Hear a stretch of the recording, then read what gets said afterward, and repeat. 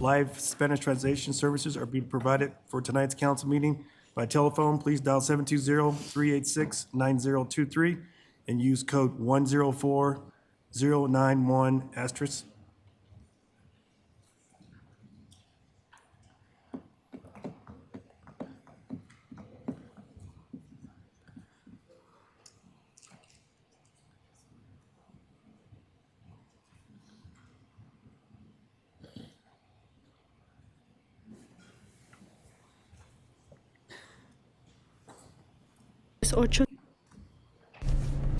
Se ofrecen servicios de interpretación en español para esta reunión del Consejo Municipal por teléfono.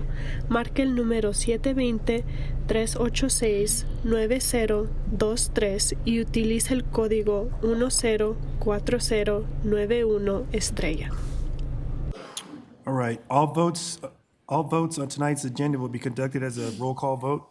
I will now call the order, I'm sorry, I will now call the meeting to order and ask the clerk to do a roll call vote. Mayor Douglas, Present. Mayor Pro Tem Noble, Present. Councilmember Madeira, Present. Councilmember Teeter, Present. Councilmember Chacon. I can't hear her. She's on Zoom.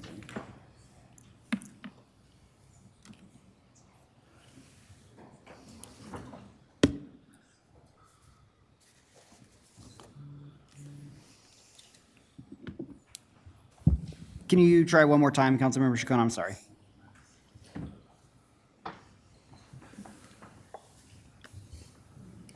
We're still having trouble hearing you.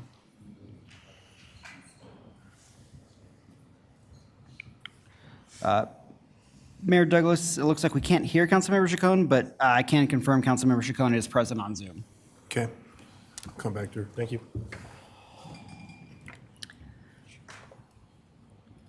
Councilmember Craig, Here. Councilmember Dukes, Councilmember Ford, Here. Councilmember Douglas. Present. You have a quorum, Mayor. Thank you. All right. Need a motion and a second to excuse the members not present. Councilmember Kim, So moved. Councilmember Dare. Second. All right. Motion on the floor is to excuse members not presented. I will ask the clerk to take a roll call vote. Your vote is open. Thank you.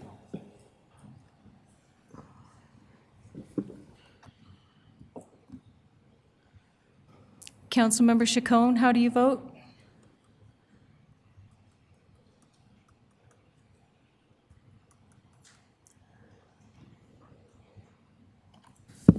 Councilmember Chacon, we still cannot hear you.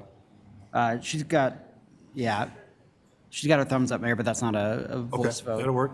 Thank you. All right. Okay, please join me in a moment of silence followed by the Pledge of Allegiance.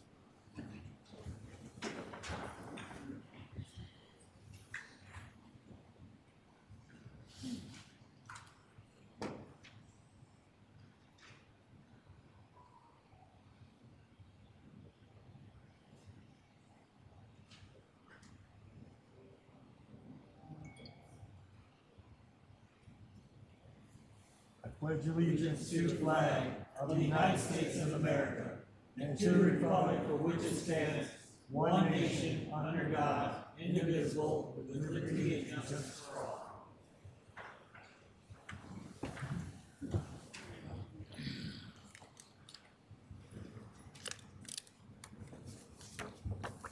All right. Do any council members wish to amend the agenda? Seeing none, I need a motion and a second to adopt the agenda as presented. Councilmember Kim. So moved. Councilmember Teeter.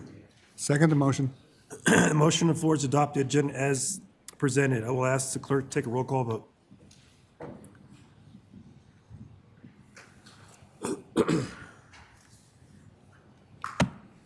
Your vote is open. Thank you.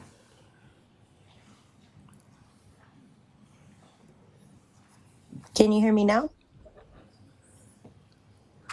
Yes, we can hear you. How do you vote? Yes. Thank you. All right.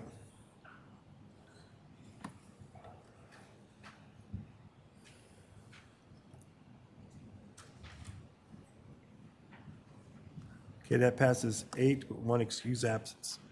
All right, now into public comments. All public comments except for those on public hearings will occur now.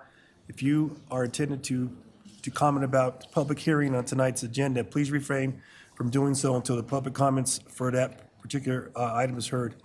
Public comments shall be limited to 3 minutes each. Persons registered to speak multiple items may speak multiple times. Will the city clerk call any virtual or in-person speakers, please?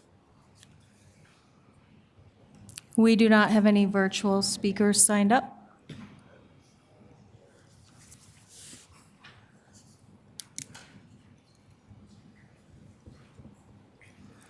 If Monsignor George de los Santos is in the chambers, please up to the podium.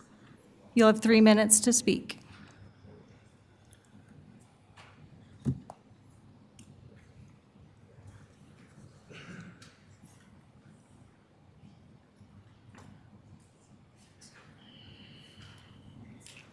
Hello. My name is Jorge de los Santos. I'm pastor of Our Lady Mother of the Church at Commerce City. And we're working, one of the things that we are working in our community is focusing in the education. Our schools, we are not very happy with our schools. But anyway, I don't know if you are related with the school, but other thing that we are working is in recycle. We are conscious that we need to take care of this common house that we have on this earth. And we are recycling. And we do not have any support. We are really doing great job, but we need your support in doing this. We are responsible to take care of this of our environment. We are working to take care a good quality of the earth. We are working in recycling. We are working in asking for a good quality of water. And this is our petition. Support us in our church. We have several groups that are very interested in doing so. And we are requesting your support in any way to continue our working. Thank you. Thank you. Appreciate you coming forward.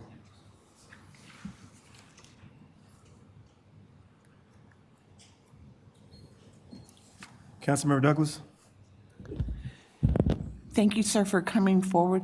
I just wanted to let you know that this city has a advisory committee that's called EPAC, and we should get them in touch with you so that recycling is one of the things that they've been working on. So I think they'd probably be a very good partner for you.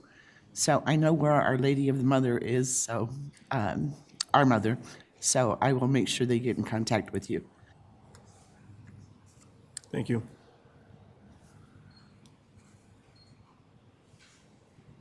That's it. Next, we have Maricela Barrera. If you're in the chambers, come up to the podium. You'll have 3 minutes to speak.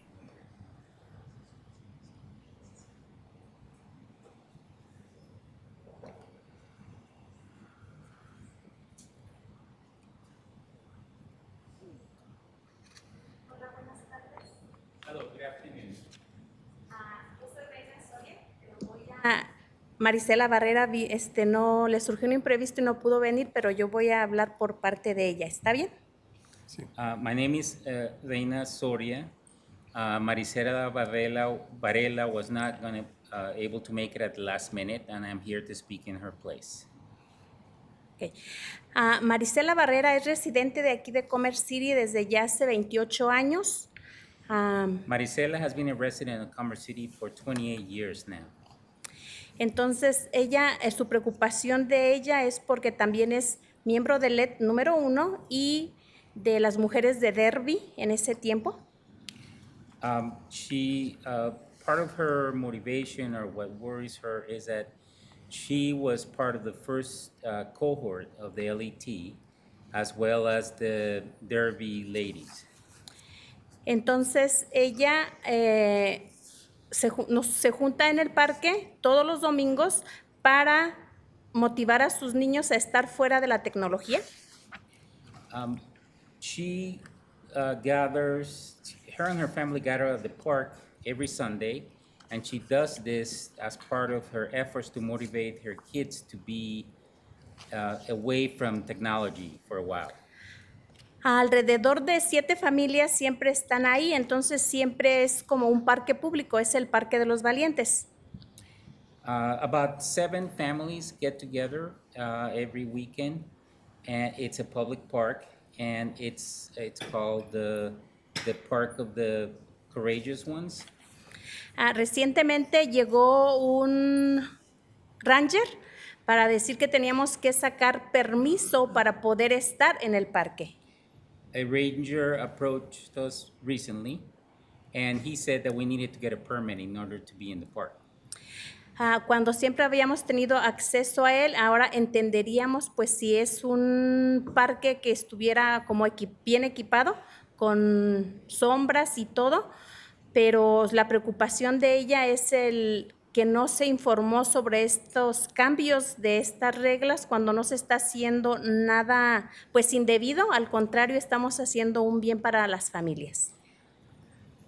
This is a recent development.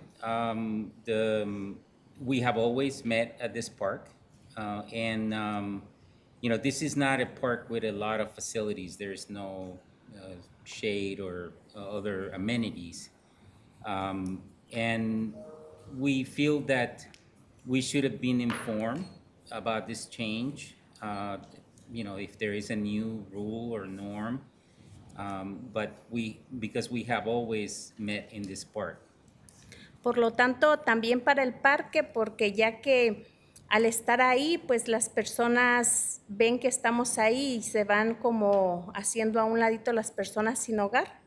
Entonces, pues siempre hemos estado ahí y la otra razón es porque la manera en que le habló el ranger de que como un poquito de amenaza, de que si no sacaban el permiso, pues nos podía como sacar de ahí. We have always done good in the park. We never done bad. In fact, our presence there has pushed out to some degree the homeless, when we're there. And the other thing we want to point out is the way that the ranger posed this. He basically said that if we either get the permit or he's going to kick us out. Muchas gracias por su atención y pues esperamos alguna resolución. Claro que también pues acataremos las nuevas reglas, pues siempre y cuando sean pues justas y debidas. Gracias. Thank you for this. We await for your response, and just know that we will abide by whatever the rules are, as long as they're just and fair. Thank you, Mrs. Sola. I have a question. This would be for City Manager Rogers. Could you explain, I'm not sure about the park rangers in the park.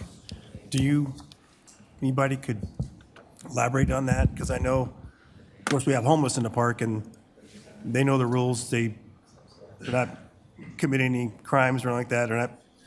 They're not setting any tents up or anything. And in this situation here, they have a group of people who are, being mindful and being respectful, but they were told they had to have a permit. I appreciate that, Mayor. I'd hate to speculate without having all of the details from the ma'am that was just speaking. So I'd like to be able to speak with her first to understand the situation in which she referenced tonight, and do some due diligence to see whether or not, or to understand the position that was communicated to her. Okay. I think that's only fair to her, but also to hear from my staff as to, like I said, their understanding of the matter in which they engaged with her. Okay, I just only going to you since it's under operations, and maybe there was an email or something that was forwarded and that you were aware of, but it appears that you were not aware of the situation, so this is the first time you heard of it. Yes, sir, I can't speak to that. All right, I appreciate that. Councilmember Ford? Thanks, Mayor. You know, just thinking about the situation where we have people going to the park, wanting to enjoy their public amenities that are there for them. I drove past Veterans Park Saturday evening, and underneath of those awnings on the picnic tables, there was no less than 8 or 10 people sleeping, and up against the school building. And I just want to make sure we're treating everybody in our community the same.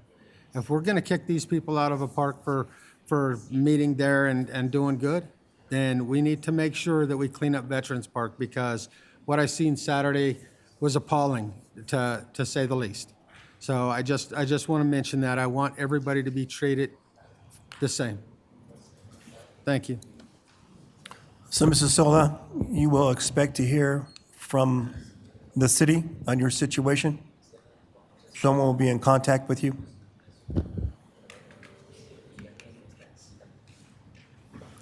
Troy Younger, if you're in the chambers, come on up to the podium. You'll have 3 minutes to speak.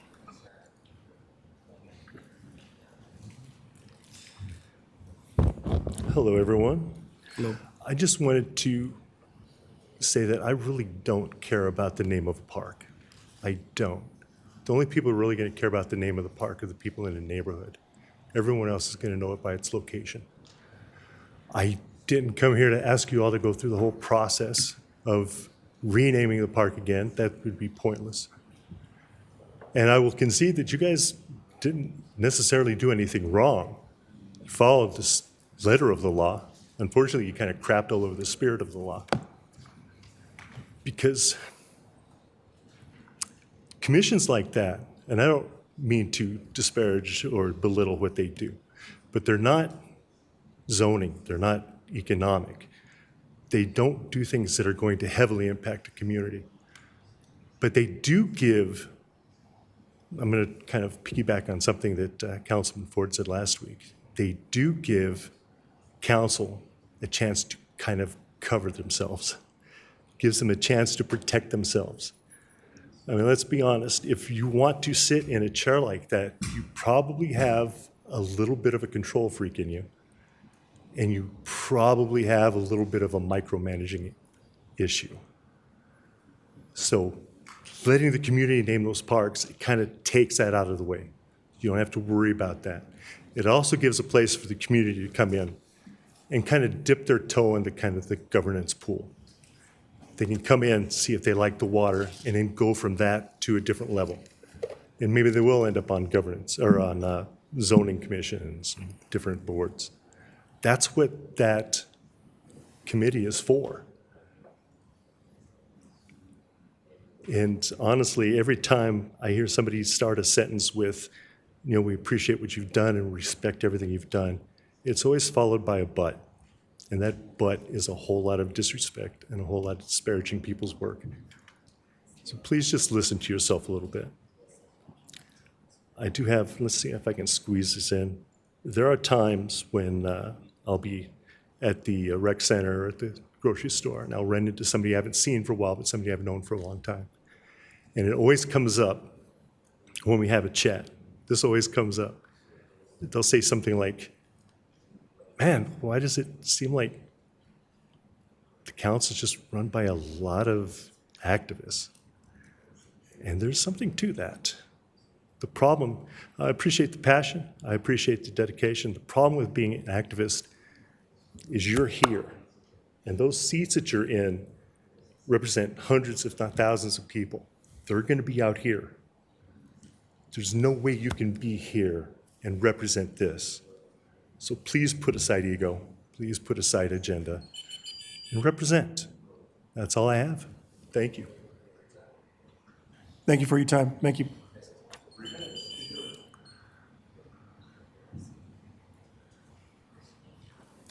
Jackie Valdez, if you're in the chambers, come up to the podium. You'll have 3 minutes to speak.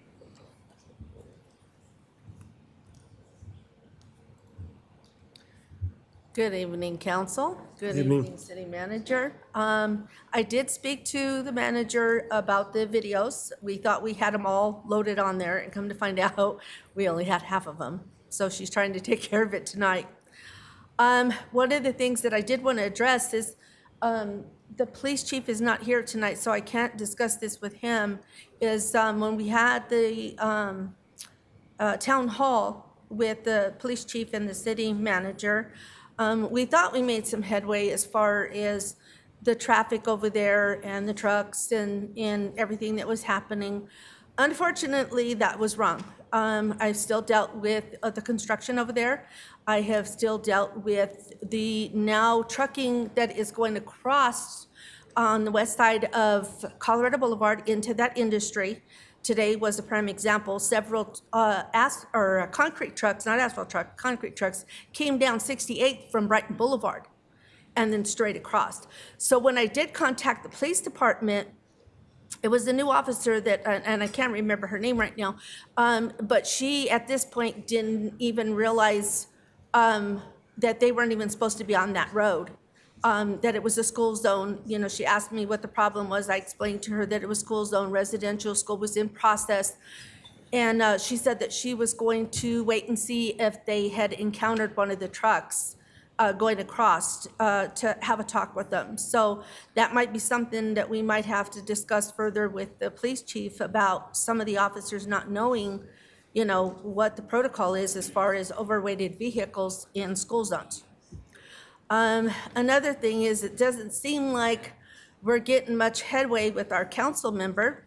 So I'm asking maybe our council member can do a town hall with our Ward 1, along with mayor and city manager, and maybe we can get some headway that way. Because it doesn't seem like we're getting much headway anyway else. And we need some help over in that area.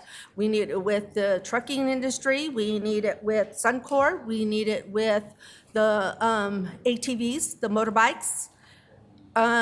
We need it with everything. And so we need to see if our council member is going to step up and start trying to help out. And then if anybody else wants to join in, by all means, come along. So that's what I'm asking tonight, is that he step up and do a town hall and make sure that the word gets out to everybody in that neighborhood, in Ward 1. You know, let them know, hey, this is what we're doing. Don't make it just on, you know, the city website. Send out flyers. Send it with kids home from school so that the people can come and address what needs to be addressed in that area. Thank you. Thank you, Ms. Valdez.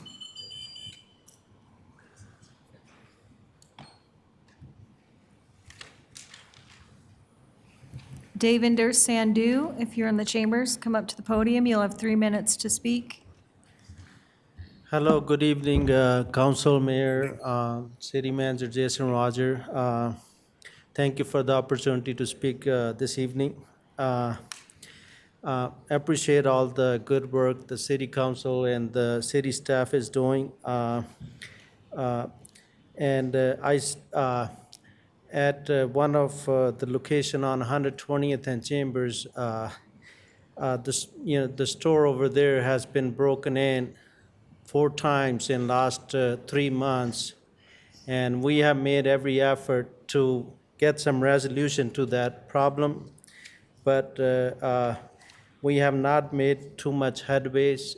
We have reported it every time, and it's just too much. It's too much, you know, 4 times in 3 months, and it's going to probably cost us a whole bunch of money if we have to shutter the store, you know, either inside or outside to protect our asset. And nobody ever, you know, give us any feedback, you know, that if anybody is digging through these cases or, you know, if there's any resolution to the matter. And it makes really challenging and hard to do business when, you know, the law and order situation is so bad. But again, if we can look into it and make sure, something gets done in that regard, it would be very helpful. And I, appreciate all the good work again. Thank you so much. Thank you, Devinder. Appreciate you coming down. I know I had had a conversation with City Manager Rogers because that's under operations, and that was turned over. So I understand there was some discussion with Rajpal Okay. of the incident. And City Manager Rogers, would you like to expand on that? No, you said it, sir. Okay. So I'm not sure. I mean, that's what so far that's what I've heard. Okay. And if there's more that's going to be done, I'm sure they're going to make sure. And actually, why don't you actually give me a call since it's something new? But since I've turned that over to the city, I can't be part of that because there's still an investigation. Okay. But I know there was 3 there. This is the 4th one. This is new to me on the 4th one. Okay. So I would like to talk to you about that. Sounds good. Thank you so much. Okay, thank you. Councilmember Ford, Devinder, one more second. Thanks, Councilmember Mayor. Ford? Yeah, Devinder, I'm sorry that's happening to you, and hopefully our police department can come up with some solutions how to detour that from happening in the future. I wanted to bring up, you had called me last week, told me that you were struggling with permitting for your swimming pool hotel, and wanted to know if there was a way to be able to tie that together, to get your permits. It's something with the health department on the hotel. I wanted to give you a chance to bring that up so the city manager can look into that for you. Yeah, thank you. We're just trying to pull the permit for the hotel so we can get the construction going on that piece. And thank you for all the help that city staff have provided, in getting the Santiago liquor and gas station. We're very close and excited to get those doors open. Thank you so much for help. I know on today's agenda, 96 and Tower Road widening is one of the things that's happening. But I wish, as a property owner, if we had a chance to get an entrance off of 96 and Tower, that would be a big help because that's the only way we can attract more commercial users to that property. So if that's something, we can have some contact with the city to do so, that would help us. Hey, thank you. Thank you. Thanks. Thank you. Mayor Pro Tem Noble? Devinder? No, it's all right. It's all right. I wanted to speak to the city manager, Rogers. Thank you very much, though, Devinder. Appreciate your comments. And I am disturbed about what's going on. City Manager Rogers, would there be, what steps should the city council take in order to have the police chief, city manager, town hall in the northeast quadrant of Commerce City?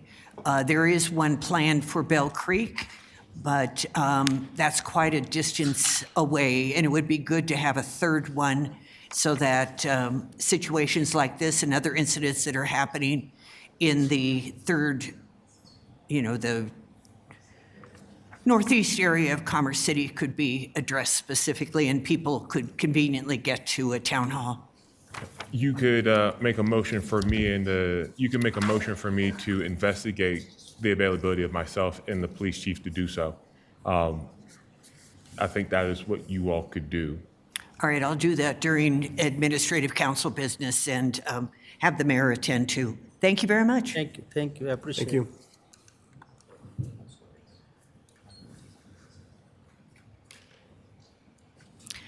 There is nobody else signed up to speak tonight. Hey, thank you. All right, members of the public were able to submit written comments online and by mail. Written comments were received by the deadline and incorporated. If follow-up is necessary, you should expect to be contacted by a staff member. Okay, we're going to do a recess to URA meeting. The Urban Renewal Authority meeting. It's 6:31. Okay, I will now call the meeting to order and ask the secretary for a roll call. Chair Douglas, Present. Vice Chair Noble, Present. Commissioner Madera, Present. Commissioner Teeter, Present. Commissioner Chacon, Present. Commissioner Kim, Commissioner Dukes, Commissioner Ford, Here. Commissioner Douglas, Present. Commissioner Machuga, Here. Commissioner Amador, Commissioner Tedesco. Chair Douglas, you have a quorum. All right, thank you. Need a motion second to excuse members not present? Mayor Pro Tem Noble? So moved. Councilmember Deere? Second. All right, the motion on the floor is to excuse members not present. All those in favor say aye. Aye. Those opposed say nay. Okay, motion passes. Let's see. Is Commissioner Amador here? Yes, Chair Douglas, Commissioner Amador just joined the meeting. Okay. So that would be 10 ayes and 2 excused absences. Okay, thank you. All right. Approval of minutes. In a motion, a second to approve the minutes. Mayor Pro Tem Noble? So moved. Okay. All right, it's second. Councilmember Kim? Second. Okay, the motion on the floor is to approve the minutes. All those in favor say aye. Aye. Those opposed say nay. Okay, that passes 10 with 2 excused absences. Okay, public hearing.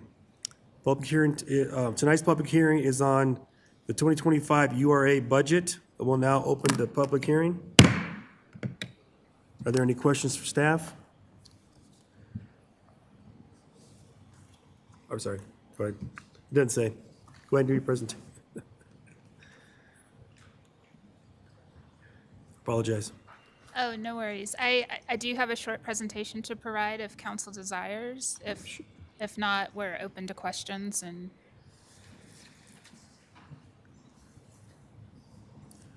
Mayor Pro Tem Noble? Yes, I would love it if our new URA director could introduce himself formally to the community. Absolutely. Thank you for that opportunity. Excellent intro. I was just mentioning to him that I was ready to introduce Terry. So just really quickly, Council wanted to introduce Terrence Ware. He's our new URA director. He's been with us 3 weeks now, so exciting. Terry comes to us with a long resume of working at the local, federal, county levels in housing, in urban development, in transportation, emergency management, a lot of different fields. We're really thrilled to have his experience on our team now. So introduce you to Terry.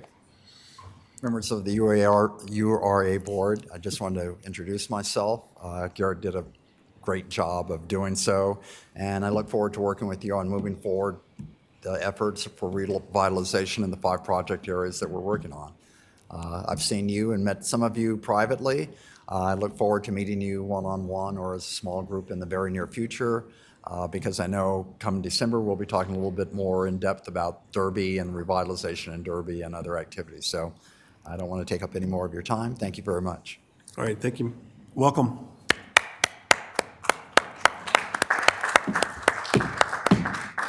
One more question. One more question. Yes, Mayor Pro Tem Noble, you have one more question? Yes, I had one more question. I saw in the budget materials that to date, KSE, the Kroenke Group, has received $101 million. Is that true? Or did I misread what that is tied to?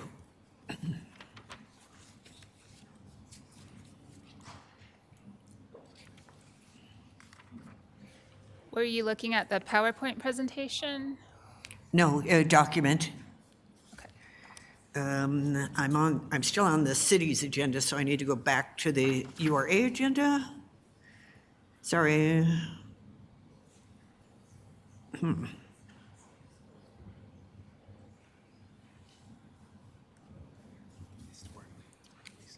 Okay.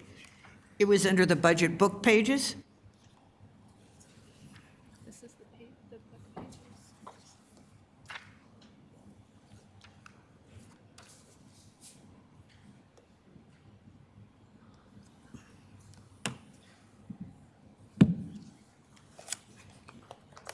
Oh, Nope, not there. yeah, for the Prairie Gateway Urban Renewal Plan area, Right. there were 101 million of improvements made. And the TIF revenue goes into that project area. And that's since it was created in 2005, correct? Yes. Okay, thank you very much. Yep, February of '05. Yes. Okay, thank you very much. Would council like to see the short slides for the URA budget?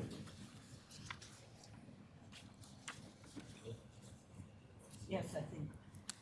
Okay. Yes. Thank you. Perfect. So just a very summary overview.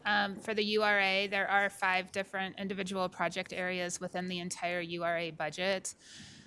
Total property tax for those areas is $956,919 estimated for 2025.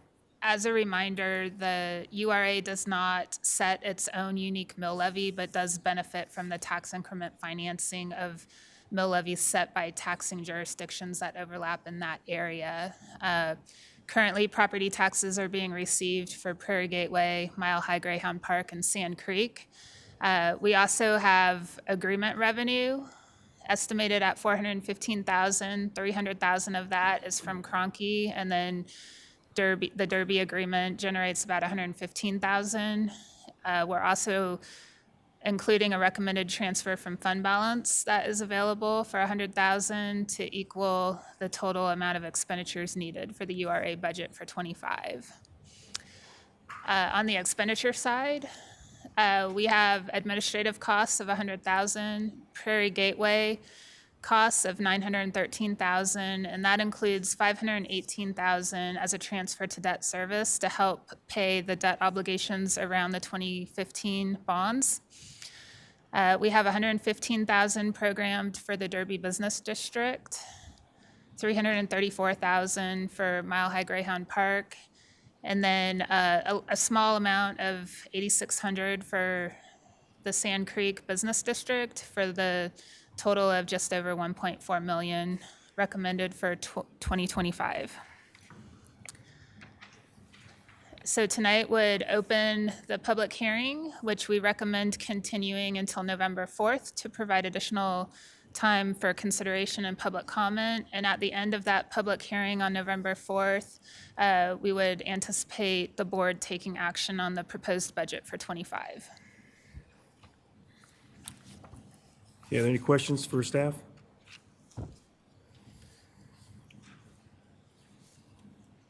Well, as the secretary, if they already recognize anybody sign up to speak? Chair Douglas, we do not have any members of the public signed up to speak on this item. Okay, thank you. All right, I need a motion and a second to continue the public hearing to November 4th. Councilmember Teeter, I make a motion to continue this till November the 4th. Mayor Pro Tem Noble, I'll second that. any discussion? Seeing none, the motion on the floor is to continue the public hearing to November 4th, 2024. All those in favor say aye. Aye. Those opposed say nay. Okay, motion pass 10 with 2 excused absences.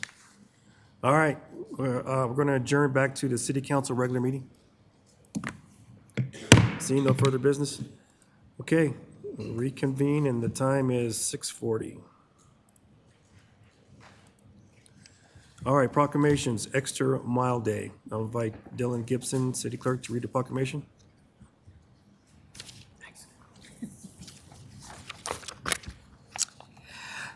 Whereas Commerce City, Colorado is a community which acknowledges that a special vibrancy exists within the entire community when its individual citizens collectively go the extra mile in personal effort, volunteerism, and service. And whereas Commerce City, Colorado is a community which encourages its citizens to maximize their personal contribution to the community by giving of themselves wholeheartedly and with total effort, commitment, and conviction to their individual ambitions, family, friends, and community. And whereas Commerce City is a community which chooses to shine a light on and celebrate individuals and organizations within its community who go the extra mile in order to make a difference and lift up fellow members of their community. And whereas Commerce City, Colorado acknowledges the mission of Extra Mile America to create 550 extra mile cities in America, and it's proud to support Extra Mile Day on November 1st, 2024. Now therefore, the City Council of Commerce City do hereby proclaim November 1, 2024 to be Extra Mile Day and urges each individual in the community to take time on this day to not only go the extra mile in his or her own life, but to also acknowledge all those who are inspirational in their efforts and commitment to make their organizations, families, community, country, and world a better place.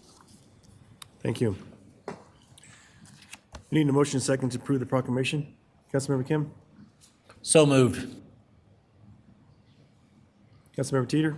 Second the motion. Any motion second to approve the proclamation? Is there any discussion?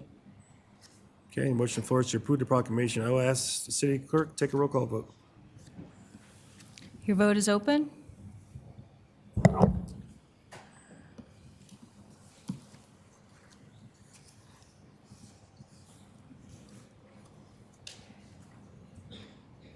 Councilmember Chacon, how did you want to vote? Yes. Thank you.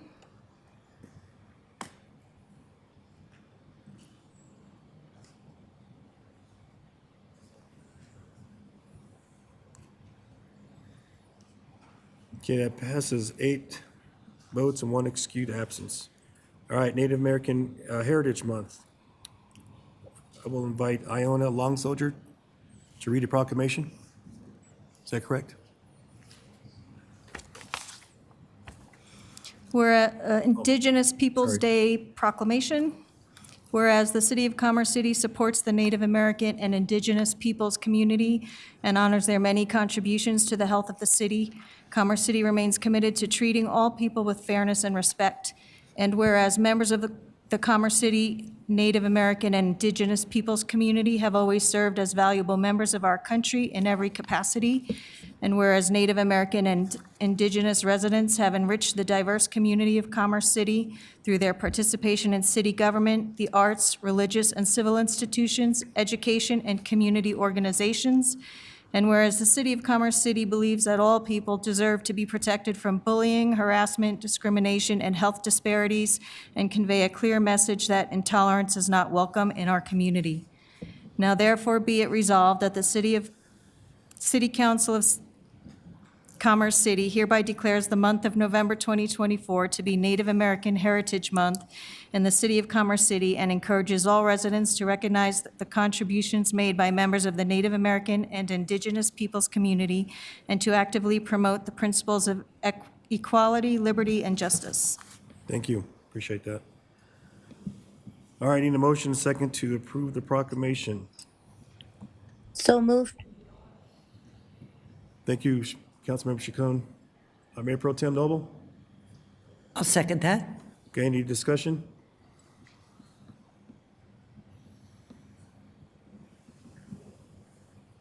Okay. Motion on the floor is to approve the proclamation. I will ask this clerk to take a roll call vote. Your vote is open.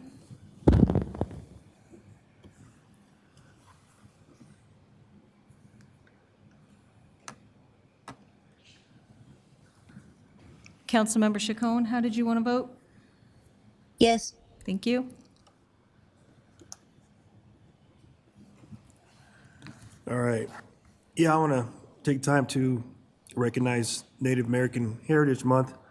You know, earlier in the month we had Indigenous Day, but to also appreciate the fact that we're going to honor our Native American heritage culture for the month of October into November. So I want to appreciate that. Thank you.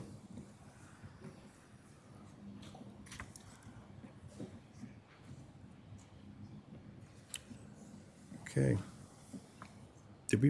Yeah, we voted. Okay. Sorry about that. All right. Notice of council business, legislative booklet review. I invite City Manager Rogers to introduce the item. Thank you, Mayor. As you all received an email last week from the Assistant City Manager, you all have a draft version of the legislative booklet that would go with the legislative dinner item as it currently is scheduled for next Tuesday for us to be able to meet with our state legislature. We have also taken the opportunity to invite county commissioners to participate at this legislative dinner. As we receive feedback in the past from legislators, it had been communicated to us. I'm actually getting ahead of myself, but with the legislative booklet, what we're seeking is feedback from the council if there are any additional changes to that document. The reason why you may see one booklet as opposed to two is that the audience in which we speak to has been able to provide us feedback, that being able to understand what's happening at the federal level, being able to understand at the state level, and vice versa, allows for appreciation, understanding, and how to support either effort. It as well allows to see about any potential marrying up of efforts that would help to be able to give a better position or competitive edge to the city's wants and needs. So that is why you will see the booklet as one comprehensive document as opposed to what we've done in the past, which has been two separate documents. In that sense, we've also seen in the past where when we had those two documents, we would not necessarily, or the lack of, I want to call it communication or coordination, but for the lack of better words, where the ability to be able to ensure that things were communicated seamlessly were being done, and this is an attempt to do so. But any feedback that you all have for us to finalize and to get your sign off on that, that's why it's also on your agenda tonight. Okay, thank you. Any council members have any? I'm sorry. Any motion, sorry. Any council members have any discussion? Mayor Pro Tem Noble.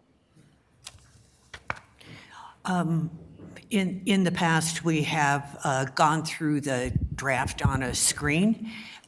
Given that the information in it is from last year, I think that we might have had a few months leading up to this point to be able to talk about goals, whether we have new goals because of the new council and that kind of thing.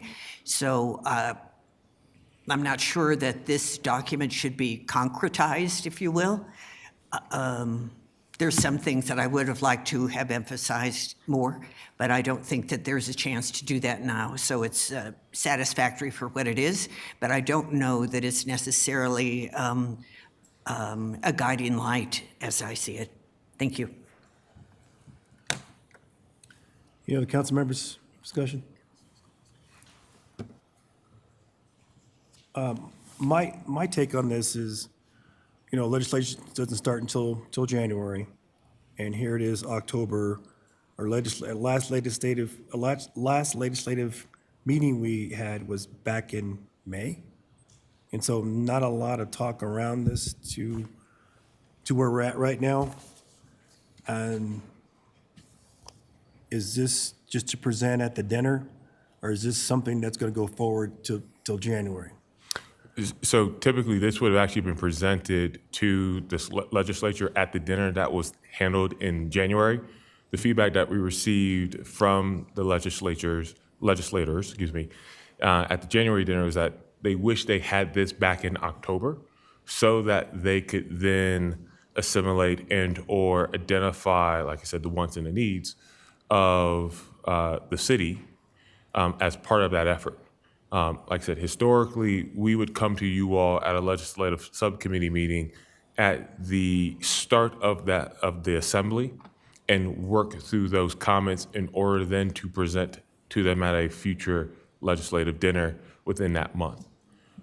To try to address their desires as the legislators, to get them information, we attempted to get you all that draft to provide feedback and comments to us so that we can then bring forward a holistic version that still had transparency and can be taken action on, given that we don't have a legislative subcommittee meeting for us to ratify like we've done in the past, hence coming to a regular meeting in order to continue to stay the track for that legislative dinner that's been scheduled since June of this year.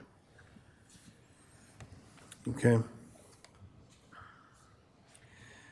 Well, it is what it is for the legislative booklet. And I feel that we need to update it before January, and this is kind of short notice, and being we have a packed agenda, I would keep it as it is, and then do another look in December to actually see what we can change. Because to go right now, it's gonna take some time. So, I mean, this is preliminary. Because I know in the past, we've talked about this.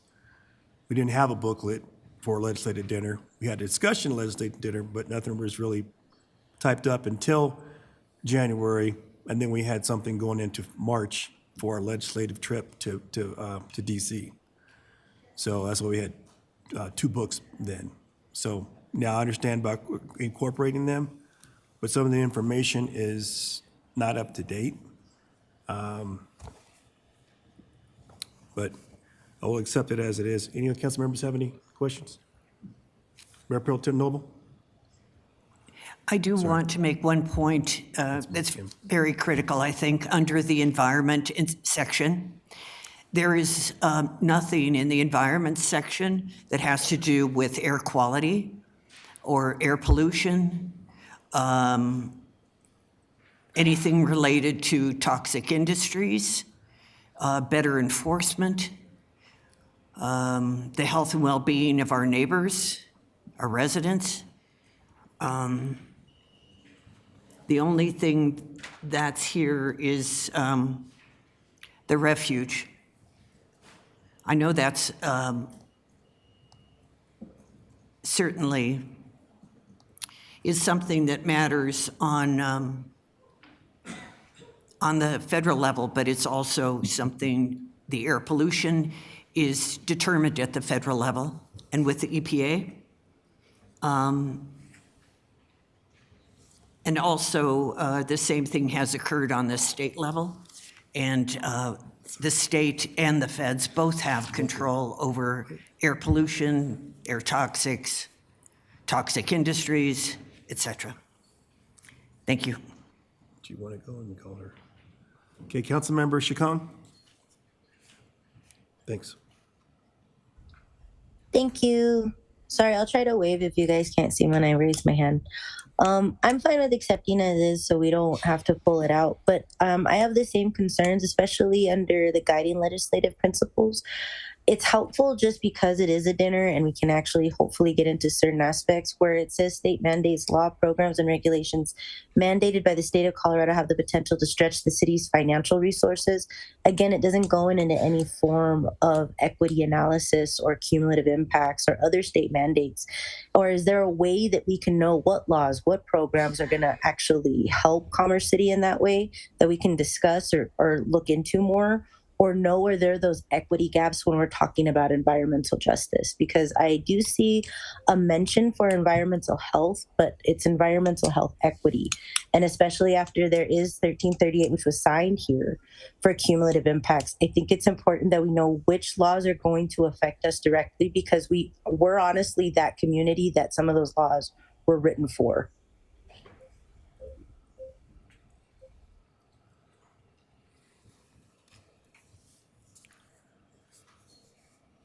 City Manager Rogers, did you have anything?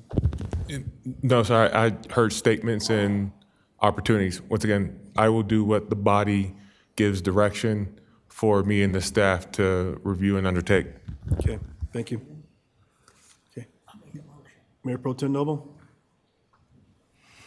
I would like to make a motion then to include equity issues in the legislative review, air pollution, air toxics, and toxic industries as things that we would like to have addressed on the federal and state level.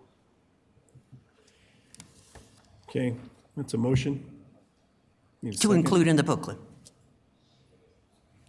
If it needs to be an addendum that you hand out separately, that's okay too, but it needs to be there as if it is as important as it is to us. Councilmember Douglas? If there's a motion on the floor, I'd like to second that. Councilmember Chacon? Oh, are you second on that? Okay, sorry. All right. There's a motion on the floor is to make change to legislative booklet, including changes to the air quality, air toxins, and what was the first thing? The environment In section the environment section of the federal, of the federal and the state? and to make note of it in the, there's not a category in particular in the state that I saw, there's only oil and gas. But the environment is a big issue to us. Okay. So wherever they, I don't want to tell them where to put it, I'm just suggesting to include these items so that they can figure out where to put it. Exactly. Okay? Okay. All right. All right, that's the motion. I will ask the clerk to take a roll call vote.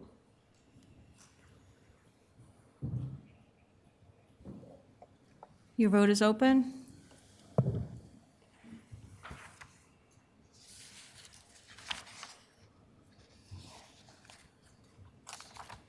Councilmember Chacon, how do you vote? Yes. Point of order. The current agenda item says include equity issues. It's equity and environment issues. These are just for us to reference back whenever Okay. we update the voting dashboard tomorrow. So we'll have the full motion in there whenever it goes on the voting dashboard tomorrow. These are just quick notes for us to make sure we're keeping track of everything, Mayor Pro Tem. All righty, thank you so much. Thank you. Okay, that passes 6 votes with 2 noes and 1 excused absence. All right, on to the legislative dinner timeline discussion. Invite City Manager Rogers to do this item. We kind of discussed this a little bit with the item around the booklet. Once again, this meeting was scheduled based on feedback that we had received previously from our legislators about coming in October, so that it allows for them to do their preparation for the assembly to ensure that they're getting our wants and needs into that, whether that is broad spectrum or narrowly focused from that legislative dinner. So we undertook getting that scheduled back in June and have been able to do so for this coming Tuesday. Really, the question that I have for the council, as I've received feedback from 1 or 2 about wanting to have this dinner shifted to a date later in December. Once again, if that's the body's desire, then we will take action on that. But we would have to do some legwork to ensure that we would actually be able to get our legislators back to the table. And I cannot commit to that they would be able to do so or not without having to engage with them first. Okay. Discussion, Mayor Pro Tem Noble? City Manager Rogers? You're- Sorry. City Manager Rogers, are they confirmed for the date in October? Yes, ma'am. We do have a list, and if I may get that list, I will be able to share with you who will be in attendance. Okay, and are we inviting all candidates, by the way? I can't speak to if we were not, ma'am. I think without seeing the list, I do know we invited those that are currently in office that represent the city at the state and federal level. Well, given that we have an election coming, it might be worthwhile to go ahead and invite everybody. I am fine actually leaving it where it is this year. I think it's something that we need to look at in the future and perhaps have the legislative committee be an ongoing committee that meets at least monthly when the legislature isn't in session. Congress is always in session, so that mostly always in session, so that shouldn't matter that much. And maybe figure out how we can have a chair of the group who could keep it organized and moving forward so that we can make certain that we're getting these things covered and that we're talking to the legislators who represent us. I wish I had thought to say also, let's include something about metro districts in the legislative review, but we already voted on that, so I didn't think about that. Anyway, I would leave it as it is this year. Okay, is that your motion? I wasn't making a motion, I was commenting. Okay.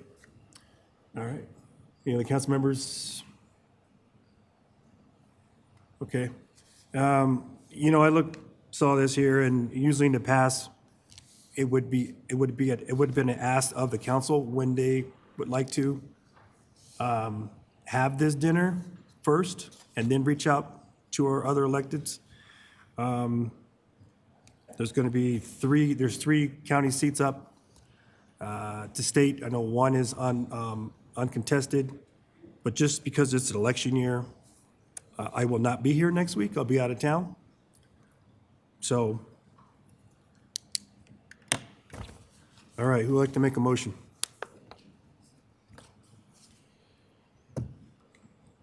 Councilmember Dare. I make a motion to approve the legislative booklet as amended. Okay. Councilmember Ford? I second that. All right. Got a motion and a second to approve the legislative dinner as presented. City Clerk, take a roll call vote. Mayor, just for clarification, the motion that I heard was to approve the legislative booklet as amended. Oh, no, I thought we already voted on that. I understand. That was the motion that was made, however. Oh, okay. Councilmember Dare, we already voted on the booklet. I thought that was just the amendment. No, we voted on the booklet as amended. Okay, I'll vote on I'll make my motion to approve the legislative dinner timeline. Okay. Councilmember Ford, do you accept? Yes, sir. Okay. All right. The motion on the floor is to accept the legislative dinner timeline as discussed.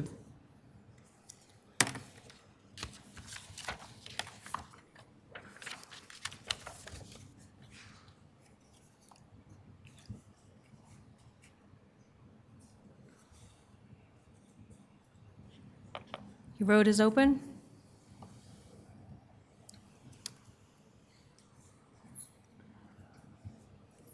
Councilmember Chacon, how would you like to vote? Yes. Thank you.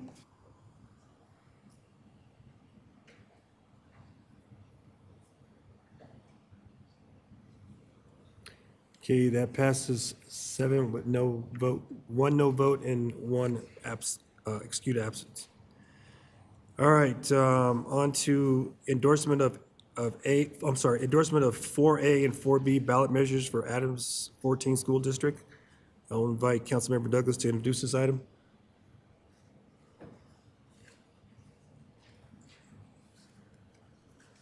Oh, I'm sorry, Mayor Pro Tem Noble? I don't know why it has Councilmember Douglas on there, sorry.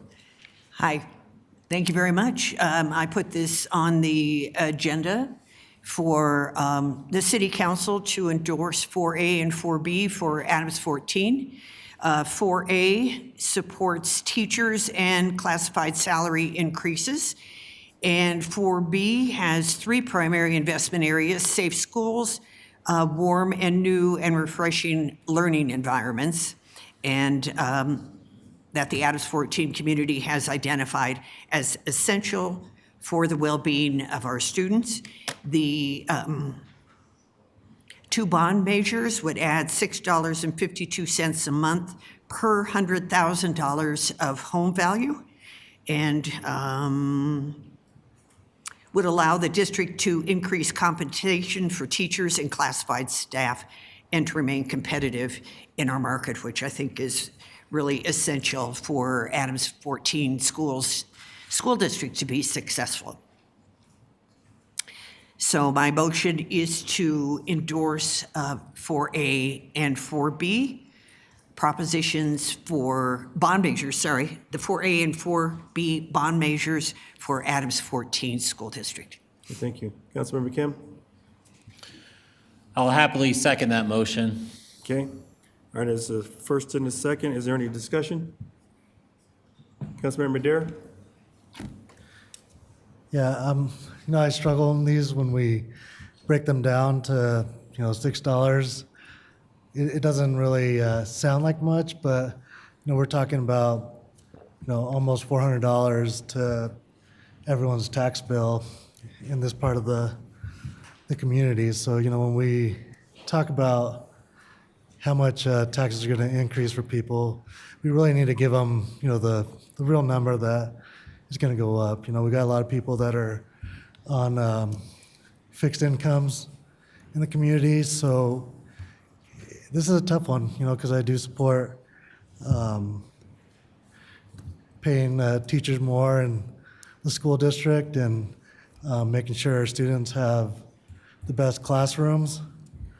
But at the same time, people in the community are struggling, to make ends meet. We hear people talking about property taxes and everything else and the cost of things rising, and so it's hard to support, a bond measure to increase those and put more strain on people than they're already under. Okay, thank you. Councilmember Kim? Thank you, Mayor. So I believe that, in the past, there was some financial issues when apparently this happened before, and how that funding was actually used compared to what it was stated. Similar to Councilmember Madera, do struggle as well as far as whether to, to support or not support.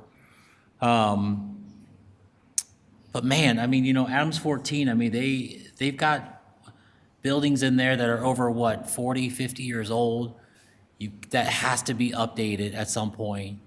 You've also got like teachers and special education speds, I think classifieds as well, that are like one of the lowest paid. I know we did this measure previously with 27J when they actually were able to pass theirs a few years ago as well. And I think District Accountability Committee and a few others, the way this funding is going to be watched over like a watchdog or hound dog, essentially, is I think that's what kind of secures me in knowing that the funding, if voters do approve this, and I hope they do, that the funding that is there, rest assured that it will be watched over very closely to ensure that it's not being mismanaged, all in all. So while I agree, it's like you can't, you want to, you essentially want to give everything you can to Adams 14, but at the same time, you don't want to go ahead and spend the money for it. You can just, I don't know what else to say. So it's a little bit disheartening. I think that this measure I hope the voters agree that this measure should pass. That, I am definitely a full supporter of it altogether, and knowing that we actually have a group that is going to watch closely how this funding does get used, because if there is mismanagement there, you bet your sweet booty that I'm going to be the first one that's going to call it out, and that I will not be happy with the superintendent nor the board itself. That is all. Thank you. Thank you. Mayor Pro Tem Noble? Just in terms of math, I believe that $6.52 per 100,000 on a $300,000 house is less than $210. On a $400,000 house, it would be 6 times 400. It would be 650 times 500,000. So you can figure it out that way. So basically, I think in most cases, it would be far less than $400,000. 400. Councilmember Madera? Yeah, I'd like to know where you can find a $300,000 home in Commerce City these days.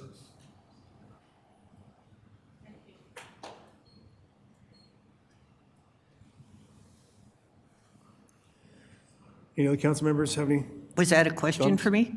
I said even It was not. 400,000 or 500,000, it's still under $400. Councilmember Douglas?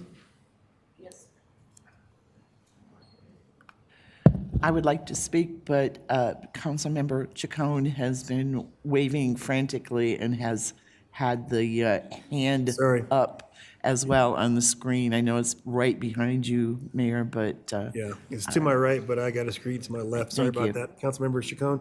Councilmember Chacon? No worries, Mayor. Thank you, Councilmember Douglas. On this one, I think we really need to be concerned about supporting public education at some of the spaces that we still have it in. How much will residents be paying if their education becomes more and more privatized? It gets more and more expensive. So we do have to eventually recognize where and how we're going to acquire that money. And state and federal and local money is highly watched over. So I do trust these ballot measures and being able to give back to public education. We're not trying to squeeze money out of people that don't have it. There's also a lot of commercial in that space and a lot of communities that come through Commerce City. So it's not just the residents, nor should it ever be just on the residents, but I don't think, especially residents that live here, will be able to afford the level of private schools that it really is today if we don't continue to support public education the way we need to through these small incentives to help spaces like Adams. So we need to really be mindful about it. All takes money. How are we going to monitor that money? How are we going to do it with our public education spaces? And how can we rest assured with community this isn't just to raise your taxes, this is to properly use your taxes to support our future generations in a good way. Okay, thank you. Councilmember Douglas? yes, it's really too bad that public education is funded the way it is by locality instead of just everybody pitches in and everyone gets the same amount for educating their children. And it's not that way. The law is that it's based on property taxes from the area that serves the children. And until that changes, we're just going to have to ante up and pitch in. There have been so many initiatives in the past that have failed that would have put taxes onto higher income brackets that would have given money to areas that are lacking and are in need. But because people don't think of the greater good, then we're back to this. So it is on the community as it stands. I hope that changes in the future because we all are one. And if one of us does better, then all of us does better. So until thinking changes, this is the way it has to be. Okay, thank you. Any other council members? Okay, I will say that, we have two school districts here, 27J and AMS 14.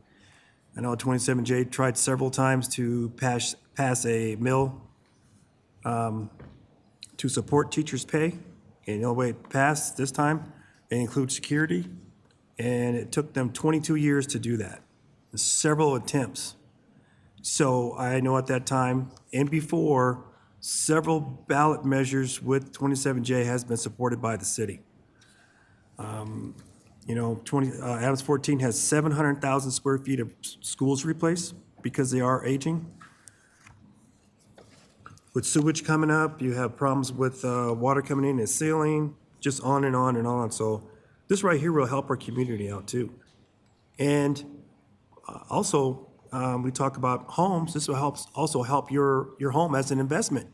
If you invest in the schools, you invest in the kids, and you will get a payback.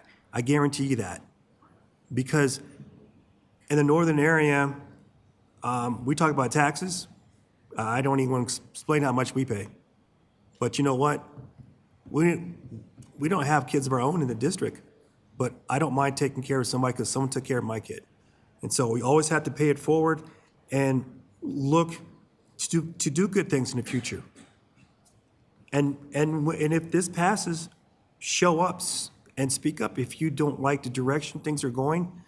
Show up for those meetings. Those are open meetings to discuss how the money's being spent. And they have done that. They've shown where the money's going to go.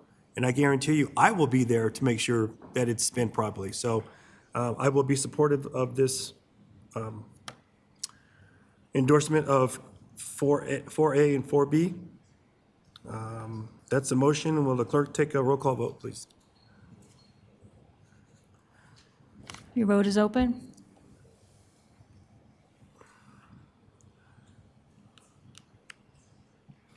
Councilmember Chacon, how do you vote? Yes. Thank you.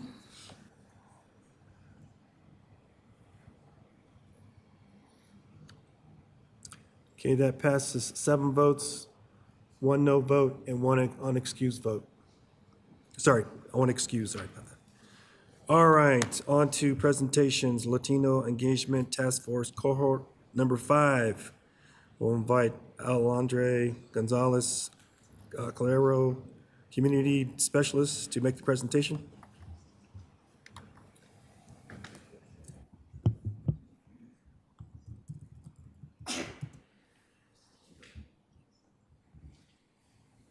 Good afternoon, Mayor, Mayor Pro Tem, and members of the City Council.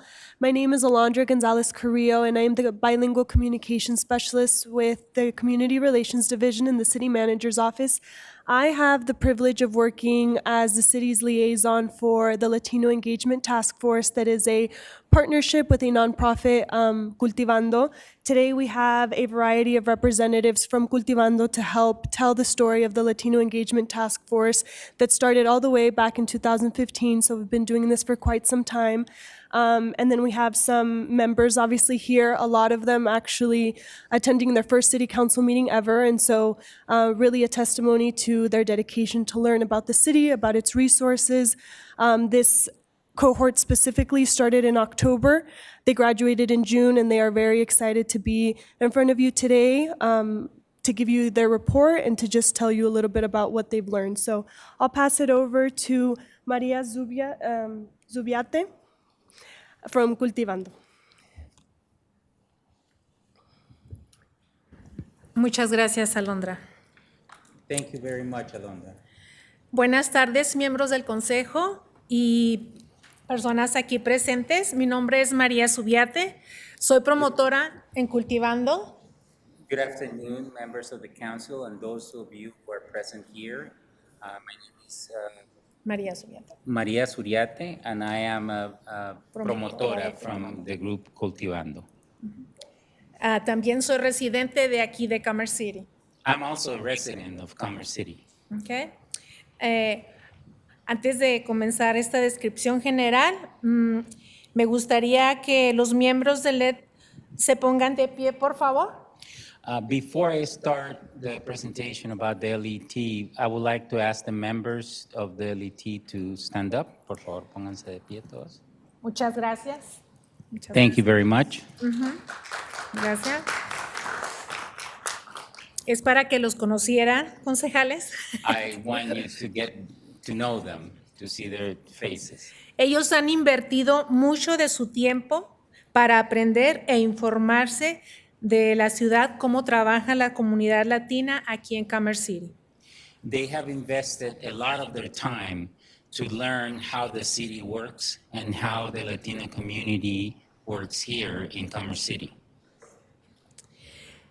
LED es una iniciativa de la ciudad que comenzó en diciembre del 2015 para ayudar a Commerce City a construir una comunidad latina más fuerte e inclusiva. The LET is an effort that was given birth in 2015, and it was made to make a stronger Latino community in Commerce City. Inclusiva. And a more inclusive one. La ciudad ha tomado constantemente medidas proactivas para asegurarse de que su crecimiento no produzca a expensas de la en equidad. The city has made numerous efforts to make sure that, and it has approved proactive measures to make sure that the growth of the city is not based on inequity. De la equidad, perdón. En cambio, Commerce City ha priorizado el establecimiento de una comunidad donde todos, particularmente los residentes latinos, que han sido históricamente sobrepresentados, no se sienten vistos, ni escuchados, ni valorados. And the city has made an effort to make this commonplace for all residents, in particular Latino residents that have been historically underserved, to make sure that they are appreciated, that they are listened to, and that they are valued. Es por eso que queremos ser vistos, escuchados y valorados. That's why we want to be seen, we want to be heard, we want to be valued. Con el apoyo de Cultivando y LED, ha operado a través de múltiples grupos o comunidades. Cada grupo ha contribuido a la comprensión de la ciudad acerca de las necesidades y las prioridades de la comunidad. Cultivando and the LET and a number of groups have made contributions towards the understanding of the necessity of the needs of the community and Las prioridades de la comunidad. and the priorities that the community faces. Esta es la descripción general que tenemos aquí en la pantalla, como pueden ver. What you see on the screen is the general description of this effort, as you can see. Tenemos desde el 2015, tuvimos el primer LED, 2015-2016. We have the first LET cohort in 2015-2016. Es Latino Engagement Task Force. Sorry. En el año 2017 al 2018 tuvimos el segundo grupo. On 2017 to 2018, we had the second group. En el tercer grupo estuvo en el año 2020 y el 2021. The third one was 2020-2021. El cuarto fue en el 2022 y 2023. The fourth one was in 22 to 2023. Y ahorita acabamos de terminar en junio el quinto, que fue del 2023 al 2024. And we just now finished the latest one in June from 2023 into 2024. Como pueden ver, tenemos 9 años trabajando arduamente con la comunidad y con lo que viene siendo los diferentes departamentos de la ciudad de Commerce City. As you can see, we've been working hard for 9 years now with the city, with the community, and the different departments within the city. Por favor, gracias. Estos son algunos objetivos, como pueden ver en su pantalla. These are some of the objectives, the goals that we have, as you can see in your screen. Y como los pueden ustedes ver, pero les voy a mencionar 2, es documentar las barreras reales y percibidas por la participación de la ciudad. Es la You segunda. can see them, but I'm going to highlight 2 of them. Is to document the real and perceived barriers to participation with the city. Y la otra que les voy a mencionar, pero como les digo, ahí hay más. Identificar oportunidades de políticas para aumentar el acceso y la participación de la comunidad latina en los servicios, programas, eventos dentro de la ciudad de Commerce City. The other one I want to highlight for you, although you can see them all, is to identify policy opportunities to increase access and participation of the Latino community in Commerce City services, programs, events, etc. Ok. Por favor, gracias. Esos son los resultados del pasado. These are the outcomes of the past. Para abordar estos desafíos hemos trabajado incansablemente para alentar a los residentes latinos a aprovechar los recursos de la ciudad y a participar plenamente de la vida comunitaria. To face the challenges that are faced by us collectively, we have educated and motivate every Latino resident to participate in the city and in the services and in the community.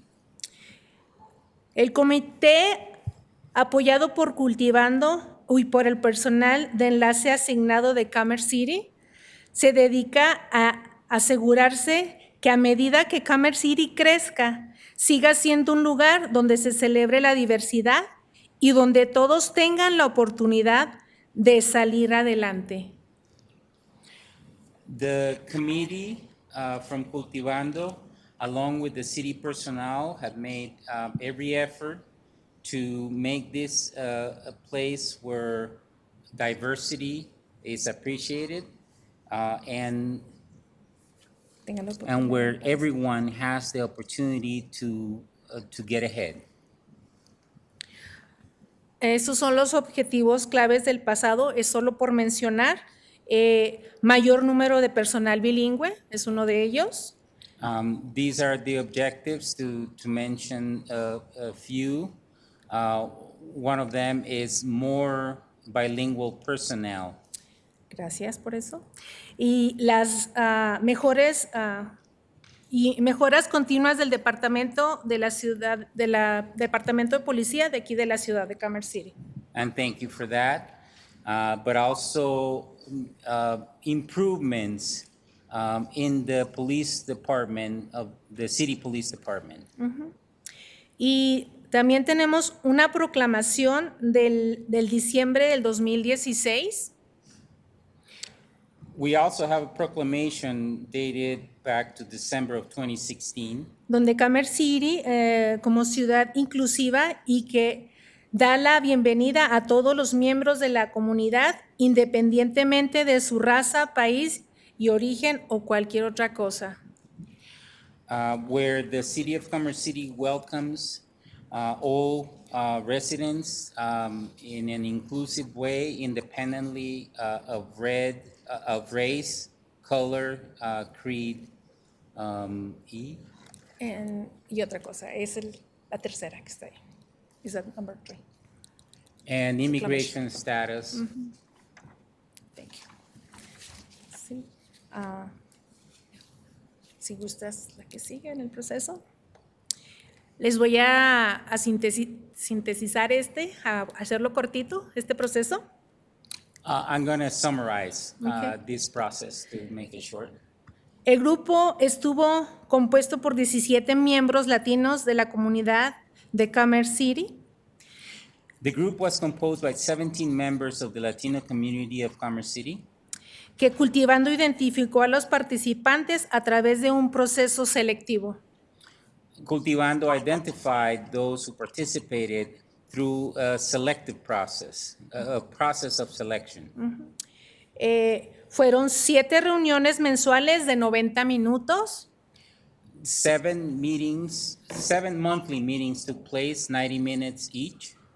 Las reuniones se llevaron a cabo en español, con traducción para los angloparlantes cuando fuera necesario. The meetings took place in Spanish, and there was interpretation to English speakers when it was necessary. Gracias. Gracias. Este reporte, de la manera que se colectó esta información, This report, the way that information was collected, fue a través de la ciudad y Cultivando. it was through the city and Cultivando. recopilaron comentarios y se tomaron notas de cada una de las reuniones.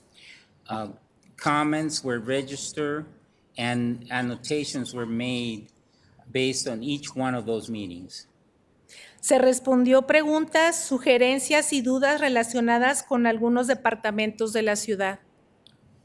Questions were answered and suggestions were heard and doubts were aired in relationship to some of the departments of the city.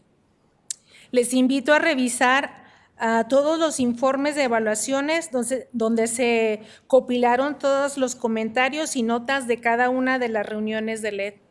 I invite you to study and to look at each one of the reports and evaluations where they gather all the information and the comments in the notes for each one of the meetings of the LET. Y gracias, Alondra. Esta es la foto de los 11 miembros que estuvieron presentes en la graduación. This is a picture of the 11 members that were present in the graduation. Ya que, como les comenté, su total eran 19 graduados. As I mentioned before, the total were 19 people who graduated. Y estamos muy contentas de estar presentando esta información. We're very happy to be able to present this information to you. Y ahora los voy a dejar con mi compañera Guadalupe.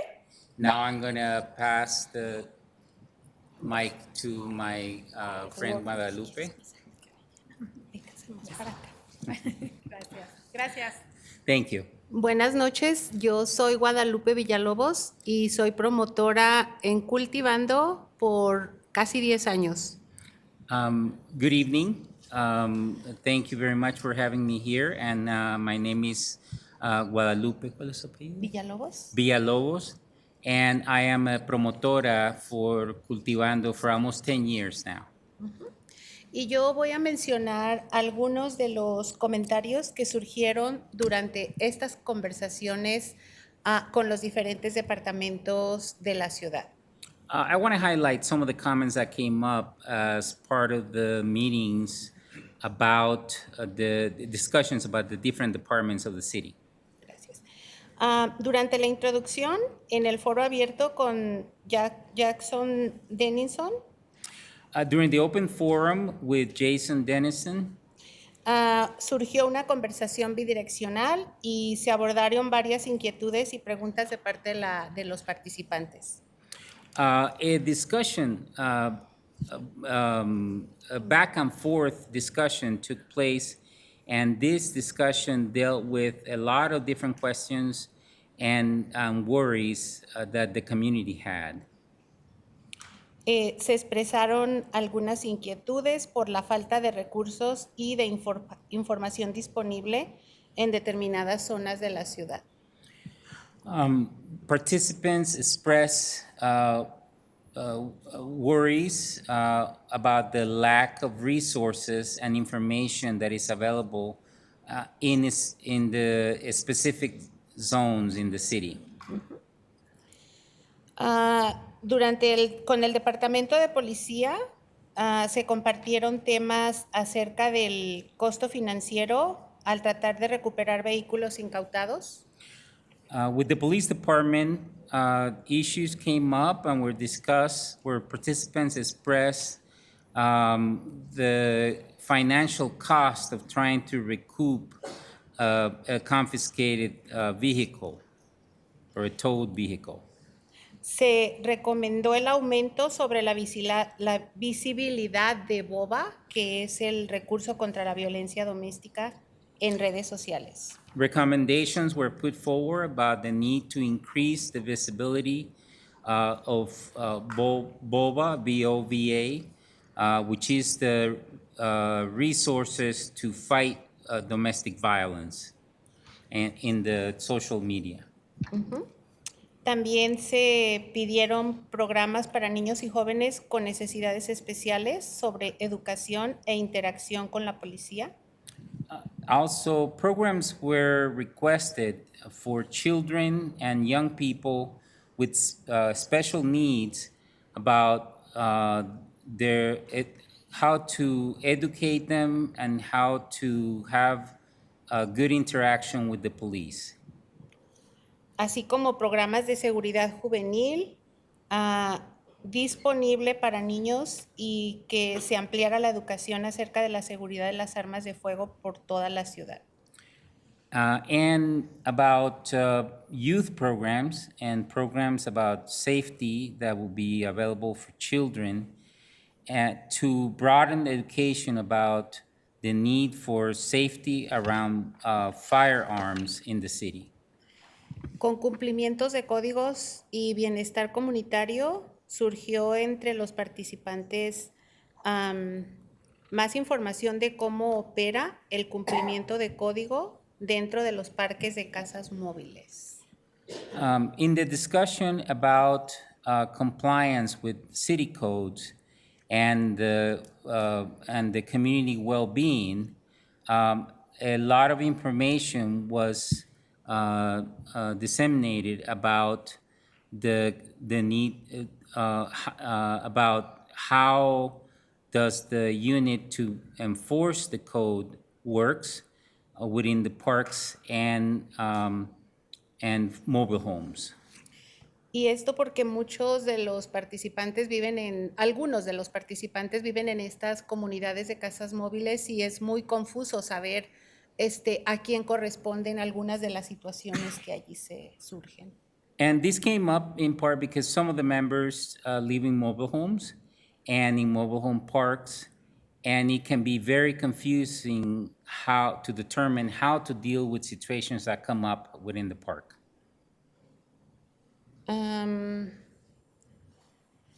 También quieren como ampliar el apoyo para los residentes que no pueden mantener sus patios, similar pero para quehaceres del verano, como surge durante el otoño o en tiempo regular, que también esto surja durante el verano. Also, something that came up as well was the need to support residents that are unable to maintain their yards in a similar way that is done in the fall, to do it in the summer as well. Y debería haber un programa tal como los guardianes de la nieve o las mujeres de Derby que ayudaron a limpiar viviendas. Estas medidas comunitarias podrían ser reconsideradas. And there is a need was discussed for programs such as the Snow Guardians or the Women of Derby that help to clean up their homes, and community measures like this could be reconsidered again. En cuanto al tema del bienestar comunitario, estas fueron algunas de las preguntas que surgieron. ¿Cuáles son algunas soluciones para las personas que enfrentan la falta de vivienda? In terms of the well-being of the community, and these are the discussion about the well-being of the community, these are some of the questions that came up. What are some of the solutions that we can create for people that have no home? What's the what kind of participation, resident participation of older adults do we have? How can the community ¿Cómo puede la comunidad participar en los que ya se encuentran disponibles? how can the community best participate in the services that are already available? ¿Y qué apoyo existe para el liderazgo juvenil? And what kind of support can we develop to develop youth leadership? Esta se la voy a decir yo porque está revolcada. En cuanto a obras públicas, lo que los residentes expresaron fue su agradecimiento por las instalaciones de reductores de velocidad que se han implementado particularmente cerca de las escuelas. In terms of public works, the residents expressed gratitude for the installation of the devices to reduce speed and to control traffic that have been installed, particularly around or in the vicinity of the schools. Y el aumento se sugirió el aumento de uso de cámaras, establecer multas más altas por infracciones. People suggested that more cameras should be installed and that the fines for traffic infractions should be higher. Y se solicitó información sobre las normas de reciclaje, incluyendo lo que se puede y no se puede reciclar. Questions were asked about the rules for recycling, including what can or cannot be recycled. Aumentar la transparencia del proceso de reciclaje y los programas para las escuelas. The need for more transparency and information about the recycling process and programs for the schools was posed. Y también se recomendó apoyar programas de reciclaje existentes. It was also recommended to support existing recycling programs, tales como el que desempeña Monseñor Jorge de los Santos en la iglesia de Nuestra Señora Madre, donde la comunidad tiene ya establecida una relación de confianza. Such as the program that is spearheaded by Monsignor Jorge de los Santos. Jorge de los Santos in Our Lady Mother of Church. Our Lady Mother of Church, where the community has a well-established relationship of trust around these programs. En cuanto a energía, equidad y medio ambiente, la E3, se recomendó enfatizar la necesidad de más materiales y eventos bilingües. In terms of energy equity and the environment, E3, the residents emphasized the need for more materials and more bilingual events. Porque esto puede cerrar las brechas de comunicación y alentar una participación más amplia. Because this can have an impact on getting rid of the divisions and the lack of communication, and this can alert people and get them to participate in a broader way. El grupo señaló los desafíos de confiar únicamente en la información en línea y pidió una participación en la toma de decisiones. The group also pointed out that it's a challenge to develop trust, and that this can only be dealt with by direct participation instead of just doing everything online. They want direct participation in meetings. Y en cuanto a la visita al centro recreativo Bison Ridge, And in terms of the visit to the Bison Ridge Recreation Center, solicitaron más clases de zumba y agregar clases de baile de salsa y swing.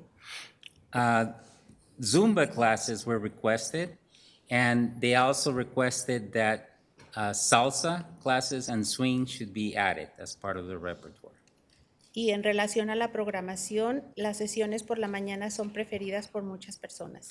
In terms of the programming of meetings, the sessions, people requested sessions in the morning as opposed to other times of the day. También había un gran interés en que se ofrecieran clases de costura.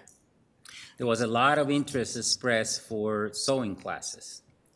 En cuanto a la oficina del secretario, sugirieron desarrollar una función de trabajo con el modelo del promotor. In terms of the office of the secretary, they suggested to create a function to develop a work model for a promotora work model to go along with the efforts by Cultivando to Esto para connect. conectar recursos de la ciudad y mejorar la comunicación entre la comunidad hispana y los diferentes departamentos de la ciudad. The goal being to improve the communication and connection of the city with the community and the different departments of the city with the community. También hubo interés en recibir información sobre los salarios del personal de la ciudad y el proceso de contratación. The interest was also expressed to find out what were the salaries of city personnel and the process to get hired. Y un deseo de una mejor representación de la comunidad latina en los puestos de la ciudad y en los procesos. And a desire was expressed to see better, a more representation of the Latino community within the post of the city and its personnel. Algunos, en la siguiente, algunos participantes tuvieron la oportunidad de visitar el centro cívico y conocer por primera vez los diferentes departamentos de la ciudad. Nunca antes habían tenido esa oportunidad. Some of the cohort members had gotten an opportunity to see the Civic Center for the first time and get to meet the different departments in the city. They had never been here before. También brindaron sugerencias valiosas para mejorar los canales de comunicación entre los departamentos de la ciudad y la comunidad latina. Valuable suggestions were made as ways to improve the communication and relationship of the different departments of the city and the Latino community. Y esto para construir relaciones más sólidas. With the idea of building a stronger relationship. Los temas esenciales de las conversaciones incluyeron la seguridad de los peatones. Among the essential issues that were taken up was the safety of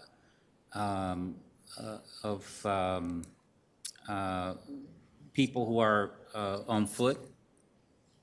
Los servicios de recolección de basura y reciclaje. The services for trash collection and recycling. Y el embellecimiento de la ciudad. And the efforts to beautify the city. Y preocupaciones de seguridad pública. And those that were worried about the safety of the public in general. Y gracias, ahora algunos de los miembros del LED van a compartir su experiencia durante este tiempo en el comité. Y pues le paso el lugar a Carmen Martínez, Daisy Ramírez, Trinidad Ávila y Susana Carvajal, por favor. And well, thank you very much. And now I'm gonna pass the mic to members of the group, Carmen Martínez, Daisy Ramírez, Trinidad Ávila, and Susana Carvajal. Hola, buenas noches. Mi nombre es Carmen Martínez, soy residente de Commerce City desde hace 24 años. Hello, good evening. Perdón, Carmen? Martínez. My name is Carmen Martínez, and I am a resident of Commerce City for the past 24 years. Tuve el honor de ser participante del último LED número 5. I had the honor of being part of the most recent cohort of the LET, number 5. Por medio de ellos adquirí conocimientos que considero que todo residente debemos de saber. Through their efforts, I was able to learn and acquire knowledge that every member of our city should know. Y así mejorar el concepto e imagen de nuestra ciudad. And because by doing so, we can improve the image and the city itself. En LED aprendí diversas información As part of the LET, I was able to learn different kinds of information. por mencionar algunas, To name a few, como que existen un departamento en específico para cada queja e inquietud que uno tenga. the fact that there is a different department for every kind of complaint or worry that you might have. Adquirir confianza para hacer una llamada, To feel confident about making a call según el departamento que confiera. in calling whatever the pertinent department is.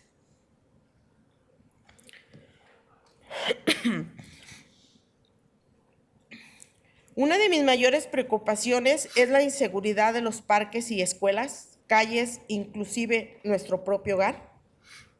One of the primary worries that I have is the lack of security in parks, schools, streets, and in fact, our homes themselves. Por ejemplo, en una ocasión For example, in one occasion, experimenté la inseguridad en mi propio hogar I experienced this insecurity in my own home por la, por la presencia del vandalismo juvenil, because of juvenile delinquency. decepcionantemente tener que enterarme por medio de la policía And to have my hopes crushed when I found out, but was informed by the police that que no pueden hacer nada porque son menores de edad. they are unable to do anything because they are minors. Lo único que pueden hacer es hablar con los padres de los delincuentes. The only thing they can do is to talk to the parents of the juvenile delinquents. Creo que para poder hacer un cambio visible y palpable, I believe that in order to make a visible and measurable change en Commerce City, in Commerce City, solicito el apoyo de cada uno de los departamentos correspondientes y de cada uno de ustedes I call out to each one of the agencies and departments and to each one of you, porque unidos autoridades y ciudadanos podemos hacer verdaderos cambios because if authorities and citizens will then be able to make real change. y lograr de Commerce City hacer una ciudad limpia, segura y con una buena reputación. And to make sure that Commerce City is a city that is perceived as a clean city, a safe city, and a city with a good reputation. Gracias a LED y gracias a todos ustedes por darme la oportunidad de expresar mi gratitud y preocupaciones. Que tengan una excelente noche. I thank the LET and I thank each and every one of you for giving me the opportunity to express my opinions. Have a wonderful evening. Thank you. Thank you.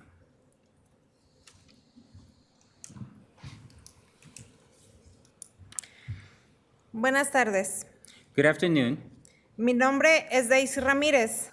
My name is Daisy Ramirez. Soy residente de la comunidad de Commerce City desde hace 3 años.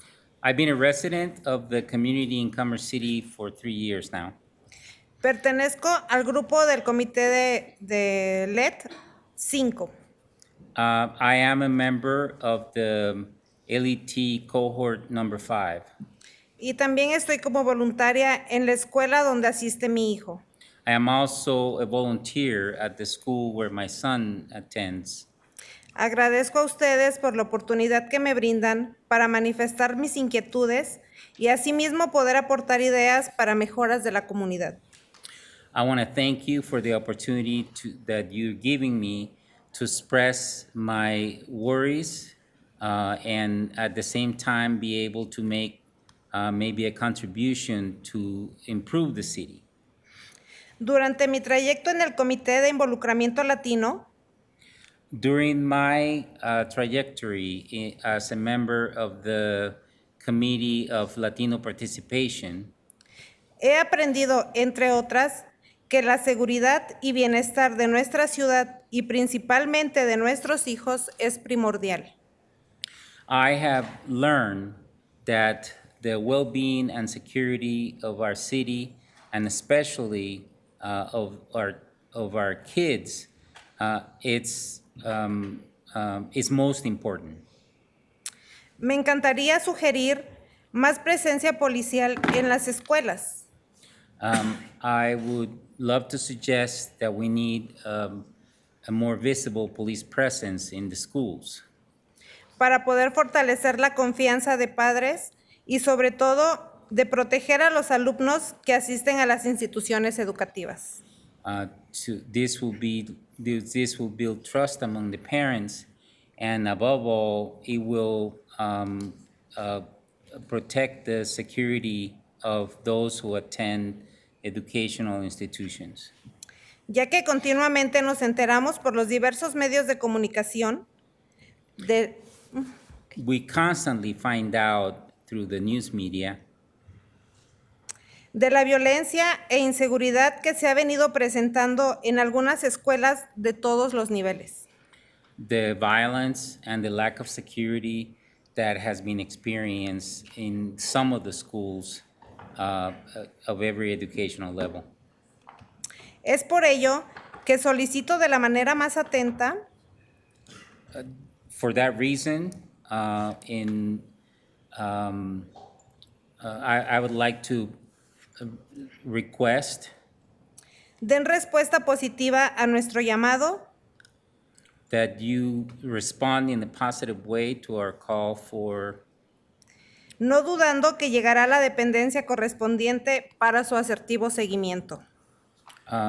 For more of this presence, and I have no doubt that the correct measure will come forth in order to resolve this and to follow up this point in a positive way.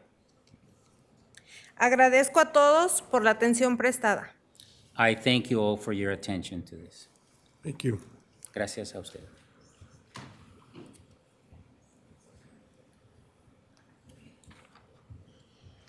Buenas tardes, ya casi noches.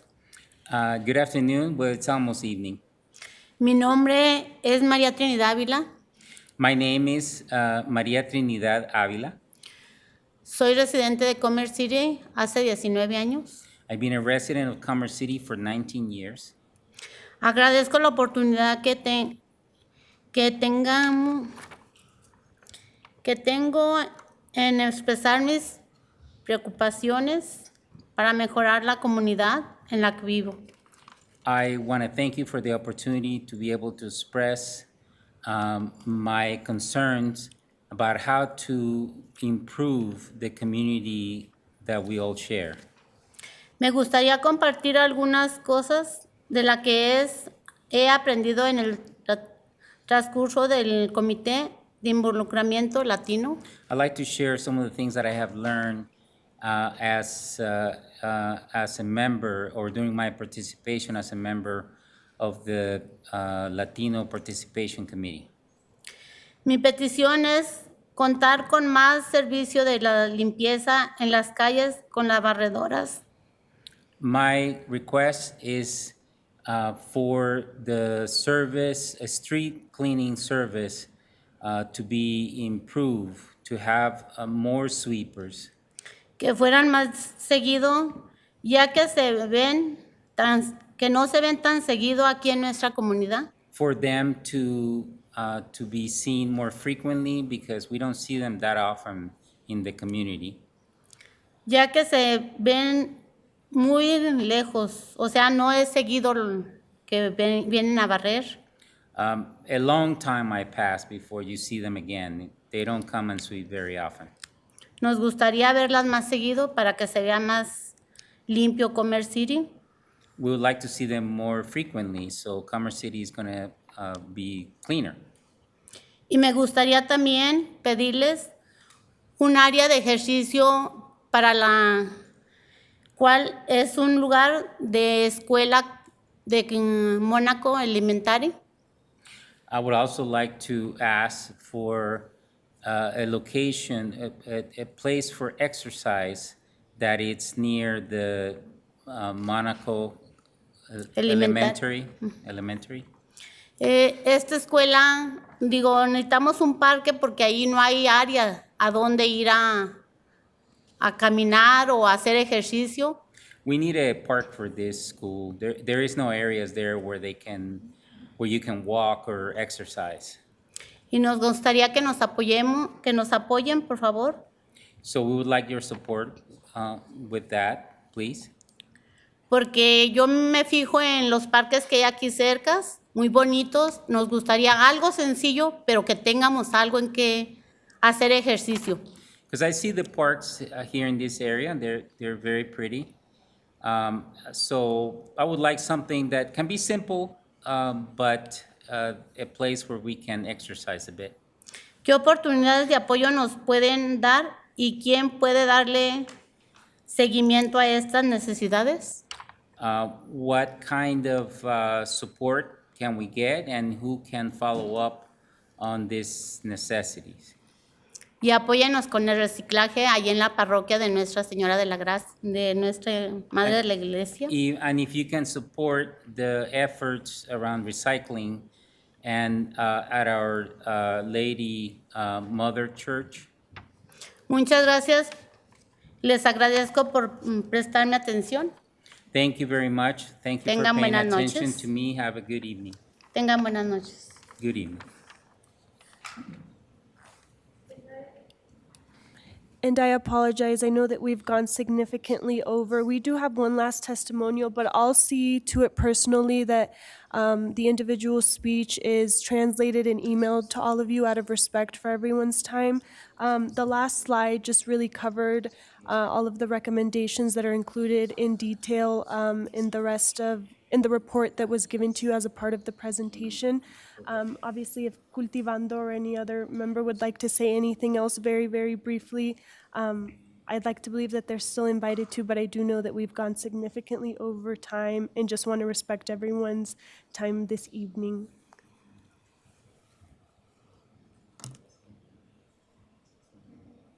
With that, at the very least, I'd like to give a round of applause to the members of the Latino Engagement Task Force. They did give a lot of time, as I said, from October to June of 2024, and I was a witness to all of their passion, everything that, all of the conversations that they had with departments, and so at least from myself and really from the city, I'd like to thank the Latino Engagement Task Force members of the 5th cohort that are joining us here today and that participated in the program.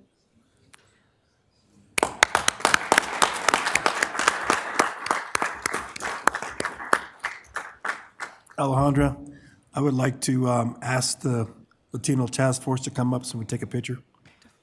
Appreciate that. I'm going to grab the camera very quickly, but please start to pose.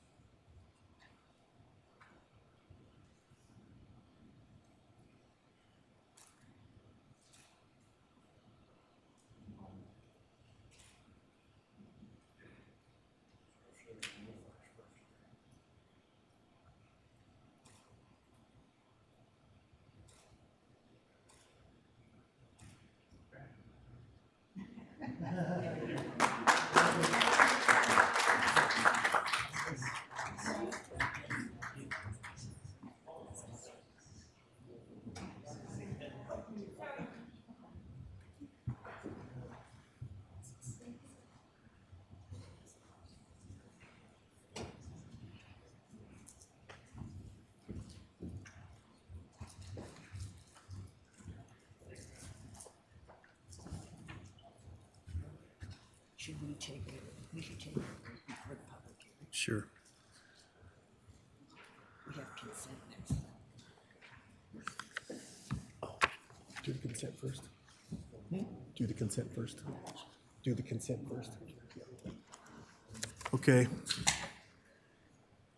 All right, everybody, thank you very much.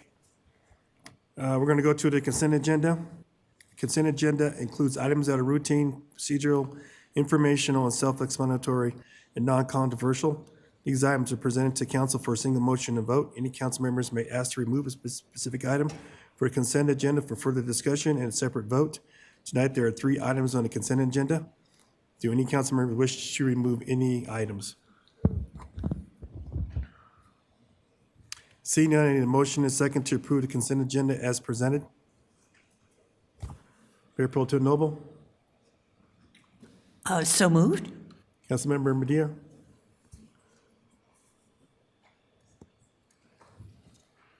Second. thank you. All right, a motion and second to approve the consent agenda as presented. Will the city clerk read a title and take a roll call vote? Minutes of the October 7th, 2024 regular meeting.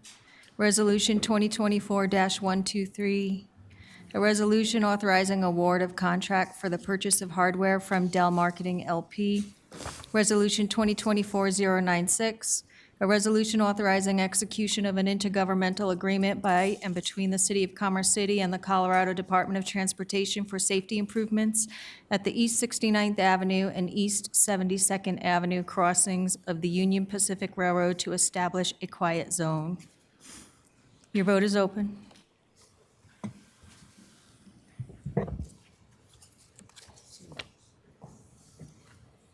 Councilmember Chacon, how do you vote? Yes. Thank you.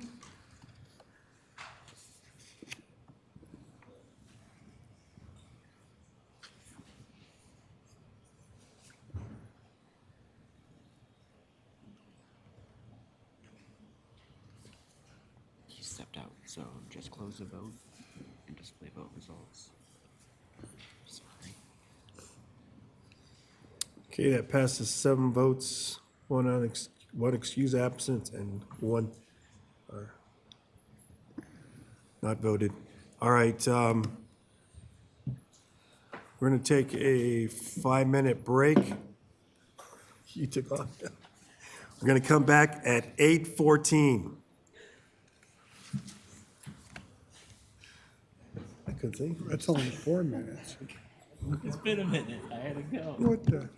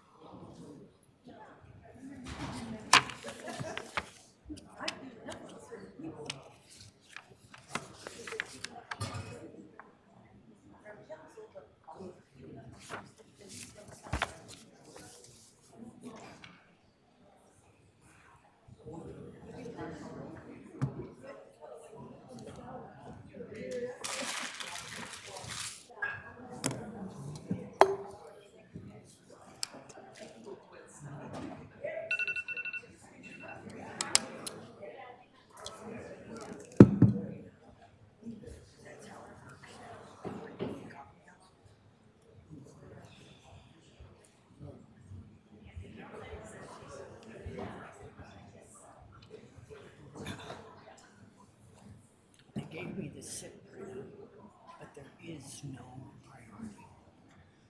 Really?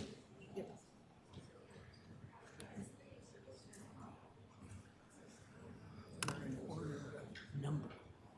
Mm-hmm. Right.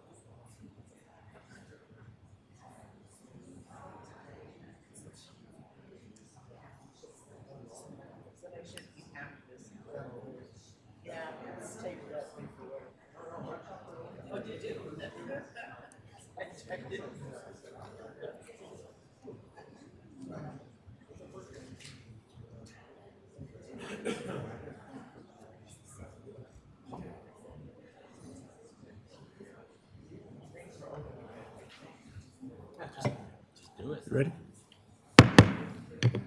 All right, on to public hearings. The first one is Resolution 2024-50, dash 050-2025 Commerce City Budget. We'll now open the public hearing and invite Christopher Johnson, Budget Manager, to make the presentation.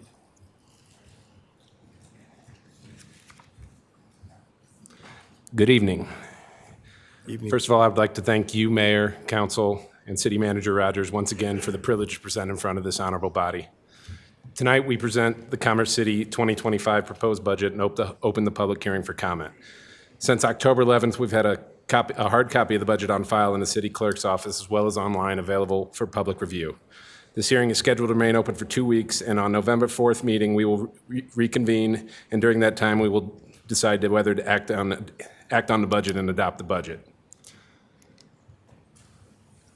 The budget process is a long and arduous process sometimes. During the putting together of this budget, it takes a massive cross-departmental effort that started almost as soon as the last budget was adopted. We have gone through a full base budget analysis this year, going line by line with analytics, looked at trends and actuals to project all city revenues, updating them as new information came to light, and made sure all debt obligations are set to be met by the city. Along with that, we have worked with human resources to have an accurate employee and benefit information, reviewed and evaluated budget proposals for both capital projects and operations, and made sure that the proposed budget meets both the needs of the city and is fiscally responsible. There's no doubt that building the budget requires citywide teamwork, and I'd like to thank all department heads and leadership and staff for their time and effort in the sometimes tedious process. When we look back on the budget schedule, we could see we've met 4 times leading to this meeting today on October 21st, concluding with the budget workshop on September 9th. Since the workshop on September 9th, there have just a few changes to the proposed budget. These include incorporating all staff recommendations for budget requests, as well as adding council-directed funds for core city programs, a Safe Streets initiative, as well as additional funding for pavement management, concrete flat work, and crack repair, Along with that, we've refreshed the position budgeting data and had one last internal service fund allocation update. When we look back on 2023, we ended the 2023 with a little over 103.7 million. We can actually drop the unaudited from this as though that audit has been completed. When we back out our non-spendable, restricted, and reserves, we ended up with just shy of 53 million of fund balance.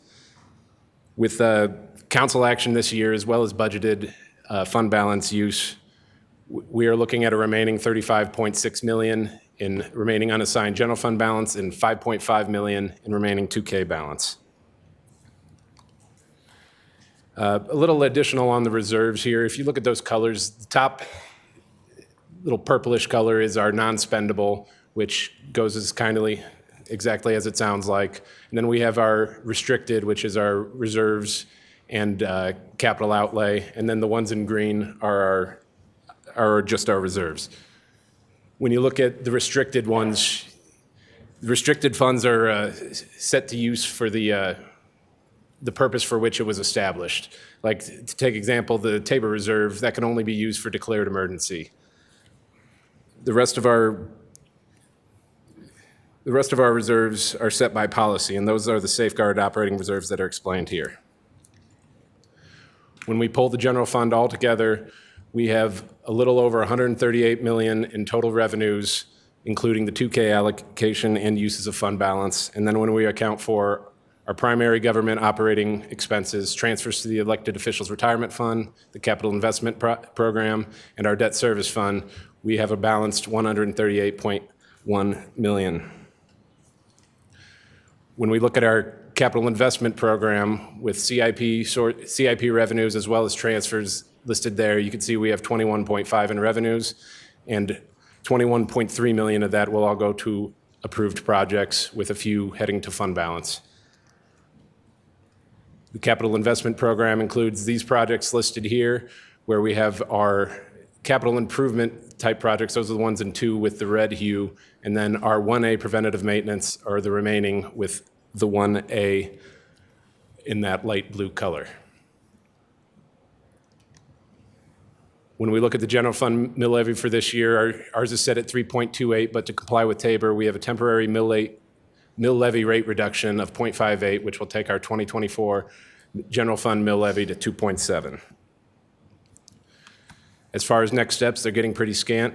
We will reconvene in a couple weeks to continue the public hearing, and then on that day, we will decide whether or not to act on the budget. I now invite questions and discussion. Any council members have any questions? Mayor Pro Tem Noble? Okay, I will say something. I was quite moved by the Latino Education Task Force and all the ideas that they come up with, and they do this every year. They bring us ideas. And one of the ideas I noticed was for the city to hire a promotora, which is an advocate or an ombudsman for the Hispanic community, and I think that would be a great idea to include going forward. I don't know if we can put it in this right now, but it's certainly a role that that we need here in Commerce City in order to make certain that the many, many recommendations that they make that affect their community in ways that the rest of Commerce City might not be affected needs to be addressed. So I hope that we can, in our $133 million budget, find a place to hire a promotora. City Manager Rogers?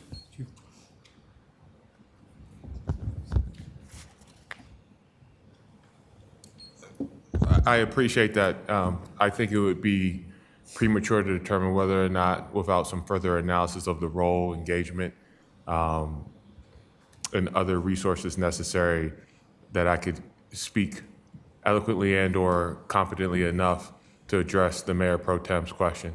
If that's something you all would like us to investigate about, I would say, a promotora program that engages with our community, that looks at all of the necessary resources, I think that would be more appropriate start for us to see what, not just if a staff individual is necessary, but if that is the case, what would that individual need in order to be successful above and beyond that? Thank you, that makes sense. And I was looking through their report, and they had many recommendations. And the more that we can implement, the more quality of life for a lifetime will we have in our community for everyone. So that would be good. Thank you. I agree. Any other council members? Discussion? So I wanted to ask, when is the right time to ask to put something into on this budget? It's a very minimal amount. It's less than $2,000. For less than $2,000, Yes. I'm confident we could find that with an existing appropriation. So I think it would be fair to make that request for consideration and direction of staff. Okay. And what I'm requesting is the items we already, some of them we already have, this has to do with the golf course, is actually making sure that in this budget we put the ball washers back on the course. They were taken away back in 2021 because of COVID, but I know they still have them somewhere in the maintenance area. And if not, replace those. Doesn't have to be at every hole, but every golfer that goes up there complains about, because they're not in the cart. That would have been easy to take care of. The other thing is put a TV back in the golf shop and have the golf channel on that TV. We have a golf shop, might as well get the feel of these golfers come in there. I'm excited about getting out there on the course.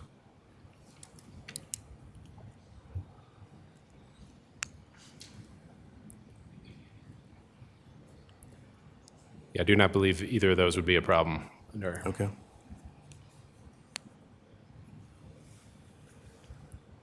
All right, I know you guys done a lot of work here and so, like I said, it was just minimal, and I do agree with Mayor Pro Tem Noble. We do need to do things that are increase the quality of life for our residents, because that should be number one. So, any other council members? All right, the motion on the floor is to continue the hearing. I'm sorry, I need a motion and a second to continue the hearing to November 4th, 2024. Councilmember Teeter. Councilmember Kim. Second. All right. I have a motion and a second to continue the hearing until November 4th. I will ask the clerk to take a roll call vote. Your vote is open.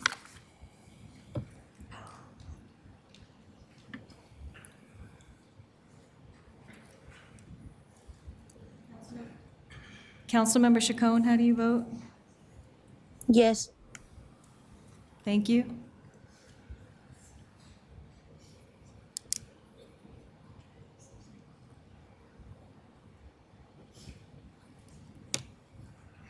All right, it passes 8 with one excused absence. Okay, on to ordinance 8N-268-24, Anderson Ranch annexation.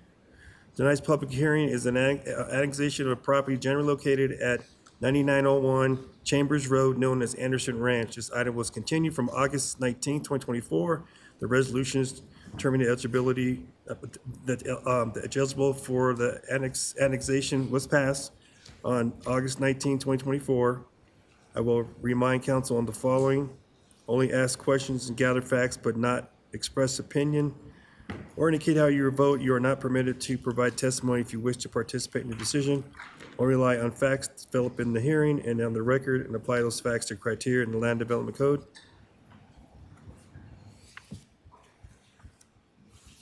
Sorry. I will now invite the city attorney to address council.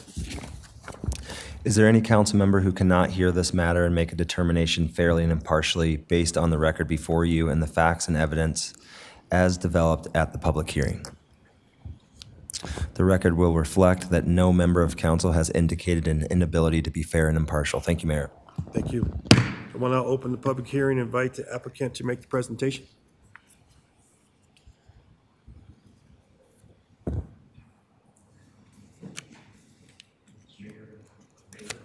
Oh, yeah. There you go. Is it on? Thank you. Mayor, council members, thank you so very much. I know the hour is late, and I appreciate your attention to this. My name is Dave Morton. I'm with Anderson Development, and I'm excited to be in front of you today. We have been working on this project with Commerce City for a little over 3 years, and so going through COVID, going through several planners, we're excited to be at this point. And so thank you very much. I also especially want to thank staff. Nathan Chavez has been absolutely wonderful to work with and has really moved our project along. So thank you so very much, Nathan, and I want to thank the rest of the staff. Over the last several years, we've been able to really focus on understanding, we've taken the time to understand the comprehensive plan that Commerce City has, as well as the concerns that neighbors, the public, take information from staff, from the school district, and as we've heard today, education and affordability are important aspects of developments today. And so those have been very important considerations as we have looked to design and provide some outlines for this development. This gives a kind of a general location of where this is at. It's in an area, so today we are looking at an annexation as well as a rezone. The piece of property is kind of surrounded by areas and developments within Commerce City itself, so it's essentially an island all by itself. We're representing the Anderson family, and again, this gives you an idea as to where it's at, specific to location. I'm going to briefly touch upon some of these outlines, but the property itself is designated on the comprehensive plan as residential medium density with an average of 6 residential dwelling units per acre. The primary uses are single-family detached residences. That is the primary focus, with some single-family attached, some townhomes and patio homes. So that has been at the forefront of what we've tried to design. In addition, we've focused specifically on the comprehensive plan, making certain that what we are proposing is compatible with the other areas. We have met with several of the other developments, including Reunion, to understand their future plans, et cetera, and made certain that we have a good mix of different product types, essentially to provide housing for different areas or classes, if you would. In addition to the existing comprehensive plan, we have also reviewed, as staff has asked us to, the new 2045 comprehensive plan, which I believe will go in effect in November, to make certain that what we are proposing coincides with what this plan is actually outlining.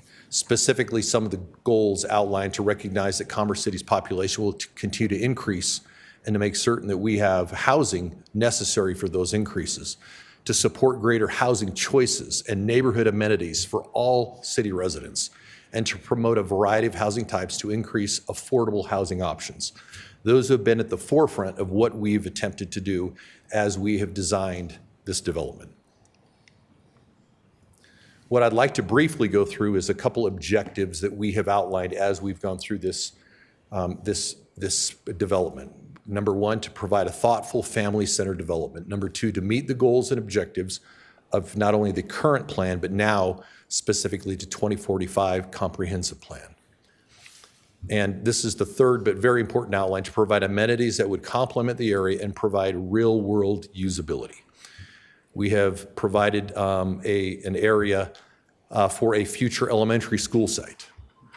We have a regional park that has been planned. We have a trail system that I'll go through briefly that provides safe access to the school and to the other amenities within the development itself.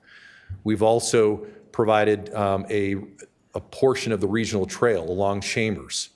And when I talk about real-world amenities, I'm talking in many ways about the types of things that people use. We're providing pickleball courts.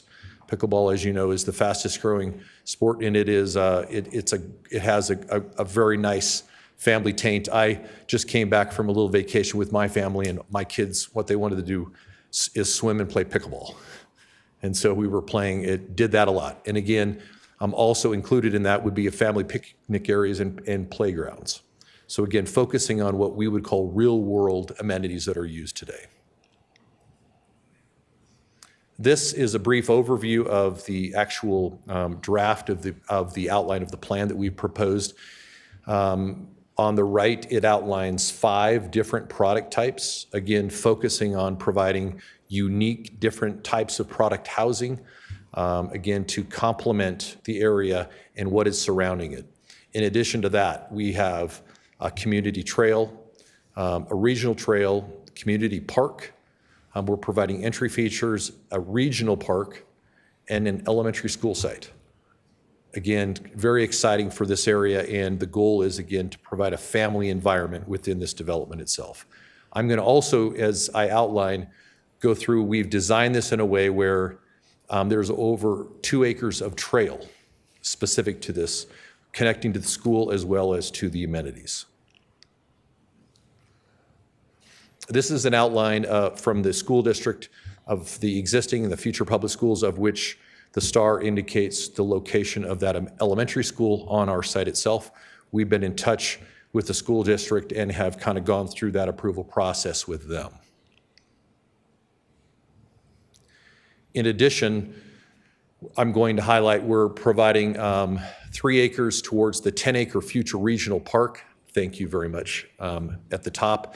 And that also includes the regional park that will be a part of the Reunion Ridge development itself. So we've worked together to provide that. And then also, when you coincide that with the school, you've got over 20 acres of space that is really exciting that we can do from a development perspective. Again, the park itself adjoins that future elementary school site. And we believe there's an opportunity for the school district and city parks department to master plan amenities that complement each other, and maybe even some ideas like a children's learning park, some ways in which we can work together with that school district and the city parks and rec area to really provide something that's very, very unique and special for this area.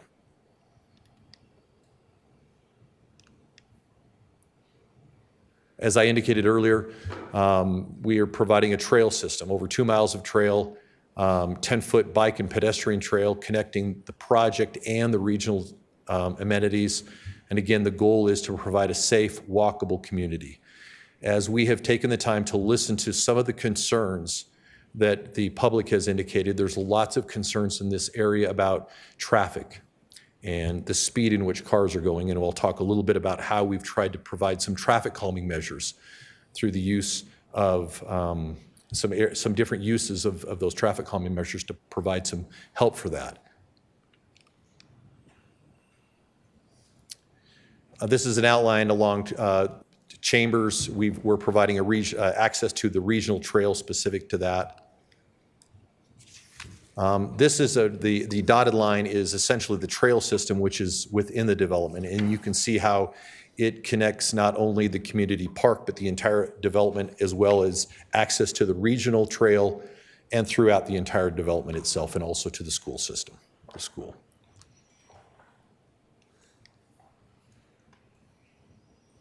I highlighted this earlier, but again, we provided some safety design features within the school system or within the trail system itself. The trail system is placed in visual sight of roads and in the front of homes. So the types of housing that we proposed depends on where it's at and where it is at in relation to the trail itself. Homes fronting the trail will have alley access. So again, it provides a safe feeling and environment for anyone that is utilizing that trail.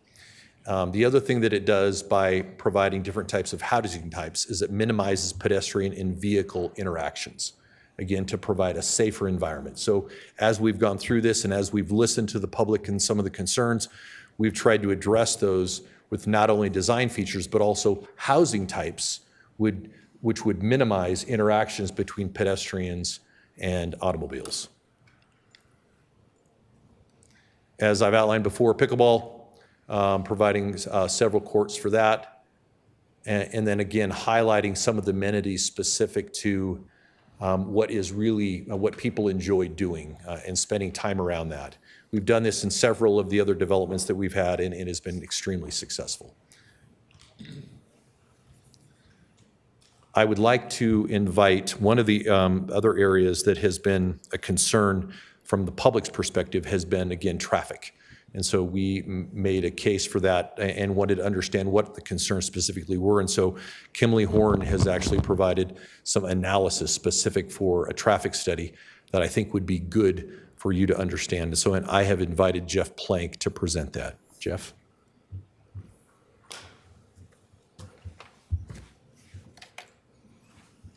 Good evening, council members. I'm Jeff Plank with Kimberly Horn. I helped prepare the traffic study for this.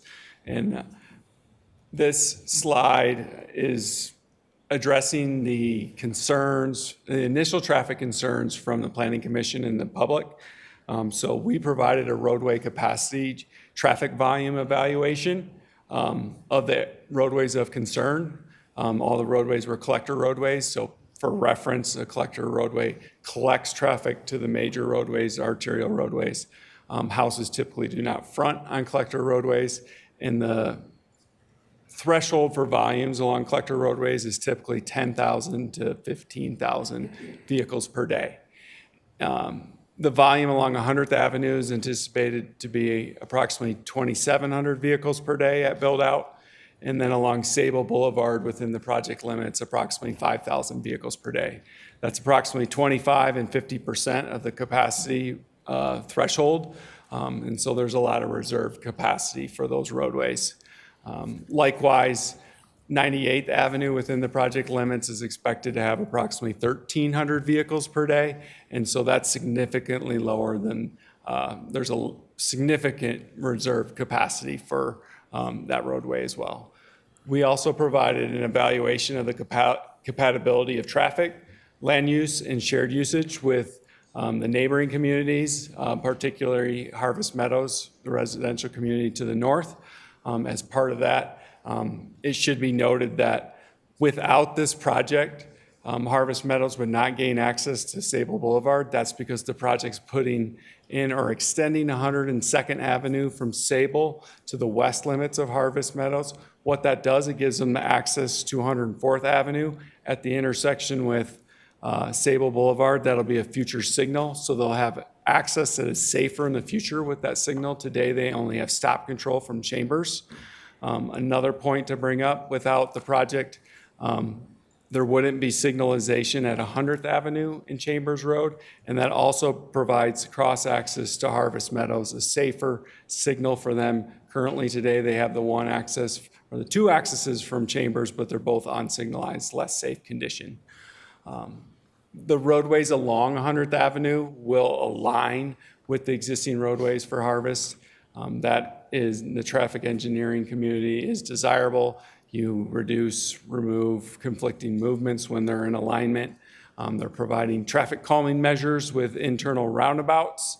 From a land use perspective, it's compatible with the neighboring communities, similar uses, similar residential uses.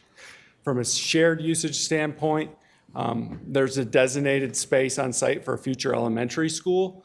They're going to be contributing to a future regional park on the west side of the site. They'll have their own park internal to the site.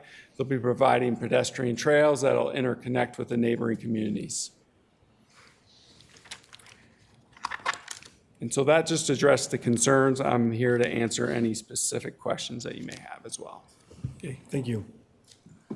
Any council members have questions? Mayor Pro Tem Noble? Thank you, yes. Regarding traffic, when I look at the study, it says in several cases that volume exceeds capacity, and also the 95th percentile volume exceeds capacity at several different intersections or times of day. So I don't see how you can say that there isn't an issue regarding traffic. So a little bit of a summary with the traffic study. They are putting in improvements along Chambers. The signal aforementioned, both signals, 104th and Sable, 100th and Chambers, auxiliary turn lanes along Chambers at 98th access, 100th access, extending the left turn lane at 96 in Chambers. So they are making additional capacity improvements. We report existing capacity deficiencies. There's an annual growth rate of 3.4% that we feel is conservative in this study. That is more than doubling traffic over the 25 years. We have to do a 20-year horizon, a 2045 horizon. And so what you're referencing is a planning purposes, some queues potentially extending beyond at 104th and Chambers. How many units are we talking about? Units of residential? The traffic study studied 491, or 491 detached, 581 total. 581 total. 491 detached, but 581 total, so there's 90 that are attached. Attached. Correct. Yeah. Okay.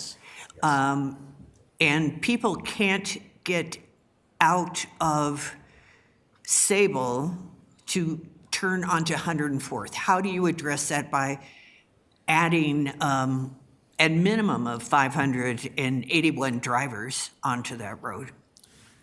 So there's the additional connection of 102nd from Sable to the west limits of Harvest Meadows that will provide an additional connection to 104th. And then they'll have their 3 connections along Chambers Road that will then provide you connection up to 104th and Chambers as well.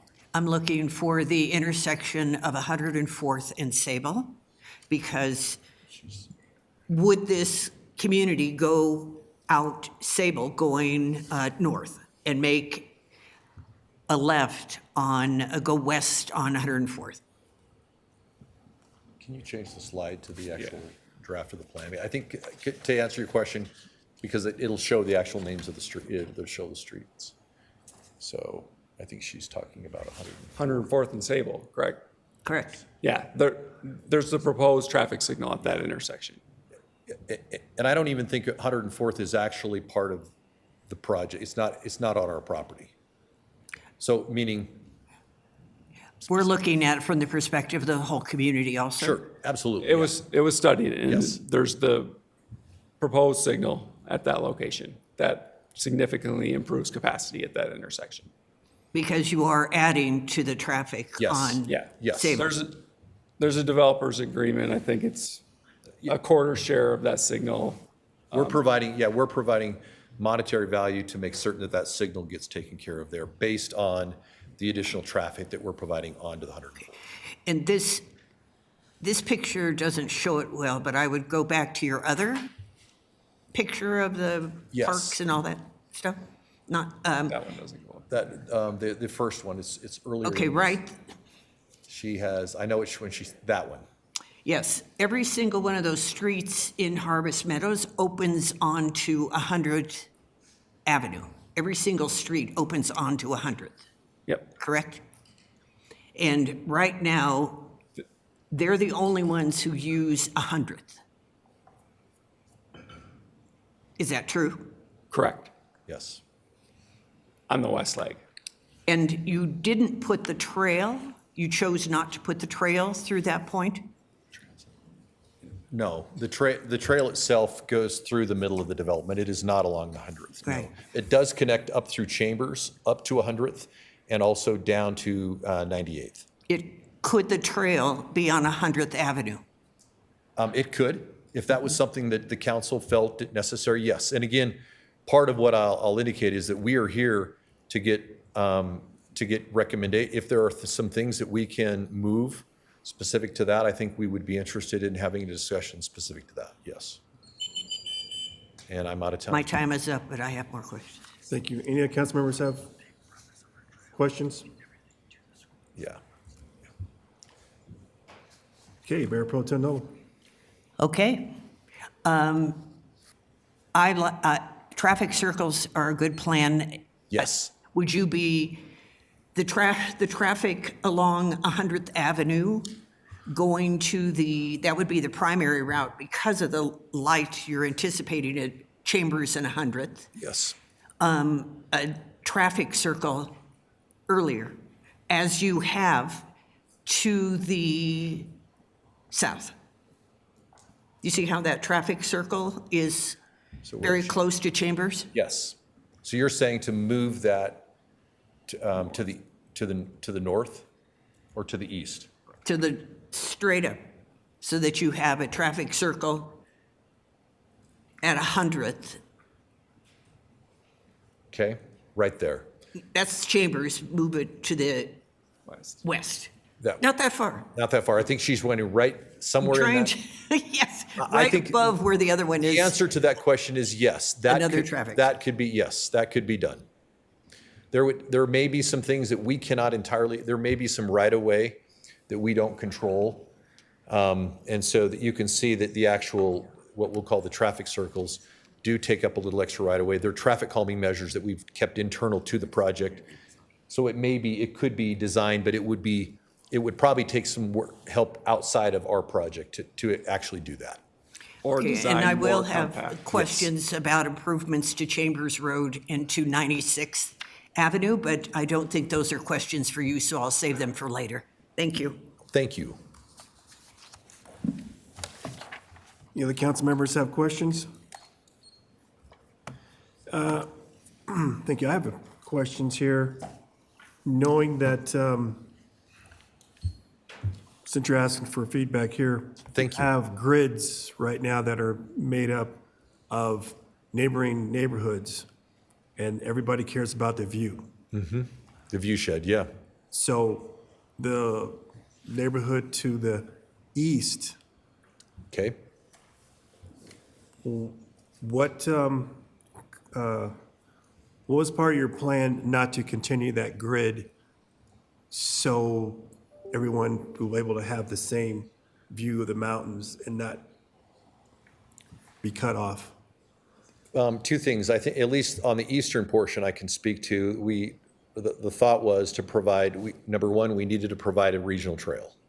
So that, and in designing that, it made some sense to provide some open space along there to kind of change it up a little bit. And so, again, part of that is that the housing types themselves are consistent, but I actually think in many ways that it'll provide, if you're talking about the eastern neighborhoods looking to the west, I think it'll actually provide a better view of the area than it would if we simply had homes along there directly.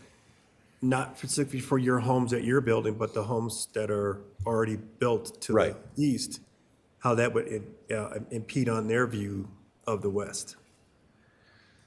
That's what I'm saying, because the land contour is pretty much going to stay where it's at, right? I know. Correct. There's a hill there. Yes. I'm sure everything will be knocked down because as you travel west, now doesn't the land start to slope down? So there's going to be a lot of dirt to be filling in to make things. Yeah, so it would probably, I mean, the actual elevation of the homes would be very consistent with what's to the east. Okay. All right. I don't think it would, because we're kind of limited by the street elevation. Sure. Then looking at under annexation, Article 7, statutory districts, how do you go about funding this project? We're funding it internally, so we're not, so we're moving forward without a metro district, I think, if that's specifically the question. And so we're funding it internally. So specifically, we have vertical partners that we work with, that we will bring, that we have had discussions with, that will work with us to essentially finalize ultimately the vertical development of the project itself. Now, will these products you're building, will they be for sale? Yes, yes, they will be that's a great point. They will be for sale products, yes. Okay. Yes. And now the other thing too with Harvest Meadows, I'm sure, you've gotten opposing conditions for our views from them because of the impact that's going to be, as Mayor Pro Tem said, down 100th Avenue. Would 100th Avenue, would that be widened for 2 lanes? Because right now it's a single lane. Yes, that would be part of what we would be doing, yes. Okay. And what would you do to minimize the impact to the folks who live in Harvest Meadows?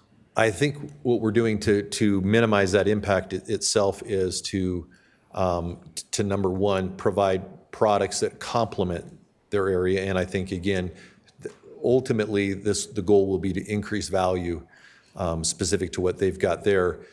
In addition, Council Member Noble brought up a good idea that we might be able to, there may be a way for us to provide some traffic calming measures a little bit earlier in that area to help provide, to keep the traffic speeds down. But I think, again, our goal has been, and we have met with all of the neighboring areas, we have a very unique area. It is because it's on an island. And so specific to the annexation, it's important. We have worked with staff and with the landowner to look at what are the options. And we have actually had discussions early on with Adams County. If we could develop simply in the county, and the answer was yes, we could get very similar density specific to what we have here. The challenge that we have specific in the county is that Adams County, some of their actual Adams County services have to be approved, or the use of those have to be approved by Commerce City. So it essentially hamstrings us, if that makes any sense. So we cannot even get services through the county unless we get the city's approval. So the annexation is really important from that aspect, because there isn't, again, as I've indicated earlier, this is an island, if you would. And that is, I'm on an island now because I'm out of time. Oh, no, you can finish your. Okay, so it's important for us, in my opinion, to work together to solve these challenges. And that's why I think I was so happy that Councilmember Noble brought that up, is because we are not here to force a square peg into a round hole. We are here, if there are some things that the council and mayor would like to see us work to change slightly, we would be happy to discuss some tweaks. We've worked very hard with all of these entities to make certain that we're listening to as many of the constituencies as possible. And so we would be happy to listen to some of your input as well. Any other council members have questions? Councilmember Kim? Thank you, Mayor. I think you answered the question regarding how this is going to be funded. Question about the school dedication. I mean, who did you speak with? 27J? And if so, what type of school are we talking about? It's an elementary school. I understand that, but is it a public elementary, private? It would be a public elementary school. Okay, so not a charter then, correct? Correct. Okay, cool. And then on top of this too, as far as with the 581 homes that you are looking at, are any of them going to be considered like affordable homes, or are any potentials for that? Or? That's a very, very good question that I had a discussion with this lady, really sweet lady, and next to me. They wouldn't be defined affordable as far as being, but we have done them in a way, as you can see, some of the sizes where we've got the smallest being 40 wide, and then also some townhomes. So the goal would be to provide, if you would, affordability, but not affordable homes per se, if that makes any kind of sense. Right. So, and on top of that, with the home build outs too, I look at Chambers Road, and I know I saw there was, within the traffic report, there were some measures that were looking in there, but I'm not sure if any widening aspects of Chambers was within that report. It's a good, Nathan, do we have? I think there was there? I don't remember. Nathan, do we have any widening of Chambers? I don't recall. Staff would like to defer to our engineering division who are present today. You might have stumped me, council member. Because I do recall that there was actually like specific sections within Chambers Road that talked about different There, and it might be lights that, and all that, but there yes. was no. We would have to refer quickly to the annexation agreement, which will have, that's a very good question, which would have the details of what we're providing specific to the area surrounding it.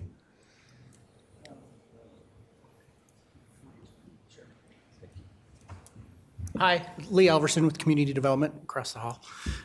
Yes, Chambers Road is classified as a multimodal arterial, and Anderson Ranch will be required to widen their half to meet that arterial cross-section and our standards. And so how is that being paid for then?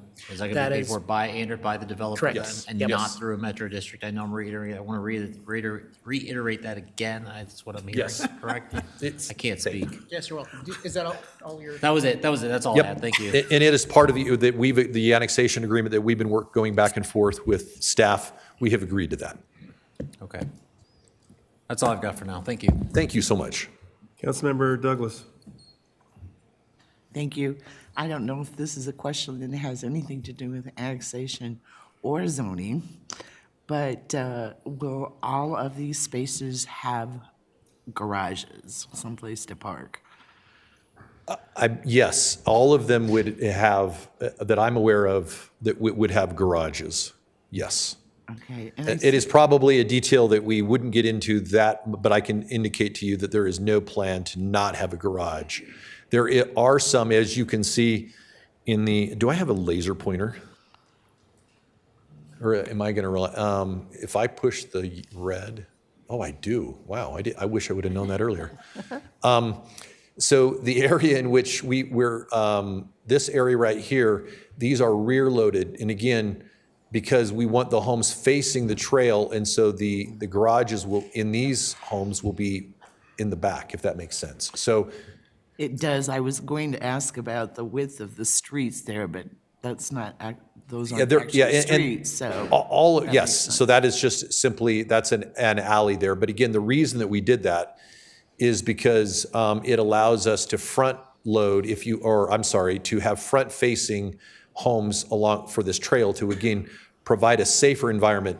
Nobody likes to walk down a trail that feels very confined with backyards, and so this will have a very open feeling to the trail itself. And again, providing a safe area for kids to get to the schools and to the other areas where there's pickleball courts and some of the other open spaces that we'll have.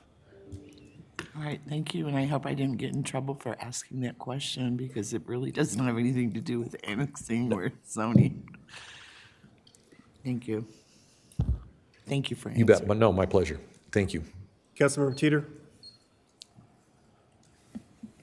I guess since we're talking about trails, Yes. you just have one exit for your community from the trail system, or does it all just loop around from within your community? It all loops around. You can see we have access to both on 100th South as well as 98th on the east side. And then it up to, what is the top street up here? I can't read that. 102nd. 106th, 102nd, I'm sorry. Access to those. So yes, there's actually good access out past the actual development itself. There's an exit at 102nd for the trail, you said? Yeah, you can see it right there. It'll kind of stub right here. And it would be really nice then in that future development if that carried on, wouldn't it? Yes. To have a trail. Yeah, and it'd be really nice if we could hook up with your neighbors. They're already developed, so it's probably not going to happen. They don't have a trail system in their communities, but there's some blank land around you. And we have had discussions with your reunion over here and how we're working with how Sable actually goes up and through here. So again, those discussions have happened. But yeah, that would be nice if it would link up with your neighbors, the surrounding communities. And I can see Council Member Chacon. Thank you so much. I didn't want to mispronounce it. Has a question. Councilmember Chacon. Thank you. With that, it kind of prompted, is it, we deal so much with fires, with concern about fires, need for emergency services. Will all of that be able to adequately access all of the neighborhood if needed? Absolutely, yes. And to continue to answer that question, as we, dive deeper past zoning, when we get into the platting process, all of those types of things will be, focused. And if there's an area of concern, that will be addressed specifically with the fire department specifically. But yes, we have designed it in a way you can see that it's got good access on all sides, so individuals and homeowners can get out of the area itself. So there's good transport of traffic specific to that. I hope that answered your question, Council Member. It did. Thank you. One last question is the school dedication space. Will there be adequate parking for those parents trying to do pickup? Because I know that that's still a kind of conditional issue per neighborhood sometimes. Yeah, and I think that our goal will be to work with the school in making certain that there is adequate parking for them, yes. Awesome. Thank you. You bet. No, my pleasure. Thank you. That's a great question. Any other council members have questions? A question to add. Please. I know this is annexation, and you're showing us this land concept. Yes, yes. What about setbacks between the homes? Those will be specifically identified within the development agreement, and they will all coincide with they will be within all of the regulations and ordinances of Commerce City. Okay, because there was some new setback. Yes. That was passed, that if they're too close, the homes would have to have sprinkler systems. Yes, yes. Yep, and we're aware of those. So we've thank you, but I appreciate you letting us, yes. But all right. Thank you. And then up on 102nd, now you back up to Harvest Meadows. Uh-huh. On the yellow strip up here. And then you get to 102nd Avenue up top. That stops, right? It doesn't connect into the neighborhood? You know, like 100th Avenue does? Right here? Yes. No. Or here. The yellow, right behind Harvest Meadows to the west of that development? Or is that block of yellow? Yes, I think that just simply, right, I think I know what you're saying. Right here?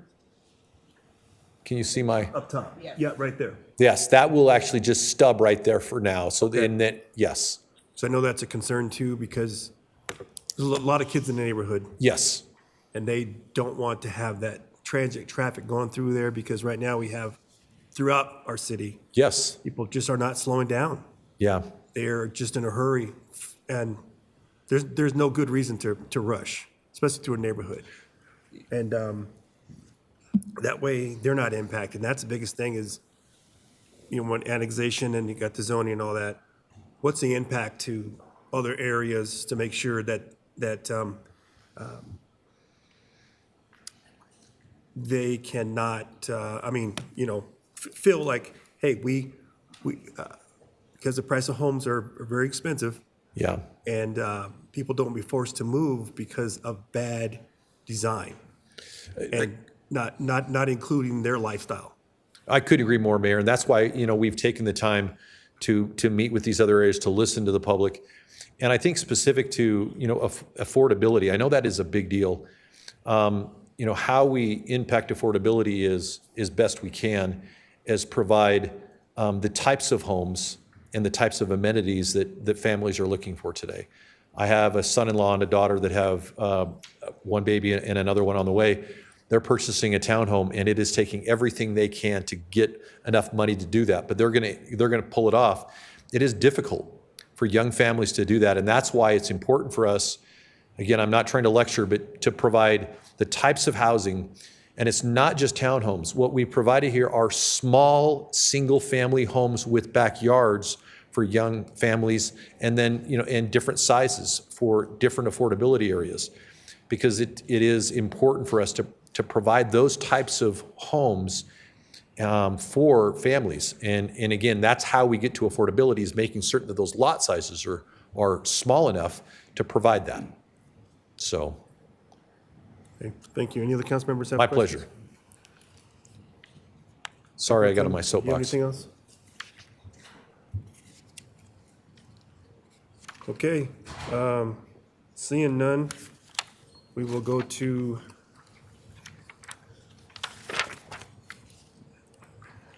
all right. Thank you for your presentation. So now we're going to go to invite Nathan Chavez, planner number 2, to make the presentation for the city. Good evening, Mr. Mayor, Mayor Pro Tem, and City Council. So annexation is a legal process for properties to join a municipality. Specifically, the ordinance being heard tonight is the third step in the annexation process and determines whether the subject property should join into Commerce City's jurisdiction and municipal services. Tonight, City Council is determining whether the property should join Commerce City or not and be subsequently zoned.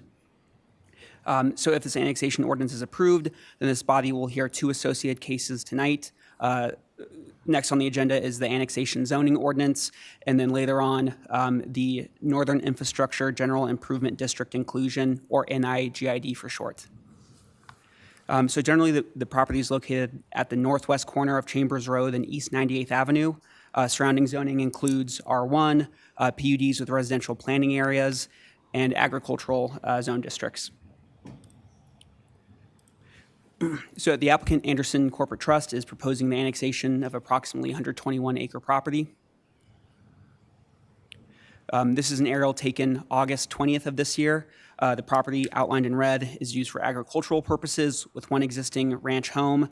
It is surrounded by existing subdivisions such as Foxton Village and Harvest Meadows, similar ranch-style properties to the north, a future park space where my marker is currently highlighting, and then agricultural properties to the south, southwest, and west. So within the comprehensive plan, future land use plan, the property is designated as residential medium and public state. The residential medium designation lists primary uses of single-family detached residence, single-family attached, some townhomes, and patio homes. Secondary uses include schools and open space. And then the public/state designation lists primary uses as public parks and schools. So as mentioned by the applicant, while the 2045 comprehensive plan is not effective till November 1st, staff included analysis of that plan within the provided annexation report.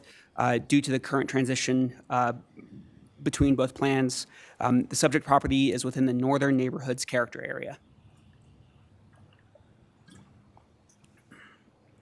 So the proposed annexation has been reviewed by all relevant development review team agencies, such as planning, the 27J School District, Parks, Recreation, and Golf, Engineering, the Fire Department, Water District, Economic Development, and Public Works. Staff has found that the application meets the approval criteria for annexation, and analysis of the approval criteria may be found within the staff report, and staff is able to discuss each criteria as requested. So staff has noted the following items for consideration by City Council. So the subject property is within the city's future growth boundary. The subject property cannot be zoned unless it is first annexed, which is this application being heard currently. Per Article 3.4 of the annexation agreement, also page 3, that article stipulates the owner is responsible for cash contributions for future traffic signals at the intersection of East 104th Avenue and Sable Boulevard, as well as East 100th Avenue and Chambers Road. The applicant is also responsible for design and construction of East 102nd Avenue adjacent to the north boundary of their property, the eastern half of Sable Boulevard from East 96th Avenue to East 99th Avenue, and the northern half of East 98th Avenue from Chambers Road to Sable Boulevard. And lastly, a cash contribution for the future construction of Pond C for the Ragweed Draw drainage crossing is also responsible by, the applicant has to pay that per the annexation agreement. In addition, the annexation allows the site to develop as more than the existing ranch home. The annexation agreement stipulates 9.5 usable acres are dedicated for a public school site within the 27J School District. And the 27J has found this acceptable. The annexation agreement stipulates 2.64 usable acres are dedicated for a public park site, a contribution which PRG, Parks, Recreation, and Golf, has found acceptable, and which will be a part of a future approximately 10-acre neighborhood park. The site is an enclave and surrounded by Commerce City. And then lastly, per Article 13 of the annexation agreement, if the proposed plan unit development zoning, or PUD zoning, district is not approved, then the annexation agreement will become null and void. Staff is available to answer any questions and go back to any slides or pull up any documentation this body wishes. Thank you. Thank you. Any council members, City Attorney? I just want to clarify for council, in your binders, the approval criteria is on page 1. And it lives in 213340. Also, I direct your attention to section 213300 that's at the bottom of the binder as well. Thank you.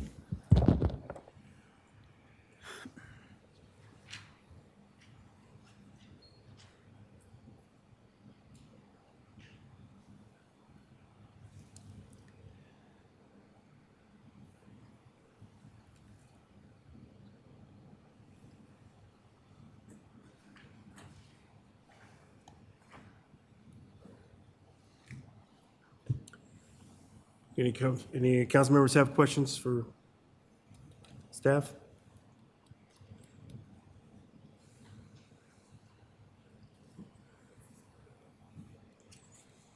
All right, I will now invite the public to provide testimony and ask the city clerk.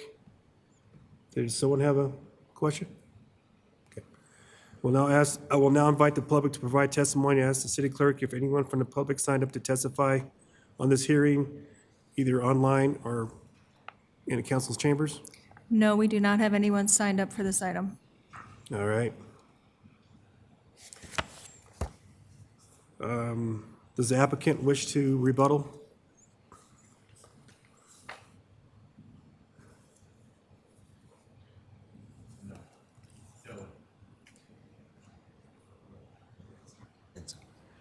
No. Okay, thank you. No rebuttal. I will now close the public hearing and a motion and second to introduce ordinance AN-268-24 by council seated and approved on first reading. Councilmember Teeter.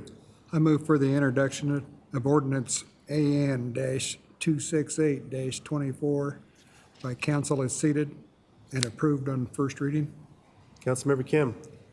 Second that. Is there any discussion? All right.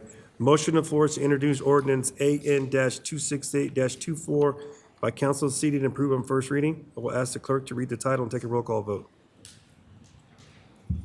Ordinance AN-268-24, an ordinance annexing the property generally located at 9901 Chambers Road to the City of Commerce City, Colorado, in case AN-268-24, known as the Anderson Ranch annexation.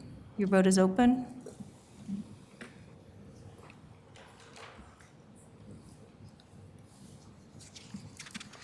Councilmember Chacon, how do you vote?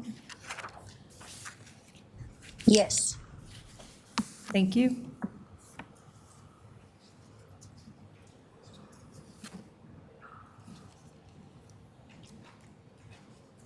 Okay, that passes 8 votes with 1 excused absence. All right. On to the next hearing.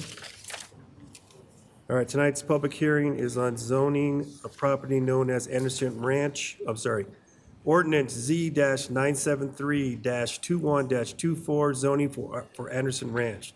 Tonight's public hearing is on zoning of property known as Anderson Ranch from Ag 3 to PUD Zone District. This item was continued from August 19, 2024. I remind council of the following. Only ask questions and gather facts, but do not express opinion or indicate how you vote. You're not permitted to provide testimony if you wish to participate in the decision. Only rely on facts developed in the hearing and that's in the record, and apply those facts to the criteria in the Land Development Code. I will invite the city attorney to address council. Is there any council member who cannot hear this matter and make a determination fairly and impartially based on the record before you and the facts and evidence as developed at the public hearing? The record will reflect that no member of council has indicated an inability to be fair and impartial. Thank you, Mayor. Thank you. We'll now open the public hearing, invite the applicant to make the presentation.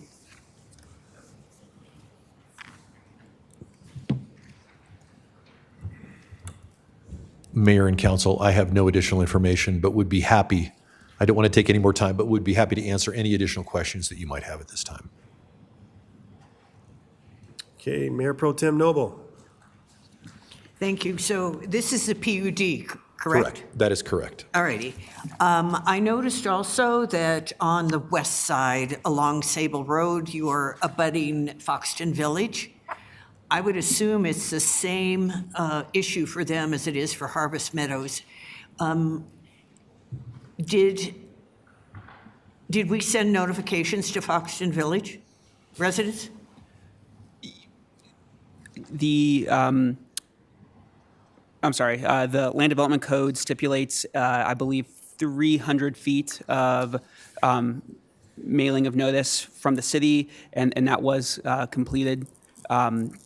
To the best of my knowledge, I am unsure, Mayor Pro Tem, if a letter was sent to the HOA, but certainly any parcels within I believe it's 300 feet of the Anderson Ranch property line received notice. Yes. I noticed in the community meeting that the only speakers were from Harvest Meadows. That's why I'm asking the question. Foxton Village residents are very eager to participate. They were the ones who wound up with a nonprofit affordable apartment housing in their metro district unexpectedly. It would seem to me, at a minimum, we would have heard from at least one person. So on that basis, I would say Sable needs to have trail system also, not just 100th. I wouldn't be able to vote for this without a trail system that's on Sable and also on 100th, and then also the additional traffic circle.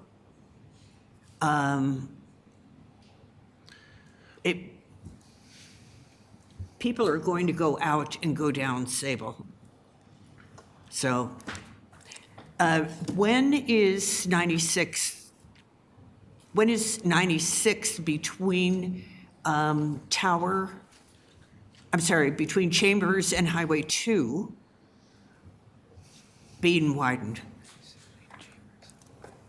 I got this. I'll take this one, Nathan. I appreciate it. Good question, ma'am. Currently, there's no design and/or planning for design of that right-of-way within the identified 5-year CIP. The reason being is that there is, I would say, needed engagement with the developer between Chambers to Peoria Parkway in order to get the necessary right-of-way to accommodate the widening.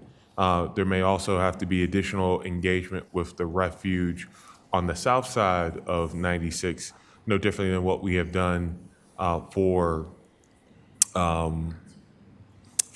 the widening of 96 from Chambers to the Tower Road. And what about Chambers between 96 and 104th? We're still working, well, there's not been any identified planning for that stretch of roadway either, ma'am. The Chambers widening was to be from 105th Avenue, 106th Avenue, up to 117th. Right. Is it on the SIP anywhere? No, ma'am. Okay. So these are both 2-lane roads for these 581 homes. And then Sable, which doesn't have a way of actually getting out safely onto 104th, it appears. Then my question is, how are we going to ameliorate this traffic issue? Council member, can I, so sorry to interrupt you. I want to answer a question that you had earlier, then I can help a little bit. Specific to the neighbors that we are to the west, that at Fox, I think, there were individuals at our neighborhood meeting. There was another planner involved at that time that actually came and had some discussion points, and their biggest concern was specifically, like several of them, was traffic. Was what? Traffic. Sorry, Correct. my buzzer went off again. I keep doing that. I don't know what I'm doing. You're okay. The buzzer's Okay. for us. Okay. Any other council members have questions? Yes, and I think, yeah, so my son has reminded me that the concern was the widening or the traffic along Sable, of which we're widening in that section of our development anyway. And maybe what may help, council member, is Jeff, who is a traffic expert, to help answer some of the traffic concerns that you have on some of those areas. Jeff? Okay, Mayor Pro Tem, you have another 5 minutes. Go ahead. Oh, no, it's all right. He can answer.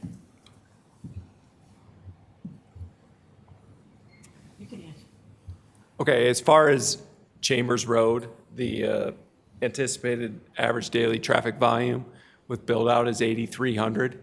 That road can support up to 15,000, so there's still capacity there.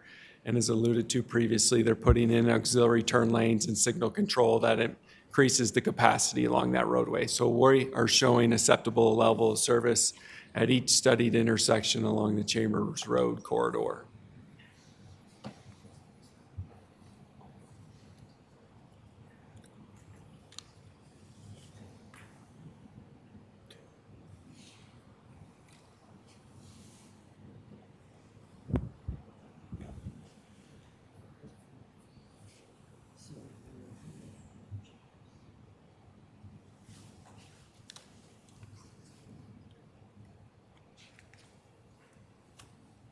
I see their addresses. I see their addresses on the list. Yes. Is there anything we can do to help her concern?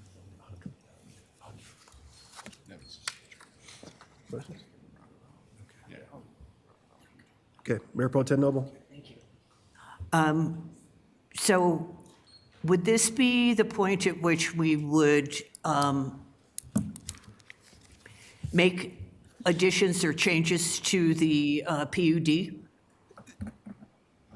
Yes, that's correct. Okay. So a trail along 100th, a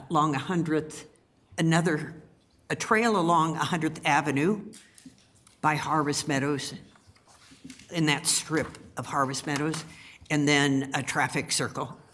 So, Another traffic circle between Chambers and the other traffic circle. I can see what you're saying. Yeah. So let me help me understand where you would like that trailed. So do you want it on the north side of 100th Avenue?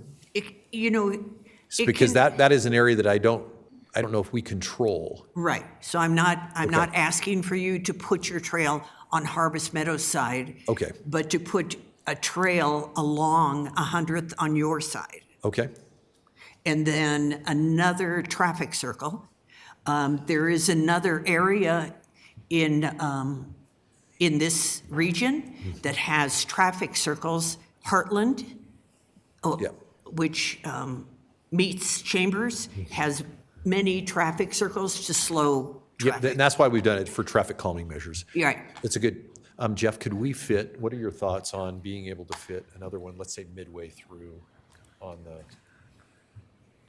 if we were to put what she's indicating is a traffic circle right in that area?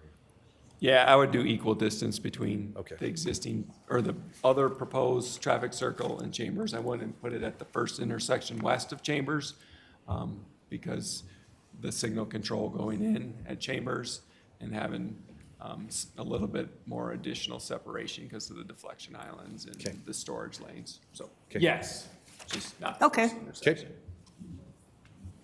Do we have to, as a group, vote on that or something?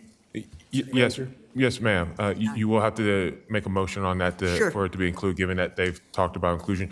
I wanted Nathan to pull this up for you. This is a sheet within the zone document. It does talk about the schematic layout. You'll make reference, you'll see proposed roundabouts along Road D and along, I can't see what road that is, but 100th Avenue. What may make it simpler for you, ma'am, so that there's no confusion for the developer to represent that at the next meeting, if you all take positive action on this, is for them to update this sheet with those reference changes. Sure. Yes, I would appreciate that because with all due respect, we have had the situation where things change if we don't get it in writing. Well, and our intention is to get it in writing. Our intention is not to change it, so. All right, thank you very much. No, absolutely. And I Thank you. actually like the name Anderson Ranch better than High Point, but that's your preference. Yes, thank you. I thought that was nice. Thank you. Anderson Ranch. Okay, so I'll make a motion then. My motion is for a Wait, trail. We're that's- still, I can't? not yet, not yet. Not yet. Right? Sorry.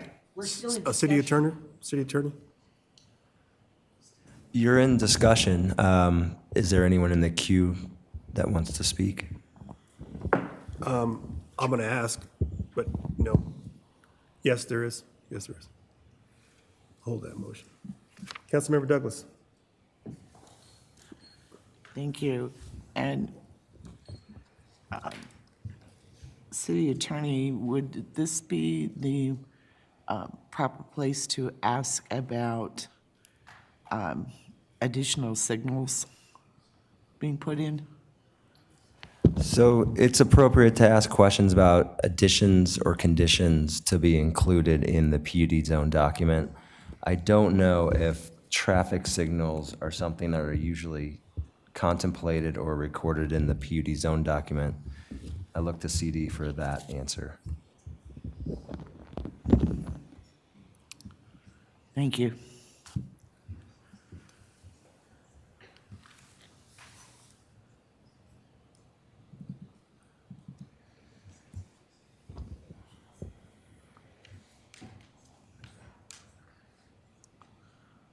Councilmember Douglas, you waiting for your answer? Yeah, I was waiting to find out if it's appropriate to They're fine. ask at this point in time. Councilmember Douglas, I think it would be good for you to articulate what your concern is and where you're wanting to. Well, I'm concerned about the traffic and with other people bringing up that it's a two-lane road, and right now there's no anticipation of widening that road, and these. Which road, Councilmember? are you concerned? I'm really thinking about 96th, and I just don't. There's only one traffic signal there, and it's at Chambers. Yeah. And there's a road that's going, a proposed road that's not far away from Chambers, coming onto 96. And then there's 1, 2, 3, there's 3 additional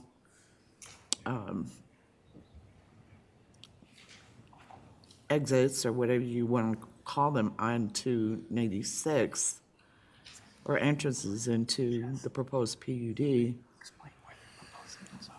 And really thinking about safety.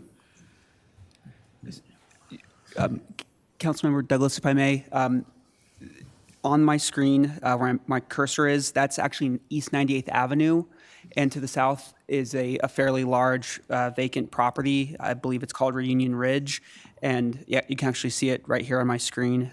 So that's not going out onto 96, it's going onto 98th? That's correct. And 98th will be, per the annexation agreement, constructed, construction and design will occur by the developer for 98th, I'm sorry. And then 96 at a later date when Reunion Ridge comes in for their final plat and PUD permit applications, staff will be able to capture contributions and right-of-way dedication per those applications. But currently, Anderson Ranch does not directly exit or access off of 96th Avenue. Correct. So there's proposed development then between 96 and 98th? There, Or 96 and 98th? There will be proposed development. I believe there's currently what we call a sketch plat for this reunion piece, but no formal application that would lead. So that wouldn't really have anything to do with this PUD then? My question. Yes. The only instance where Anderson Ranch affects 96th Avenue is the annexation agreement stipulating a cash contribution for a future signal at Chambers 96. Oh, I'm sorry. There's no future contribution there. There's no relation. Contribution just traffic. Proposed for 104th and Sable, correct? Correct. Sorry. There's lots of roads to memorize. It's difficult sometimes. So I think it would be helpful if they could summarize the signal contributions for the council member to clarify where signals are planned and what the contribution Anderson Ranch is. Yeah, let's pull that annexation agreement up. If that would help, council, if that would help. Thank you. Councilmember Yes. Douglas, I would be happy to do that.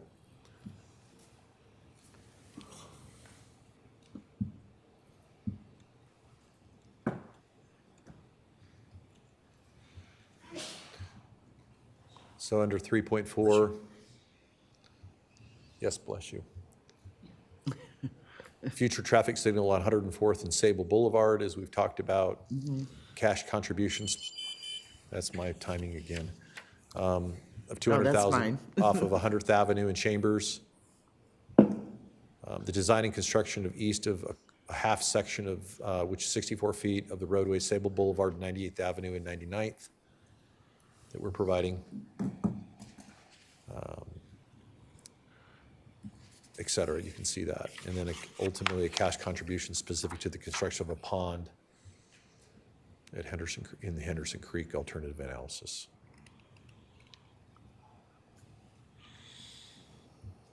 Okay. But asking for if you have proposed traffic lights on 96 really doesn't have anything to do. No, not with us, no. Okay. But But thank you for pulling that up, but, okay, thank you. You bet, no, our pleasure. Okay. Any other council members have questions? I have a question. Please. Would there be any entertainment to do a general improvement district? No, it doesn't need it, just to help with traffic, the widening of the road. Would you please expand that? Help me understand what you're asking. Yeah, well, we're not doing Metro District, but General Improvement District would help with the widening of the road earlier. We would be willing to work with the city on any mechanisms that would help us improve the development. Yes, the answer is yes, we would consider that, absolutely. Okay. Thank All you. right. Thank you. Any other My council pleasure. members have any questions? Okay. Thank See you, man. Mayor. Thank you, council. Appreciate it. that. All right, Nathan, you're back up.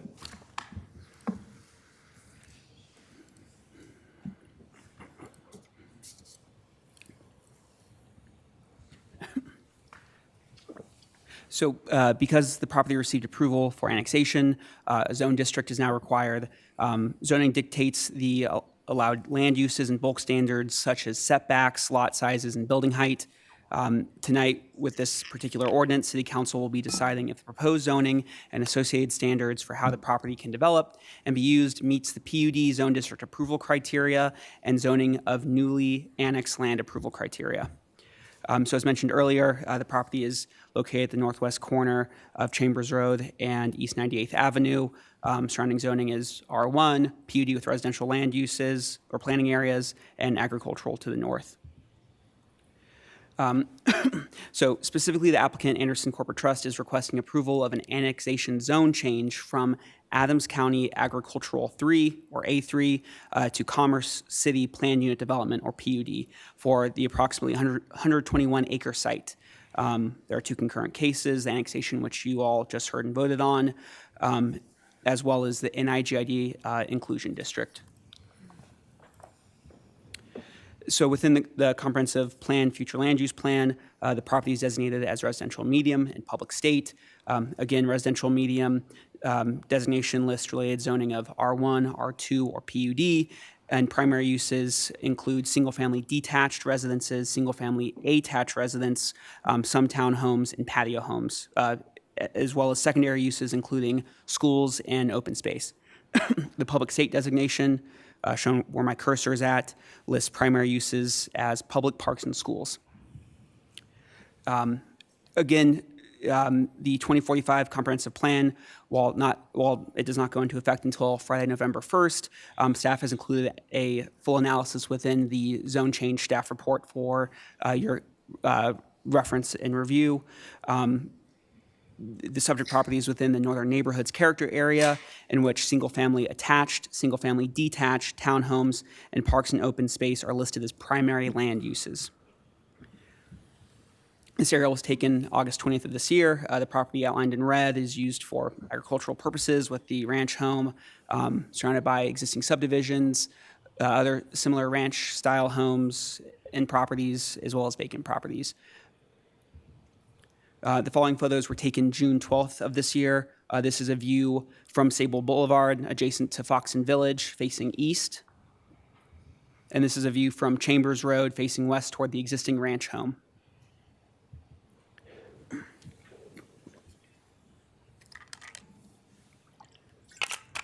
So the proposed PUD has 10 planning areas, which can be categorized into 5 overall land use types. There are 2 residential land use types, the first being RMD, which stands for Single Family Detached Residential District, and RMDA, Single Family Detached and Attached Residential District. RMD, which is in this lighter yellow, includes planning areas A, C, and F, and it totals 74.47 acres. And this planning area allows only for single-family detached dwellings. Proposed for these planning areas are minimum lot sizes of 3,000 square feet with 3-foot side yard setbacks when a building is not adjacent to a collector or arterial street. And then the minimum home sizes proposed per the PUD are 1,000 square feet for a single-story home and 1,800 square feet for a 2-story home. And again, those are the minimums allowed per the PUD. Sheet 5 of the plan of the PUD zone document contains lot typicals, which are a reference and illustrate what those lots would look like if developed, if approved. These planning areas propose between 297 to 595 dwelling units per the PUD. So RMDA, which again stands for the Single Family Detached and Attached Residential District, that is the darker yellow, the B planning areas where my cursor is running through the central spine or center of the proposed project, if you will. Allows for single-family detached, single-family attached, as well as townhomes. So please note that based on how the PUD is written, it is possible that the entire residential portion, which includes planning areas A, B, C, and F, all of the yellow on your screen, could be developed as single-family detached.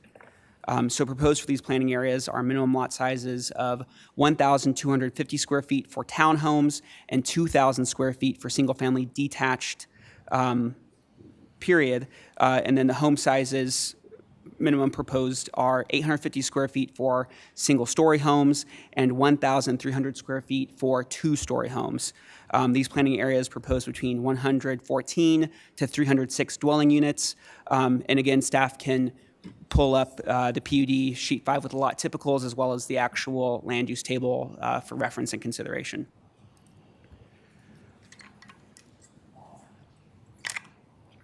So planning area E is roughly 3.37 acres in the PUD zone document and will be dedicated as a public park space to Commerce City. The park space will connect to the existing parkland highlighted earlier, in which it was dedicated with the Foxton Village subdivision.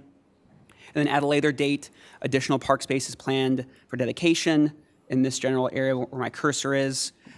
This is with the future Reunion subdivision platting, which I mentioned earlier when answering Councilmember Douglas's question. These 3 pieces will create an approximately 10-acre neighborhood park, similar to other parks within the Northern Range. And then this planning area is connected to a 10.09 acre school site for the 27J School District, planning area G in blue. This school is anticipated to be an elementary school, and the final land use on the PUD is the lighter green throughout the PUD, and this is meant for trails, open space, and then detention. And that totals 13.85 acres. So the proposed development includes build-out of existing half-built roads such as East 100th Avenue and Sable Boulevard, east-west connections between Chambers and Sable Boulevard, such as East 102nd Avenue, East 100th Avenue, and East 98th Avenue, and various local roadways within the development. As proposed, the construction of roadways will provide greater connectivity in this area of the city and provide additional access to drivers as well as pedestrians. Lastly, per the annexation agreement, cash contributions for future traffic signals at the intersection of East 104th Avenue and Sable Boulevard, currently off-screen where the Inn and Network would be, and East 100th Avenue and Chambers Road are required and written into that annexation agreement. On March 15th of 2023, a neighborhood meeting was held at Stewart Middle School in which 8 members of the public attended. Members of the public expressed various concerns, including increased traffic as a result of this proposal, lack of commercial in the immediate area, as well as deteriorating conditions of nearby roads during the construction process. And any questions were either answered by the applicants or the city representative during that neighborhood meeting.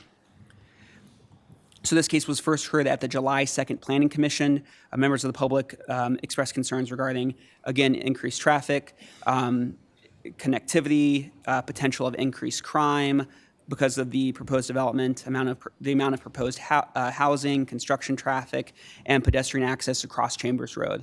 As a result of the public comment and commissioners' desire for additional information, this case was continued to August 6th, in which it received a 3-0 recommendation of approval to City Council. And then minutes from both Planning Commission meetings are available within your packet for review.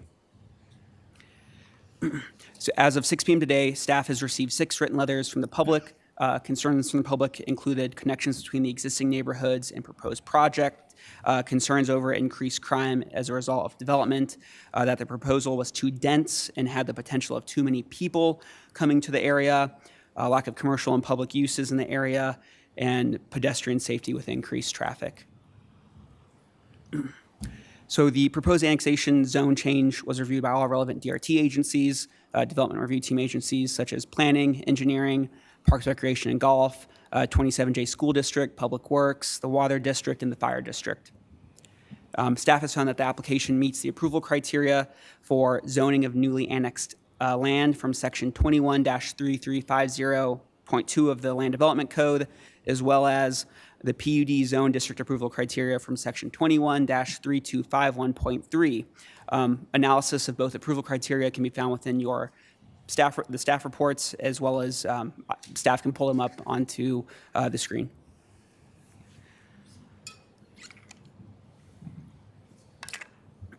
So staff has noted the following items for consideration by the Planning Commission.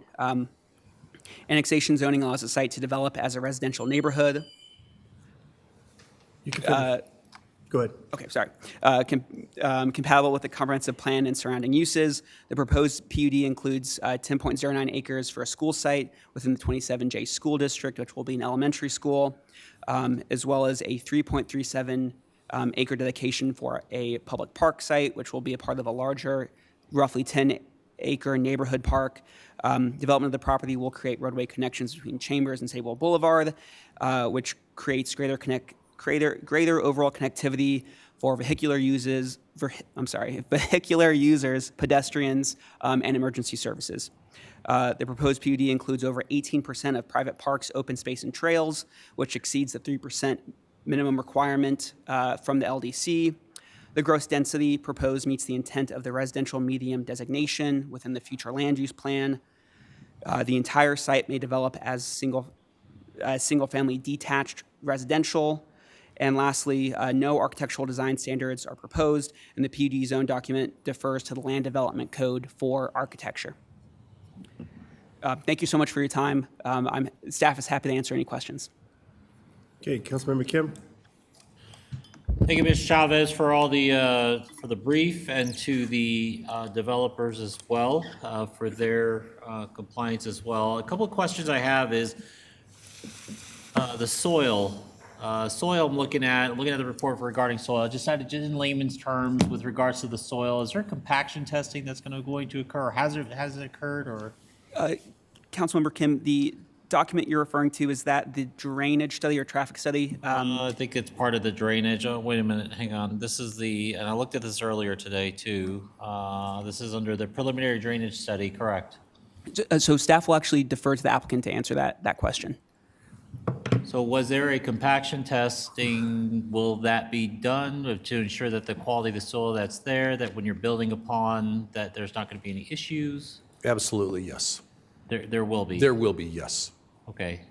Yeah, and I believe there has been a geotechnical study done on the soil already, but yes, there would be, absolutely, yes. Okay, and then the other question I have is regarding the water. When I heard Mr. Chavez talk about there was a coordinated meeting, I believe, with the water district and all. So I mean, what was there one, or what is the impact to them with regards to incorporating another 581 units? You multiply, figure four people per family, Sure. so it's over 2,600 people. Is there an impact to them at all, or is there not? The applicant has been, or I'm sorry, the application has been provided to the water district throughout the entire review process, the zoning annexation, as well as the NIGID applications. While there is an increase in the needed water and sewer infrastructure, the water district has provide comment letters which state that they are comfortable with the proposed development and are able to handle the increase in water and sewer users down the road. Okay, and then same goes with our energy usage too. I mean, obviously, meaning are you like utilities? I mean, obviously, we have rolling blackouts that occur in the southern part of the city, so I just wonder, especially for the north side here, I mean, same? Are we gonna have the same problems, or is there any impacts to it? Staff, during my time here, staff has never received a comment letter from Xcel or United Power which state there would be adverse effects. Usually those comment letters refer to easements, and they're more of an update or a thank you updating those agencies on letting them know that that application's coming down the road or X amount of users are coming So down the road. bottom line, no comment has been received, or they just kind of give you the thumbs up and... Correct. And then Councilmember Kim, to answer your question earlier, during the building permit phase for each of the single-family buildings, townhomes, Sure. there will be a compaction test that's required in order for approval to occur for each building permit. Oh, I'm sorry, the soils report. Soils report, yes. Okay, that's all I've got. Thank you. Thank you. Thank you. Councilmember Videra? What are the minimum lot sizes for similarly zoned, if it was straight zoning?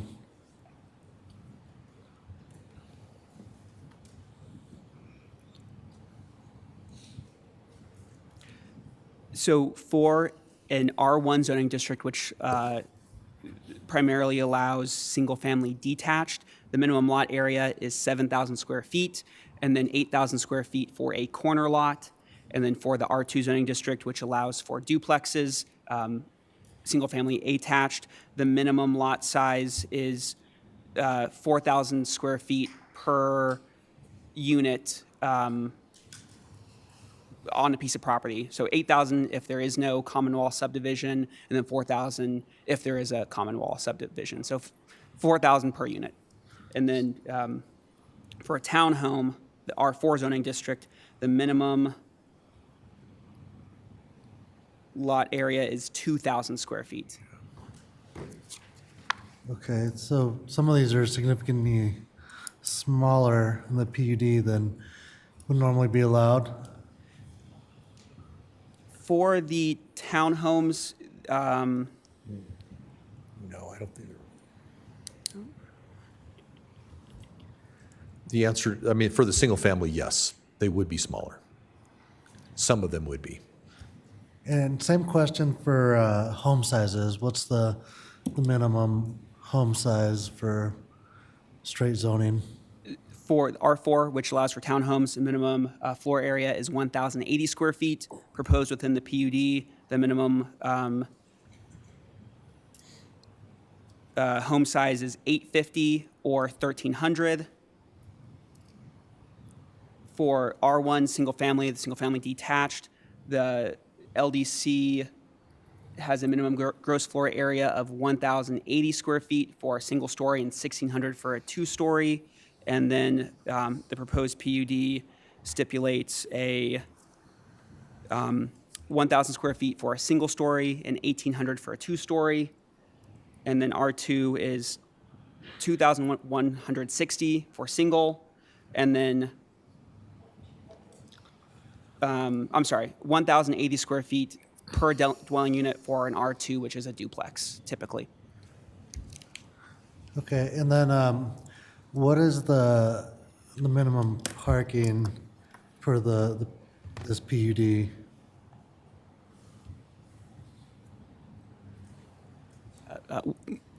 One moment, please.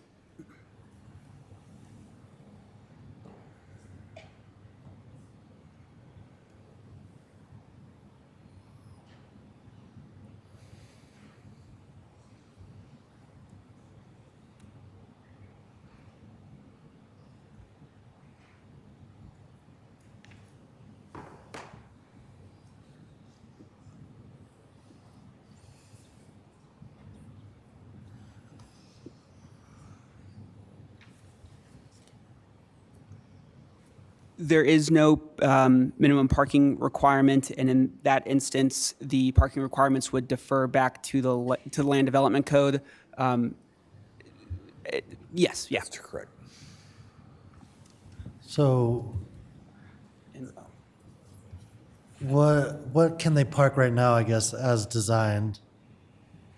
Yeah, so as designed, as mentioned by the applicant, I believe during the annexation hearing, each unit will have a garage. There'll be a garage per home, and then the streets are designed in such a way that would allow for on-street parking.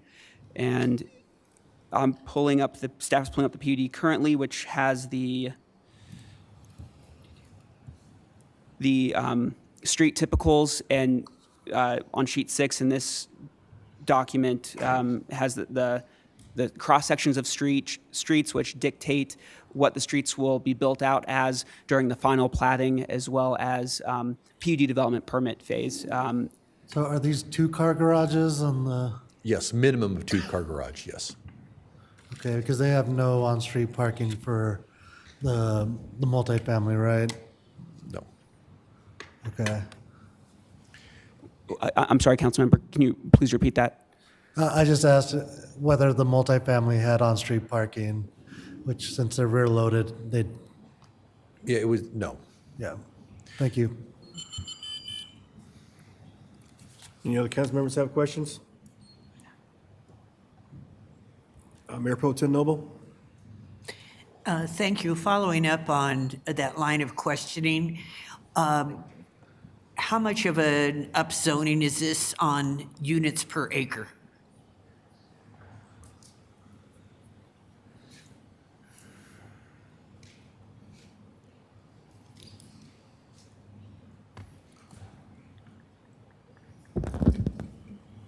Councilmember Noble, it would take me a few minutes to crunch the numbers for R1 and R2 based off generally the proposed layout of the PUD. That will take me a few minutes to really grab that figure for you. So, Is it more units per acre? I do not feel comfortable providing you an answer when I don't know if it's correct or not. If you could give me a few moments, I can. Staff can work on that. If I may, Mayor Pro Tem, I think what you're asking for is what's the allowable density or identified density within the comp plan? And how does this zoning relate to the comp plan? Because in essence, we can't have a density that is above and beyond what's been identified within the comp plan. It has to still be within that range. I'll ask the applicant this question then. Please. The homes that abut Harvest Meadows, the backup to Harvest Meadows, are they the same lot width as the Harvest Meadows? Very similar. They may be, they're maybe slightly smaller. I'd have to look at, but we've generally, whenever we've got any kind of transition, we try to make them similar to that.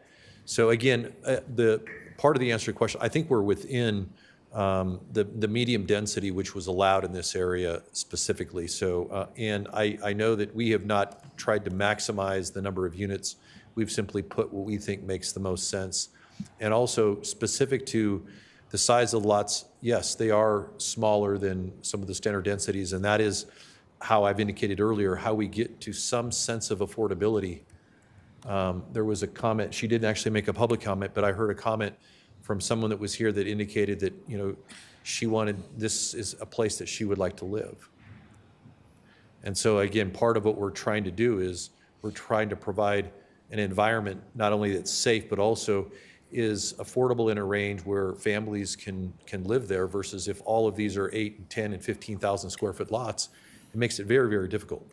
In addition, we're very similar to the densities which are surrounding us. So I think, again, it's a great question to ask, and it's something that we ask every day when we do projects like this. But I think hopefully that gives you some insight into what we were trying to do when we started this process.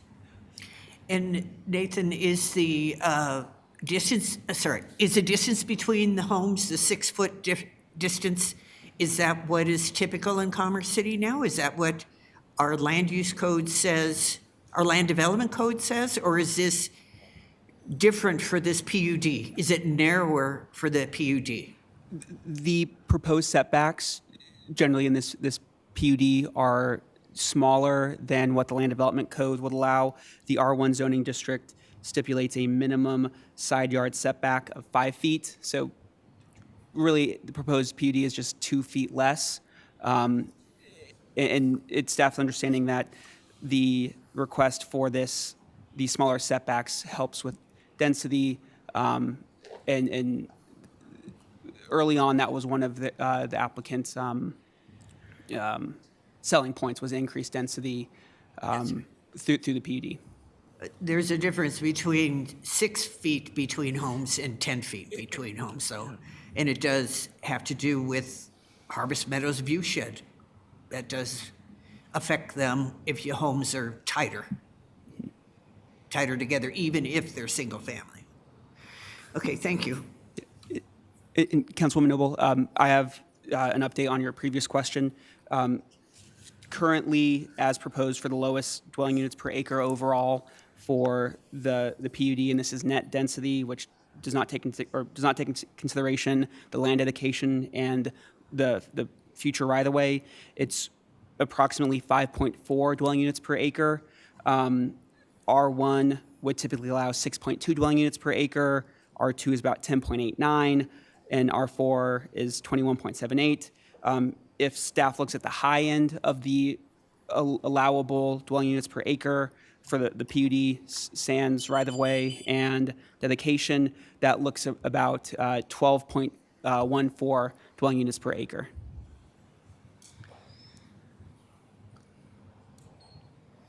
We're significantly below that, so. Any other council members have questions? Okay, Mayor Pro Tem. I'm looking at the PUD zone document, the land use table, and it has the density in one of the columns on the land use table. Yes. And the figures I provided you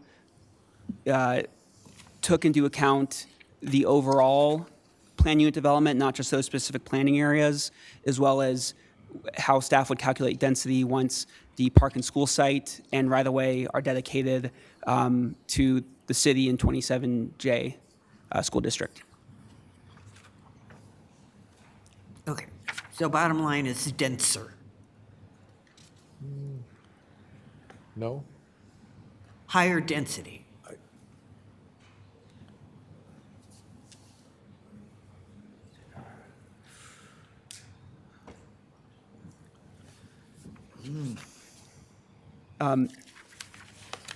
Overall, it would be slightly denser, and during my presentation and during throughout the annexation zoning report, staff's language is the proposed PUD meets the intent of the medium, the residential medium designation, because if you look at the proposed density overall, it is slightly higher once you factor in the RMDA or the potential proposed townhomes and duplexes.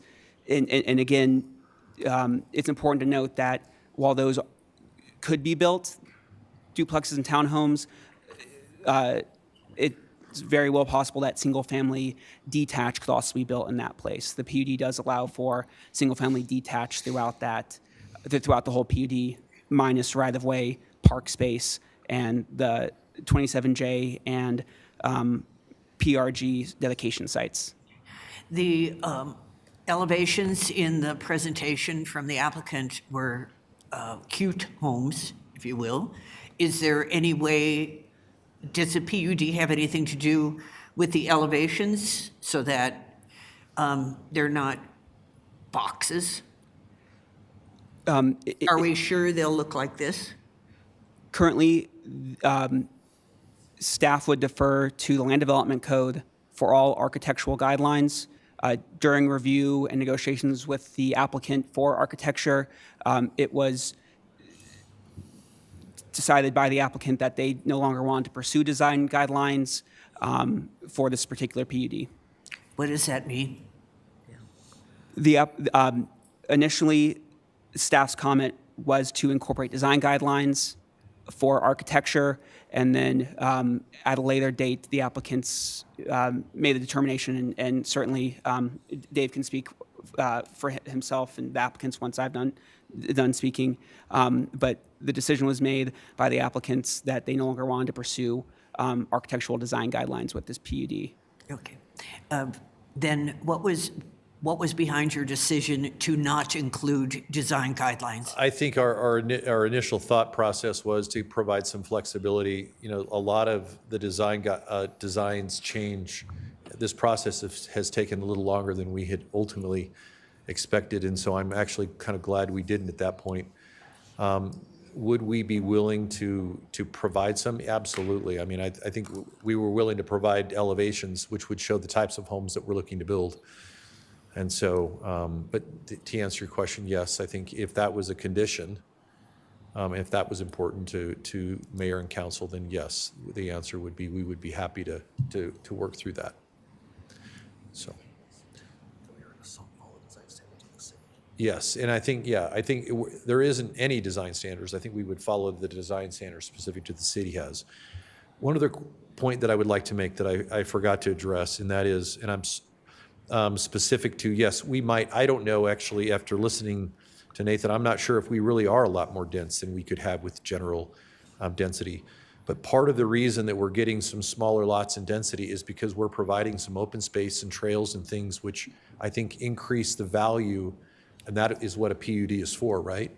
And so I think it's a wonderful opportunity for us to work together with private entities and a public entity to provide an area in a residential development that is excellent. And that's what our goal was, is the objectives that I outlined before. So we feel very good about it. So, but we also really like the comments that you've made and would like to include some of those in there.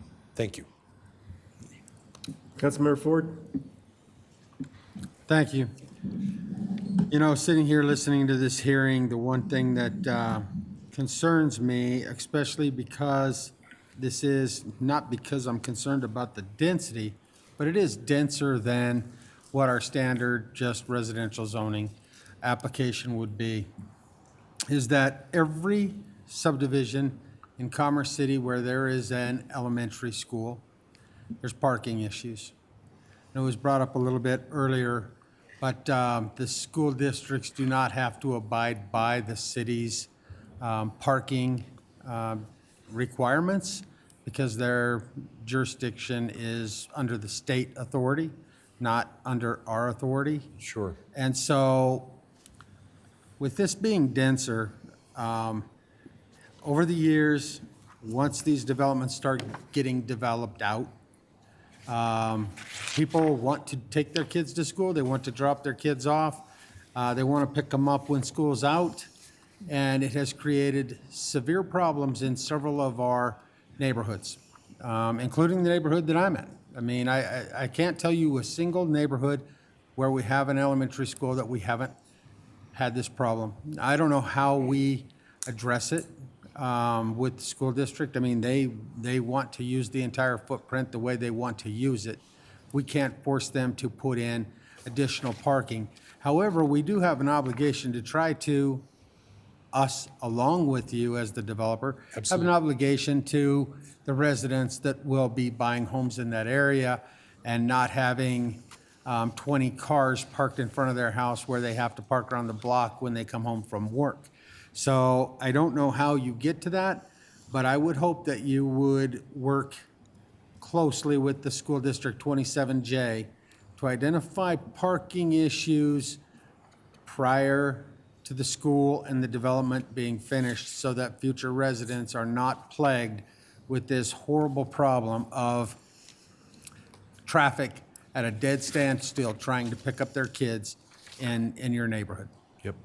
I couldn't agree more. I have, my children walked to elementary school. We were fortunate enough to live close enough, and I'm very sensitive to those issues.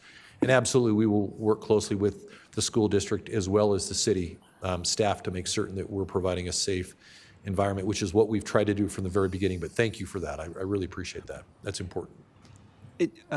Councilmember Ford, if I may, this PUD, per staff's analysis of the 2010 comp plan and the 2045 comp plan, begins to facilitate the creation of what's called the neighborhood village principle, where amenities are within a 15-minute walking distance of residents. And during my review and analysis and drafting of the staff report, I looked at how long it would take roughly for a member or a resident of High Point subdivision in Foxton Village and Frontera Village to be able to walk to the school site and park site. And it's about 15, 20 minutes. And per staff's analysis,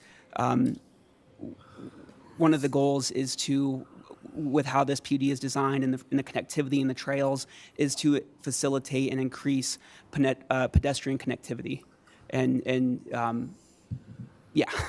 Well, I appreciate you looking into that, but I know after living here my entire life and watching every subdivision go in, this is also Colorado, and if it's 15 to 20-minute walk from anywhere, 100%, not 99, 100% will drive their kids to school.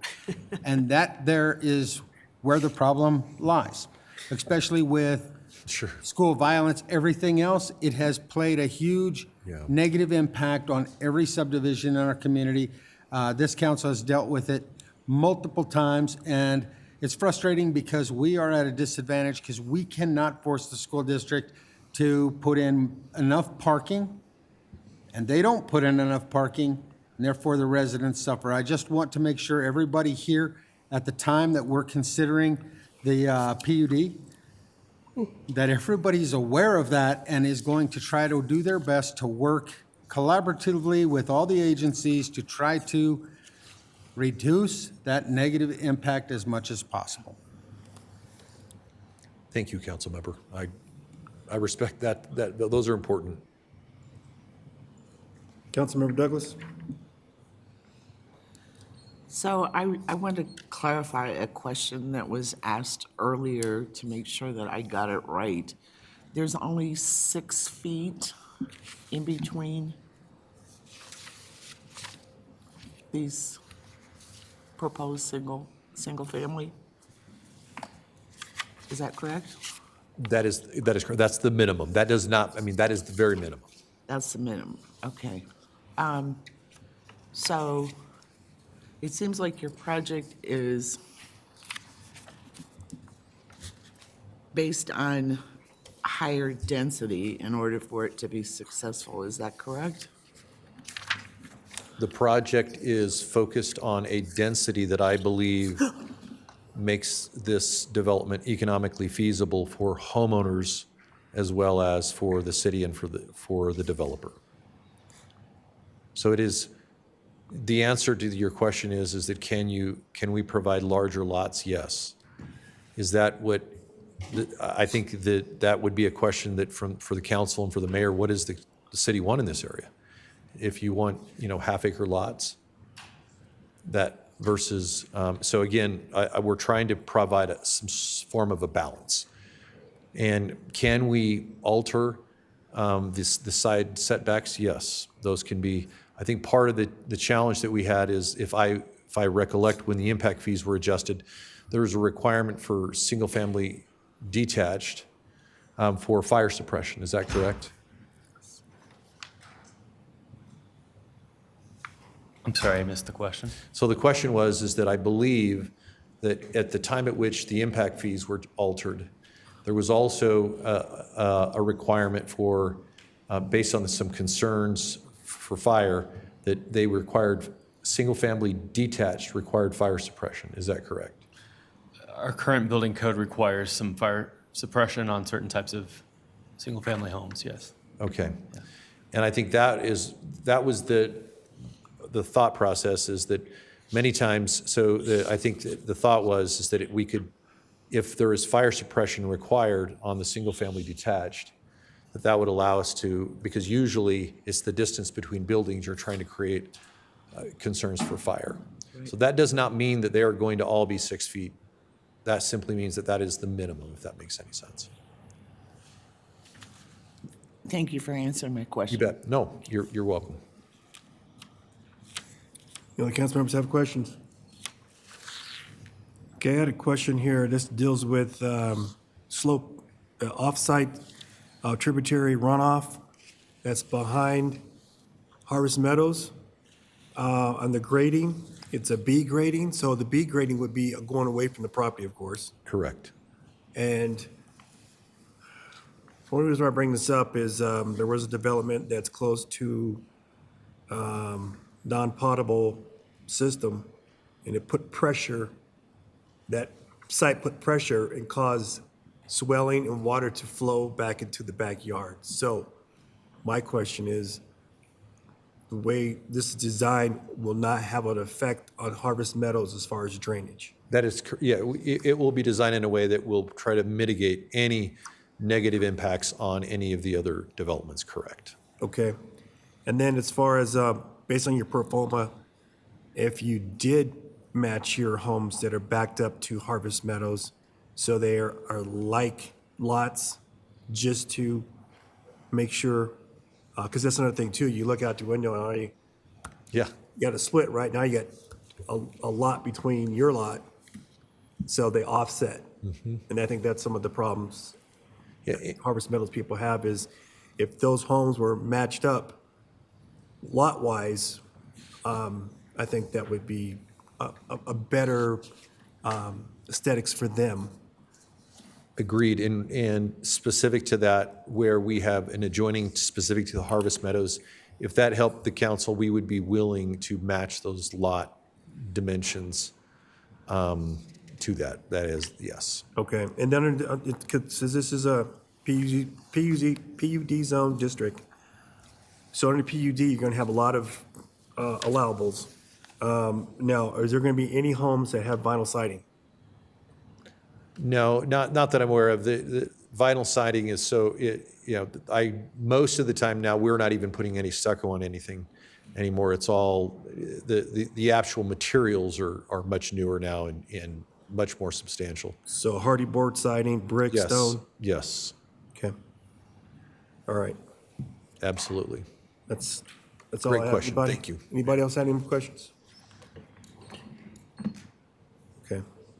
Before I continue, I need to, a motion to extend the meeting till 11:30.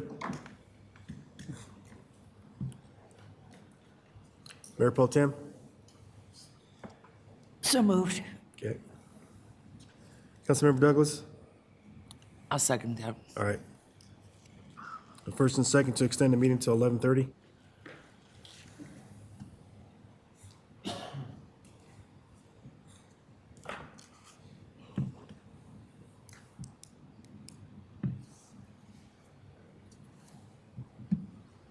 Your vote is open.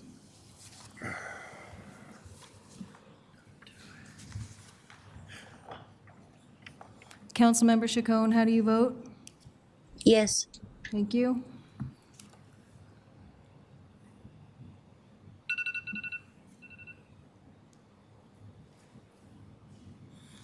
So that vote passes 5 with 3 noes and 1 excused absence. All right. Okay, Mayor Pro Tem Noble? Yes. I would like to make a motion. Oh, we're still in, Oh, we haven't finished public comment. No. Oh, we haven't asked for Jason Mildick. no, All right. okay. I'm sorry, Mr. Mayor. I'm sorry to interrupt.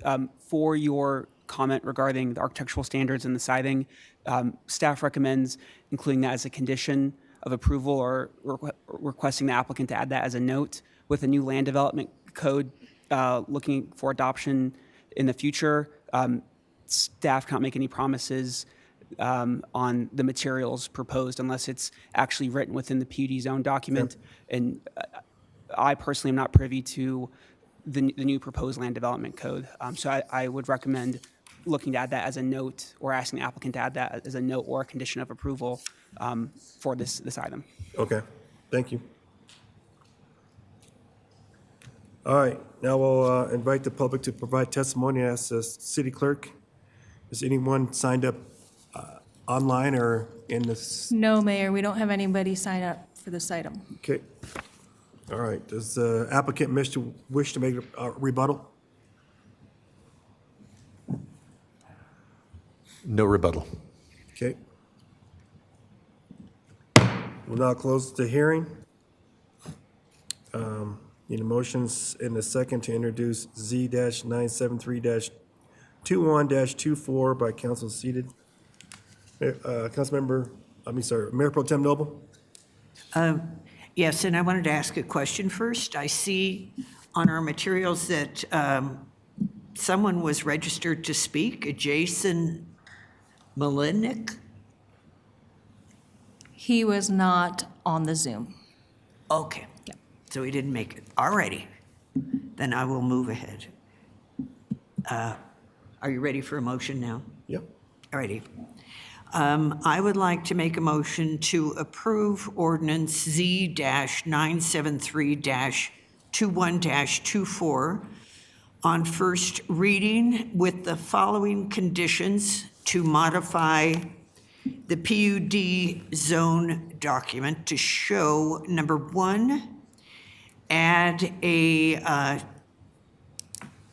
trail, same trail, along the south side of 100th Avenue. Two, add an additional roundabout on 100th Avenue at the first proposed intersection west of Chambers Road. Three, add matching lot lines on property adjacent to Harvest Meadows. And four, no vinyl siding. Does that take care of that? But no metro districts. Pardon me? No metro districts. And no metro district. 6.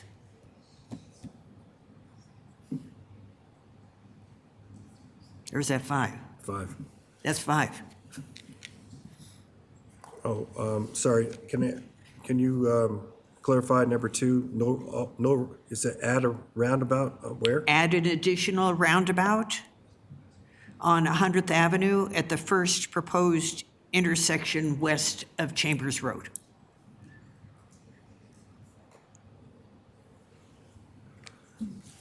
All right, that's a motion on the floor. That's a motion on the floor, need a second? I'll second that. All right. Oscar, I'm sorry. Hang on a minute, we have a legal question. Mr. Zarzaki? Yeah, so I think just to the motion that was made, to have a condition in the PUD zone document prohibiting the metro district, I have some concerns with. I haven't had an opportunity to look at this, but that strikes me as not like the type of condition that we would put in a PUD zone document. So my recommendation would be to not include that as a condition. All right, and how do I change my motion then? You may make a friendly amendment. Make a friendly amendment to my motion? Yes. Okay, my friendly amendment is to remove the don't add a metro district, number 5. I had to clarify, could you clarify, because during the hearing, it was stated from the applicant that they were not going to exercise the metro district. Yeah, I think there's a distinction between the applicant saying that they don't intend on having a metro district and having it be a condition of the zone document. Okay. I will clarify, however, for any entity to have a metro district, if we were to no longer have a moratorium, there's a requirement to have a service plan, and that would be the opportunity for this council to opine on approval of the service plan for a metro district. Right. Thank you.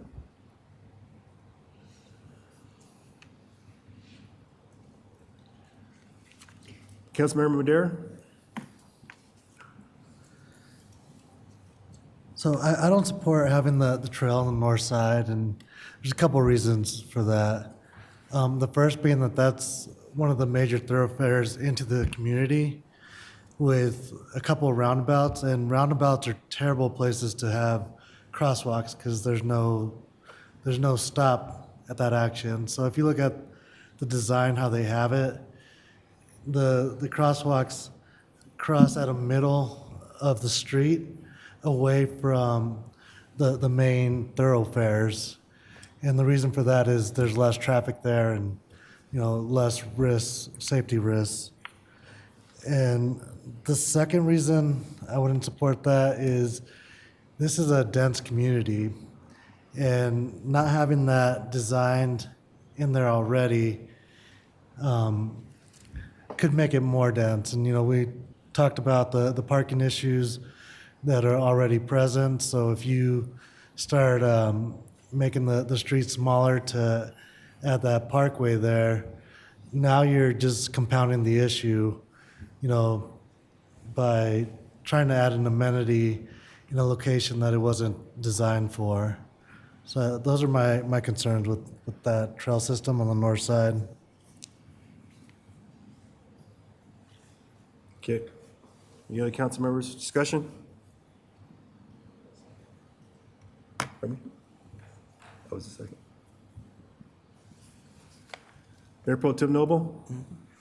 As I noted earlier, on Heartland Avenue, between Chambers and Landmark, there are 3 roundabouts, and they are excellent traffic calming measures. This is directly off of Chambers. It would be the same theory.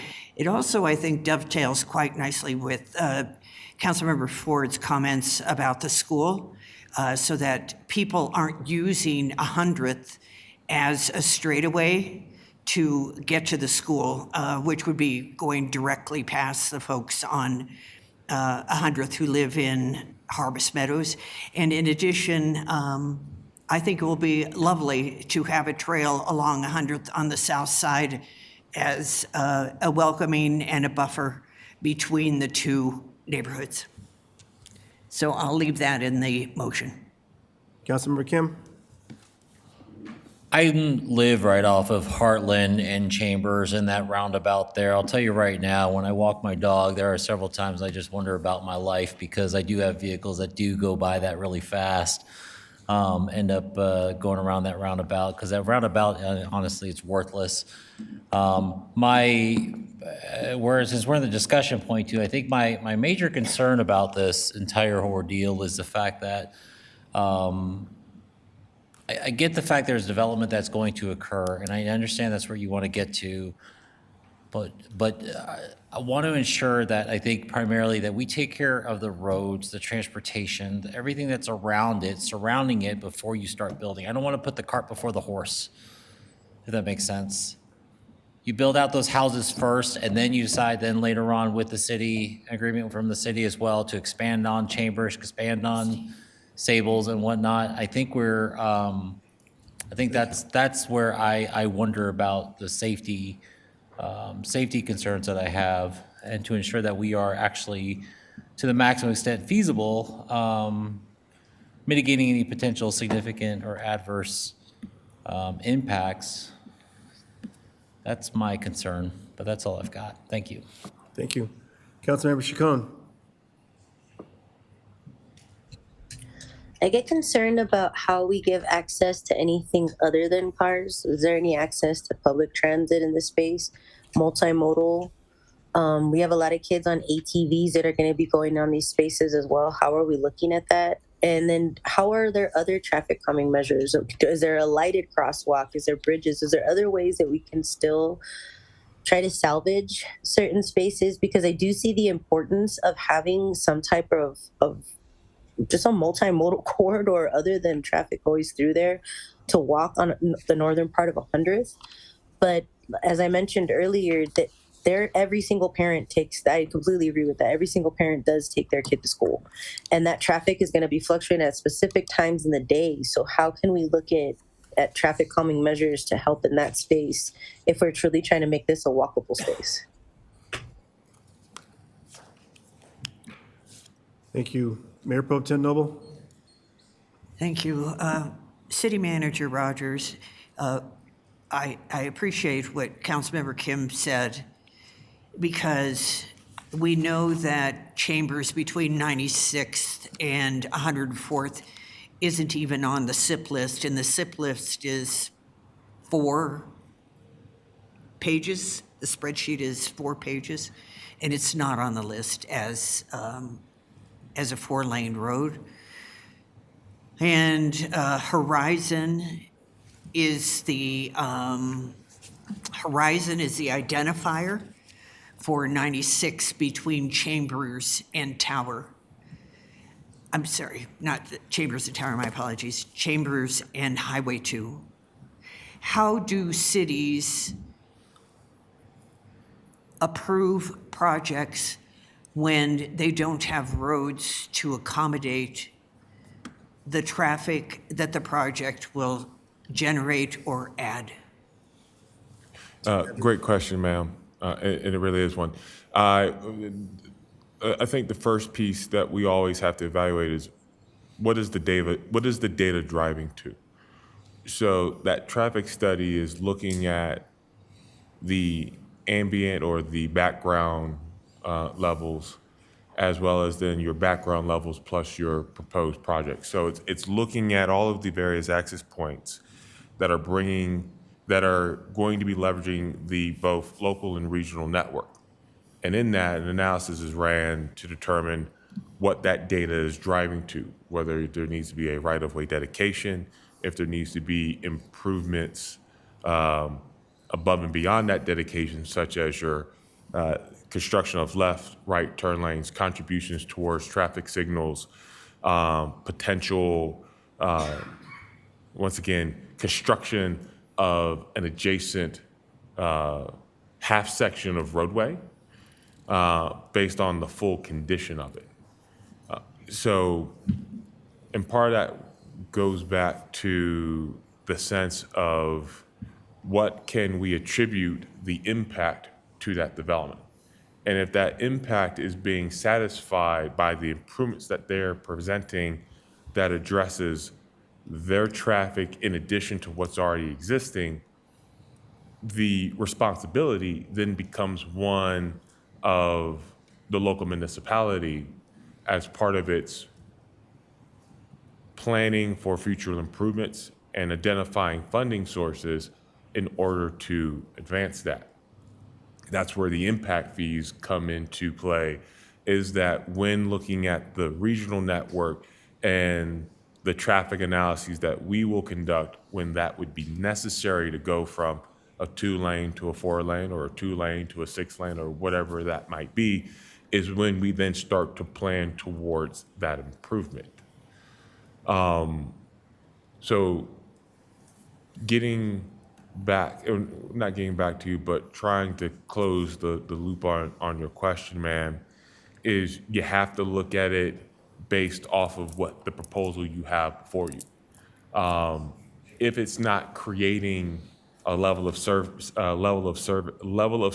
impact that is failing, if it's offsetting its impacts in addition to the background traffic based on the analysis that's been presented and certified by its traffic engineer based on the international traffic engineering standards, and they are proposing to deliver those improvements at the times in which those impacts are being triggered, I think that's how you have to balance yourself as far as your review of what's before you.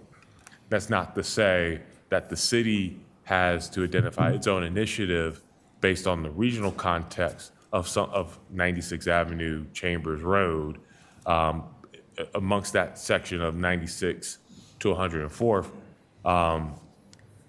in other conversations. But when it comes to that matter, you really have to look at the project before you and how it's addressed its issues based on the data that's been presented.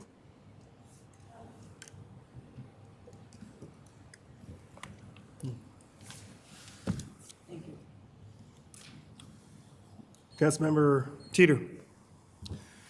Yeah, I just, after listening to Oscar or Councilmember Madura talk about the roundabouts with the trails going by them, I can't support this either, as long as the trails are going to be by the roundabouts, because the roundabouts and the four-way stops, they still have the same number of accidents. The only thing good about the roundabouts is the impact is lower unless you put pedestrians in the area. Then the fatality rate is going to be higher. So I can't support that as long as the trailheads go by the roundabouts.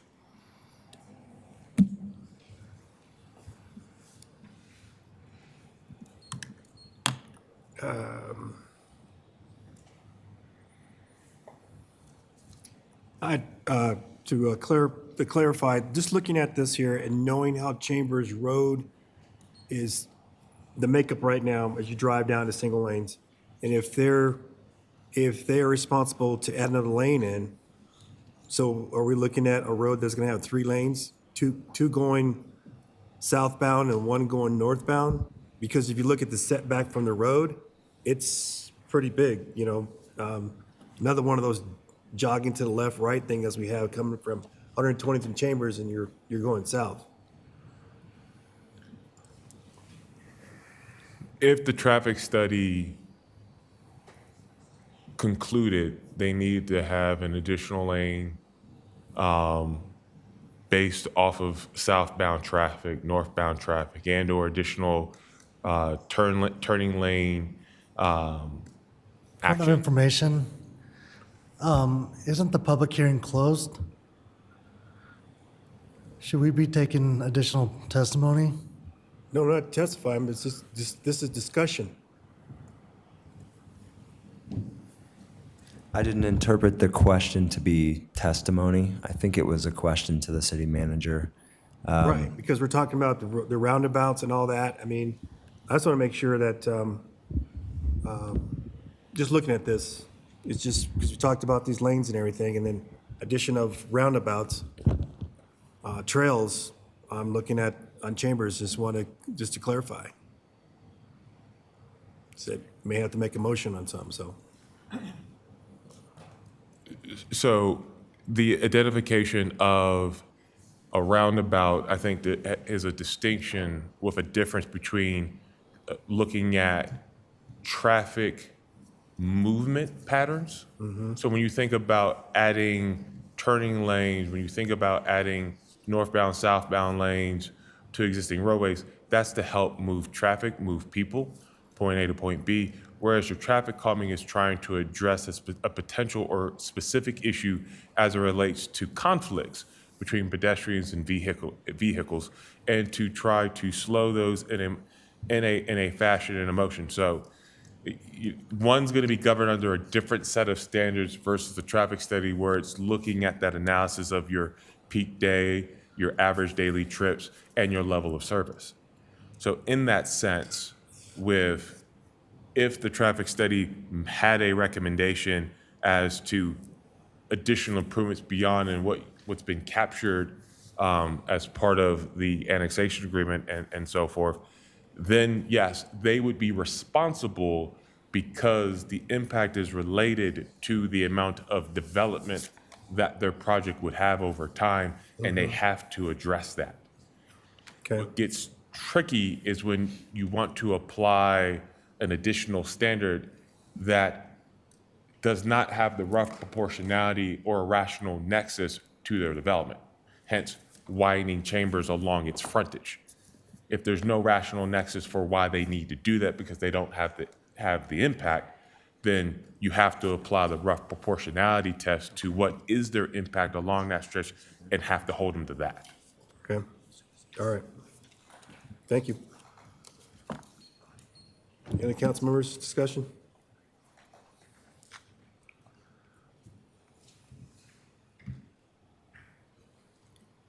Okay, seeing none. Yes.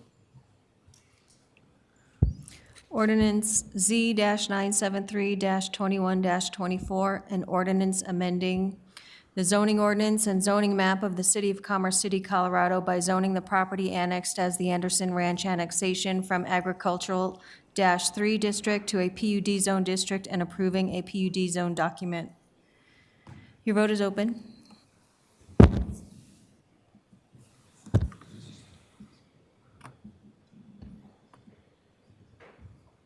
Councilmember Chacon, how do you vote? Yes. Thank you.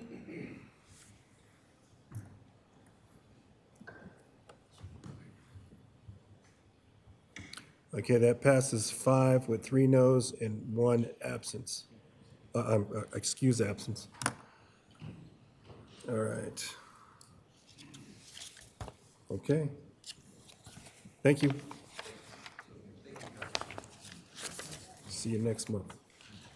All right, under resolutions, Resolution 2024-105-96 Avenue Widening Contract. I'll invite Jana Han, Deputy Director of Public Works, to introduce this item.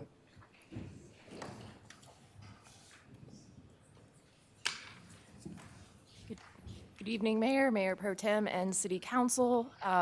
We don't have a presentation prepared for you this evening, but I'm certainly happy to answer any questions that you have about the 96th Avenue widening project. Okay, thank you. Any council members have questions for staff? Mayor Pro Tem Noble. Thank you very much. Yes, I have 2 questions because just for clarity, this is a 96th Avenue widening between Chambers and Tower. Yes, ma'am. All right. I don't see anything in the contract about an underpass or a sound wall. Could you bring us up to date on those? Absolutely. So we'll start with the underpass, since that was your first item. The intent is to bid the pedestrian underpass out in early 2025. Reason being is we're just not at a place where we have enough design information to get a good bid for that project.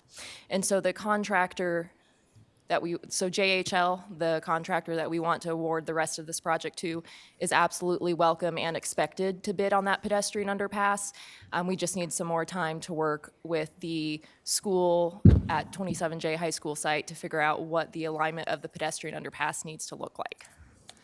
And then for sound walls, we did finally receive the sound wall study about a month ago. It's my intent to bring that information back to you all as a full body, the earliest possible study session in 2025, to talk through the different segments, whether or not the sound walls are warranted, what that cost will look like, et cetera. If council decides to move forward with the sound wall, we would then bid that separately as well. Thank you. Of course. Any other council members have? City Manager Rogers? Thank you, Mayor. I do want to call attention to one item that is in the council communication. I think it's appropriate for your general awareness of where we as staff are continuing to work with the water district, and that's the 36-inch water line that would be within 96th Avenue as part of the widening project. We do have an agreement with the water district to participate in a joint project of constructing 2 12-inch lines for sanitary sewer and water. That is associated with the future delivery of PZ Zone 41. There's been some general discussion about that with the council in PZ Zone 41. It will be an independent pressure zone that will be able to support the growth and development of the area of our city east of 96th Avenue, out to Piccadilly, and up to 104th. It's not a straight shot east and to the north, but I think you get a general sense that that's going to be a primary focus for employment, also potentially some residential. And why I raise that is because as we've tried to do some joint planning, and obviously that relies on PZ Zone 41, there's a funding need for PZ Zone 41. Now, this project is fully designed, or that 36-inch line is fully designed. There's other components of PZ 41 that would feed off of this line, just from project phasing and delivery perspective.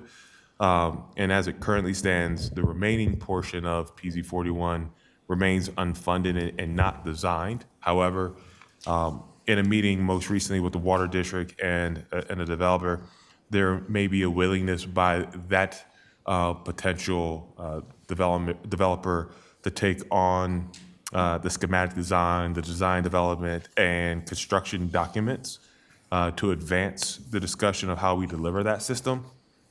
In that conversation, the general estimate of PZ 41 ranges 65 to 100 million, but it'll be hard for us to really lock that in. Why do I share this with you?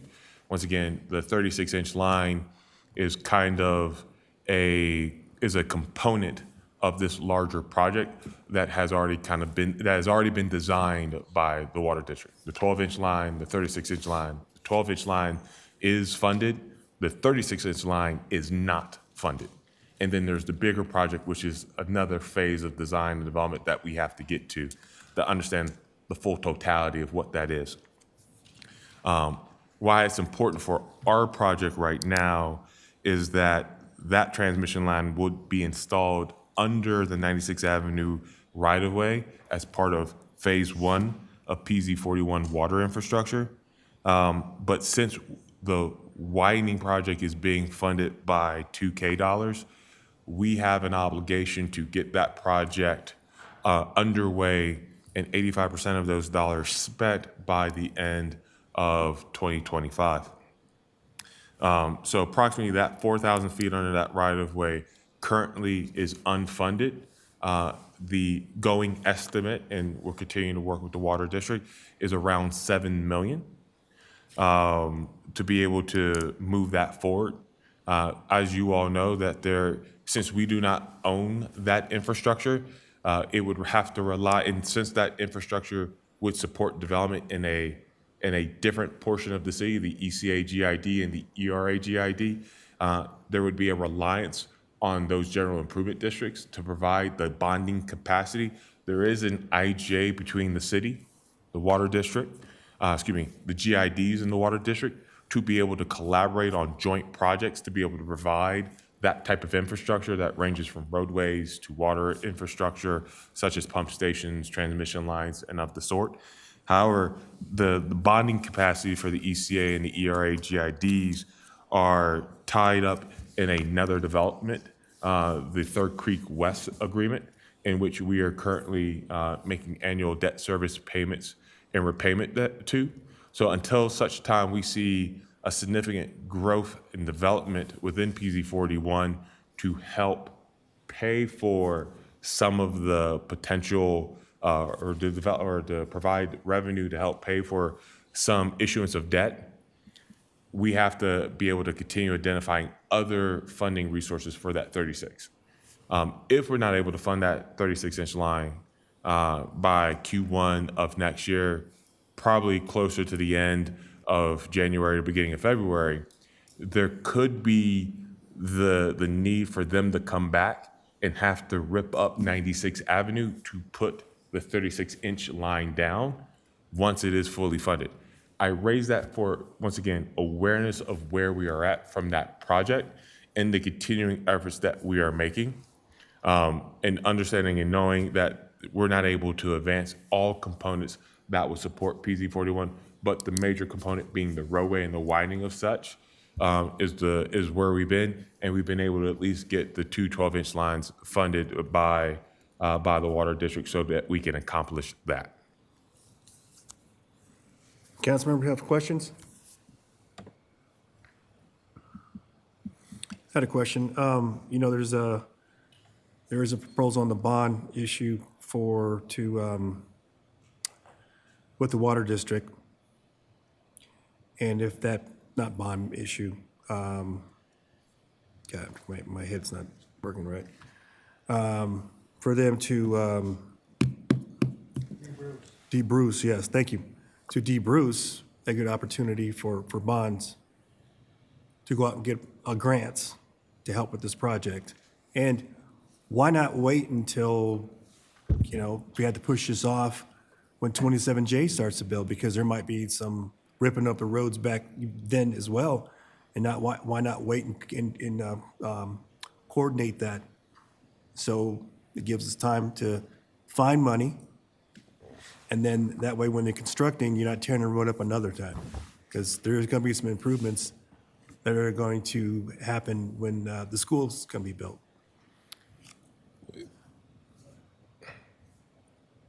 I think some of the challenges that we have, I mean, well, one, we've been coordinating with the school district, continue to do so as it pertains to the underpass.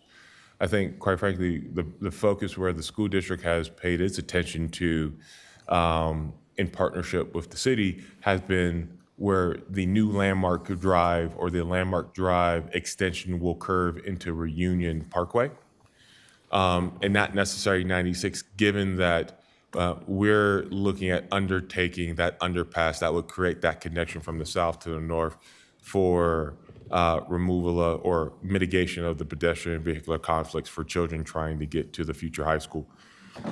So the potential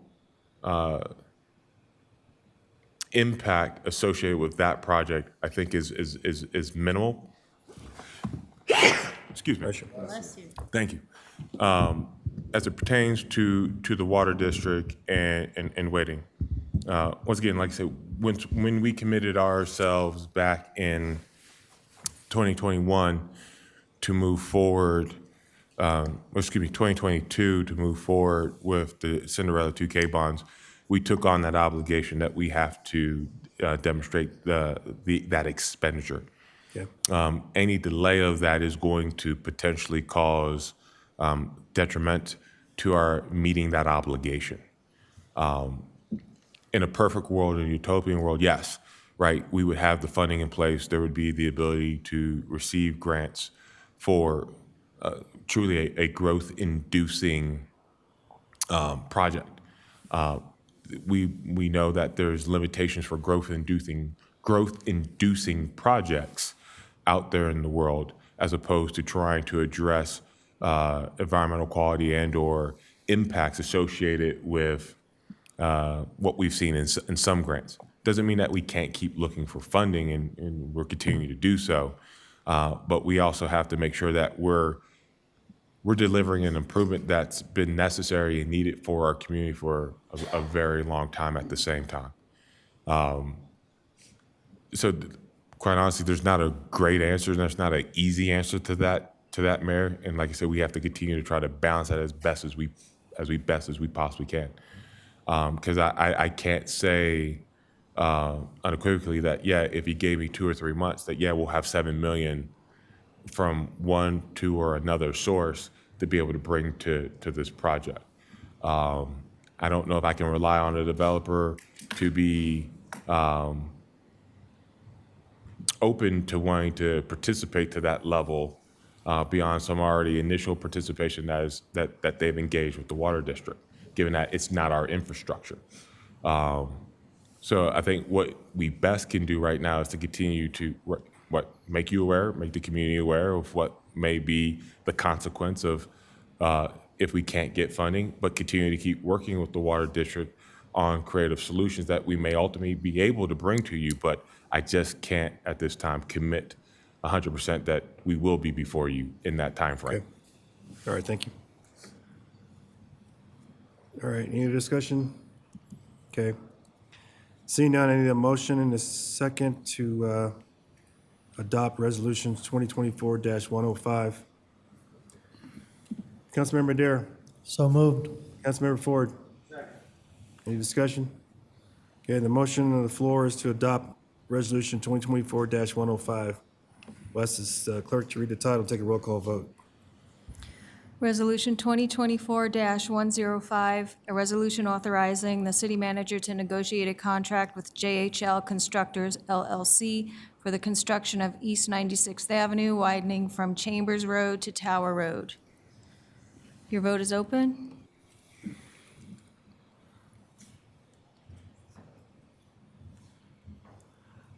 Councilmember Chacon, how do you vote? Yes. Thank you.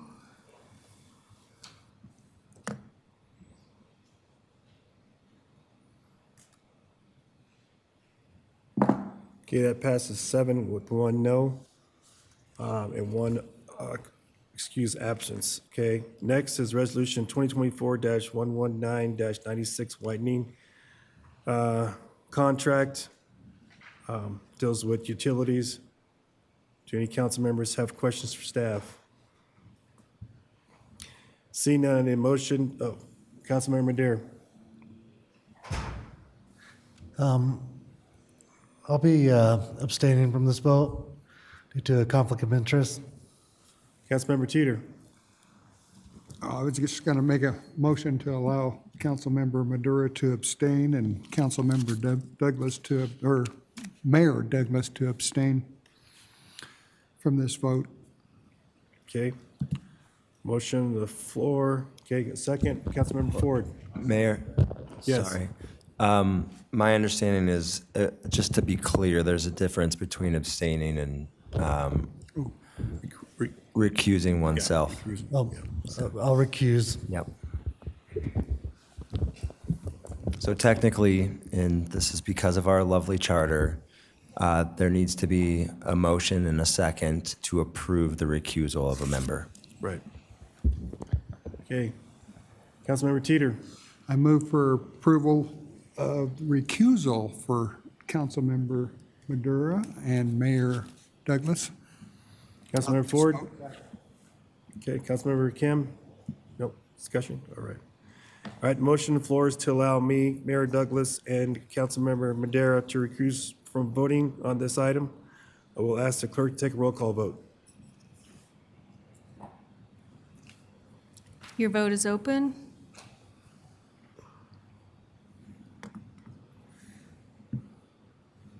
Councilmember Chacon, how do you vote? Yes. Thank you.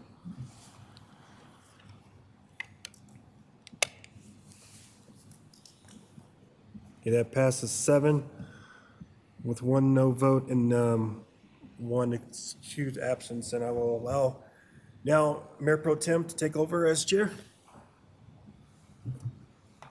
Thank you very much, Mayor. Thank you very much, Mayor. So I need a motion and a second. Oh, this is a resolution amending and approving a utility easement on city property located along the east side of Buckley Road between East 96th and East 88th Avenue to United Power Incorporated to accommodate an underground electrical distribution line. I need a motion and a second to adopt Resolution 2024-105. Oh, can you wave your hand? Okay. Councilmember Ford? I'd like to make a motion to approve Resolution 2024-119 on the 96th Avenue widening contract. Council is seated. Thank you. And Councilmember Kim? I'll second that. Thank you very much. Is there any discussion? All righty, the motion on the floor is to adopt Resolution 2024-105. I will ask the clerk now to read the title and take a roll call vote.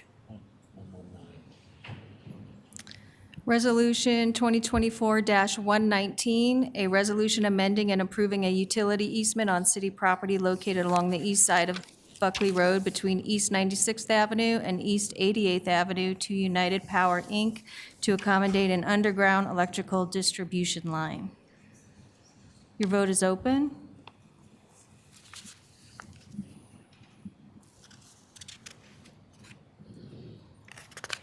Councilmember Chacon, how do you vote? Yes. Thank you.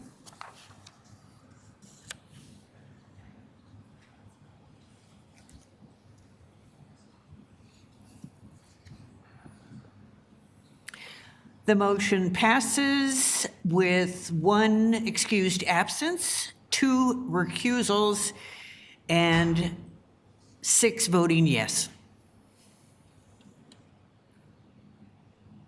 And we'll wait until Mayor Douglas and Councilmember Madera return.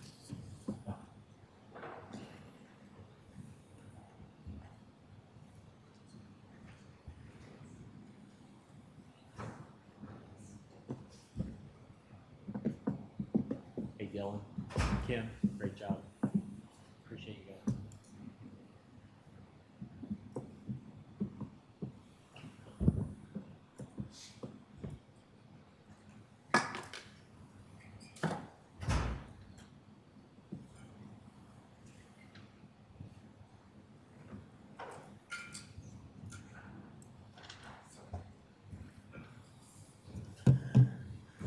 All right, thank you. On to administrative business. Do any council members have administrative business items, emergency, unforeseen circumstances? Councilmember Kim. Thank you, Mayor. We all received as council that a issue that occurred, I believe, under PRG. So with that said, what I want to do is request a second. My motion is to direct the city manager and staff to follow a similar complaint submission and investigation process outlined in Council Policy 3 for complaints against committee members. That is my motion. Councilmember Ford. Okay. First and the second, this is, state it one more time. Here you go, right there. Right there, directing. All right, thank you. Okay, the motion on the floor is direct the city manager and staff to follow a similar complaint submission and investigation process outlining in CP-3 for complaints against committee members.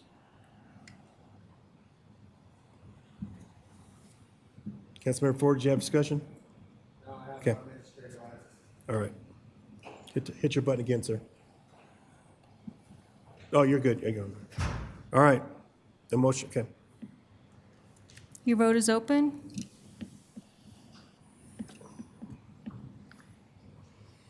Councilmember Chacon, how do you vote? Yes. Thank you.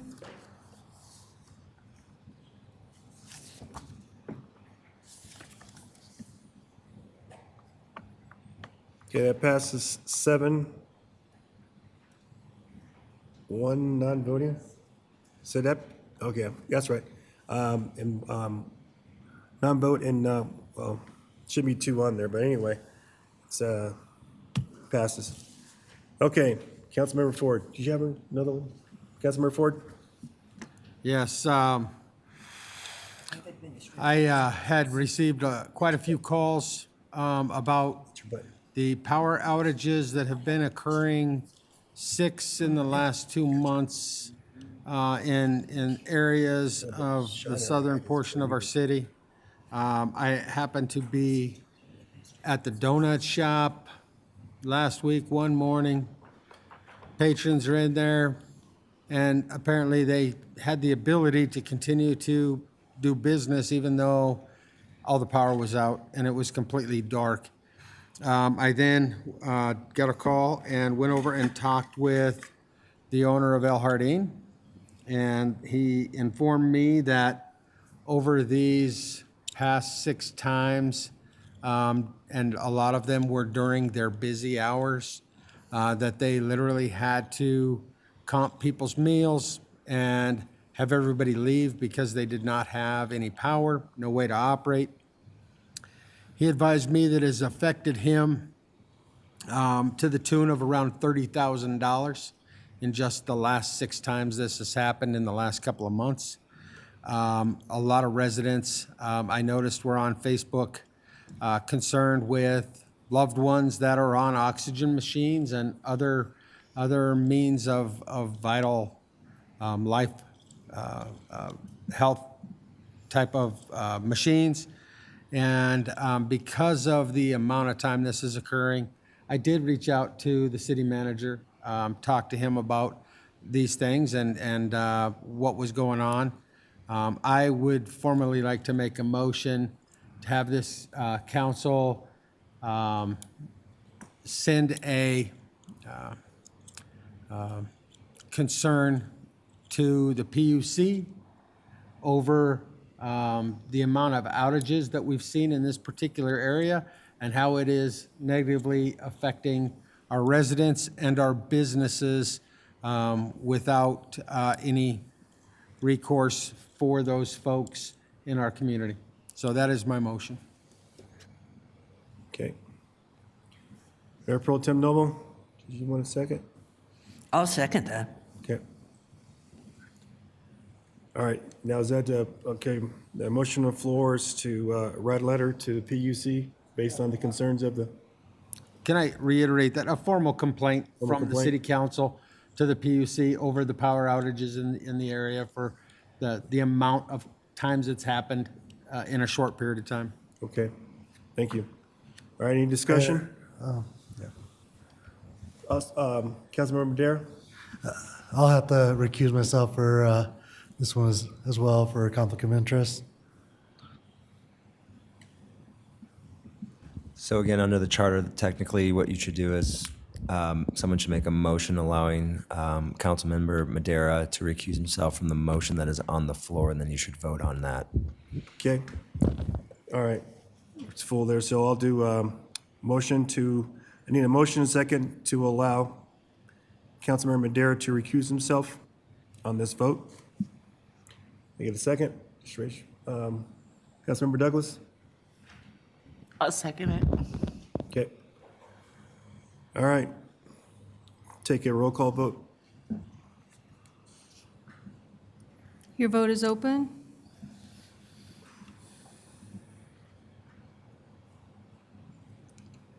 Councilmember Chacon, how do you vote? Yes. Thank you.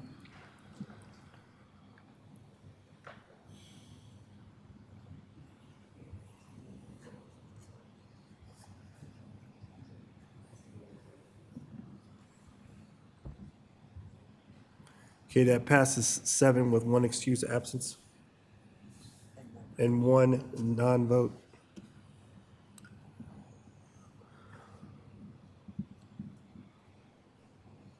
All right. Okay, we're ready. Your vote is open.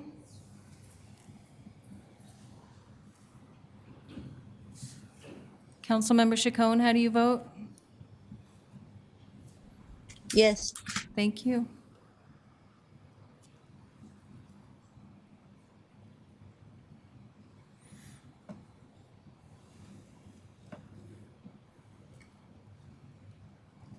Okay, that passes 7 with 1 non-vote and 1 excused absence. Okay, Mayor, is that it? Councilmember Ford? Okay. Mayor Pro Tem Noble? Thank you very much. I would like to make a motion based on City Manager Rogers' comments earlier about the public safety town halls. Both town halls have been located in Ward 1, and I think that we could use a town hall on public safety in the northeast quadrant as well, suggesting Bison Ridge for the third public safety town hall with Chief Guadagnola, City Manager Rogers, and the Mayor Douglas. Okay. Councilmember Madera?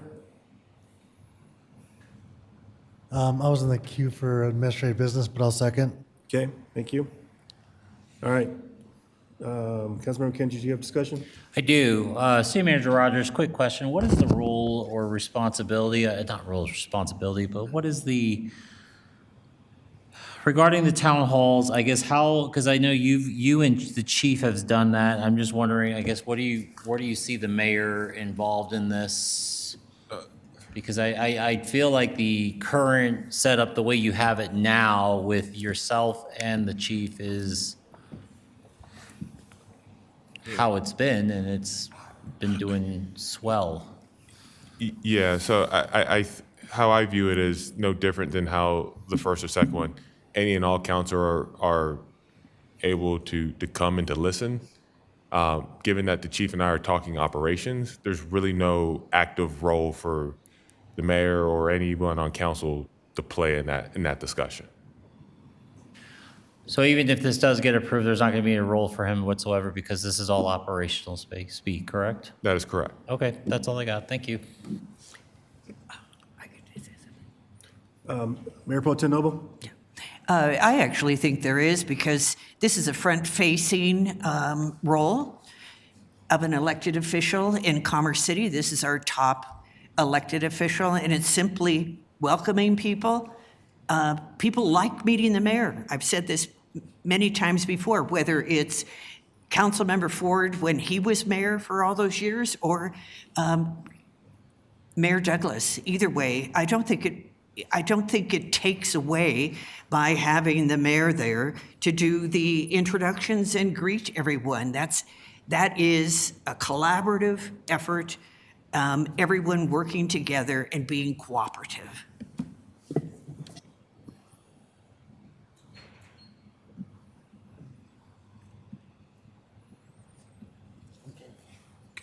All right, the motion on the floor is to have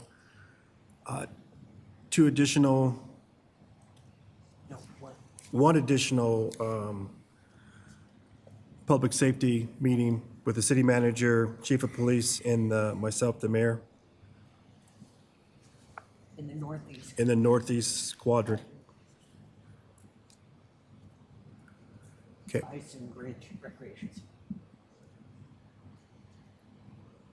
Yes. Your vote is open.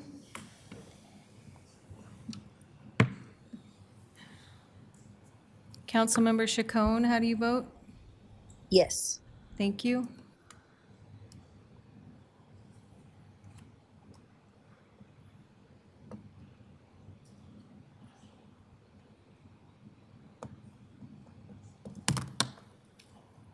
Okay, that passes 7 votes and 1 no and 1 excused absence.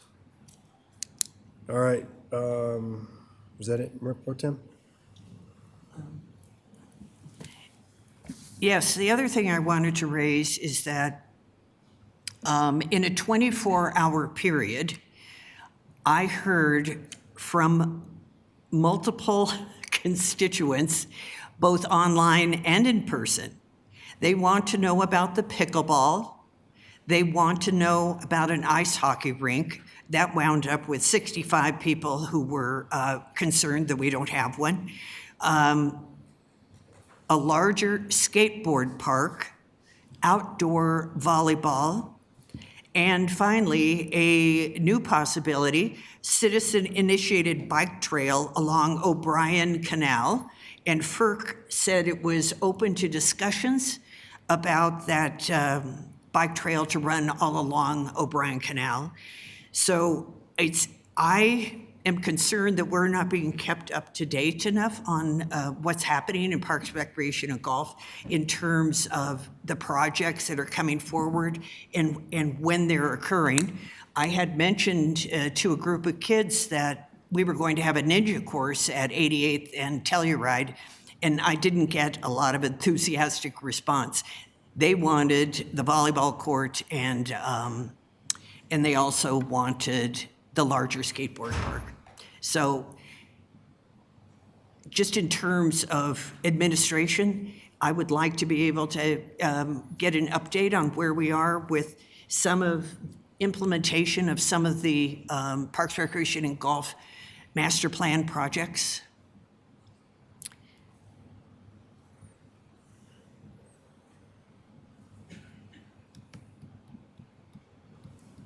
Say by the end of the year? Do you have a specific list, ma'am? Yes, I just gave the list. I just gave a list of pickleball. Point of order, are we in administrative council business to Yes. request a motion and a second on something versus asking for lists and whatnot? I guess Well, that's what he I'm trying to asked for figure the out list. there right now. I get the fact he has a list, but the fact that there's no actual motion being made, I'm making the motion. is she making a motion then? I didn't hear it there. Thank you. My motion is to receive an update on Parks, Recreation, and Golf projects by the end of the year. Projects that are resident-focused, user-focused. We will do our best, ma'am. I will have to look at our study session schedule as it pertains to the remainder of the year. As you may know, we do have a rather full agenda. So I will have to take a look and see what items can be removed to present that. I will also go back and listen to the tape to understand the list that you give, because I will say the list is talking about a type of use, but where specifically that use was identified will also be helpful for me to understand what was communicated to you from the community, given that that has not been shared with me or my staff. So do you need a motion for that, or are you going to take that and come back? I'm just responding to that, trying to help manage expectations. Okay. I'm happy to provide the list that I just read off so that you don't have to go back and listen to the tape. This was via social media and in person. I spoke to two civics classes at Stead School last week, and I asked them the question, what does a quality community mean to you? And this was part of their answers. I look forward to getting that list from you, ma'am. Thank you. Okay. Councilmember Dare? Yeah, I wanted to circle back for the administrative council business that I was brought up last week. For the citizen complaints that we've been getting pretty regularly for regards to public safety, response times, and other general, quality of life concerns that people are experiencing in my community. And, I think the chief and the city manager also had a town hall that they heard, more of the same type of concerns. So, I don't know if you've had a chance to brainstorm and help us help you with what you need to address some of these issues.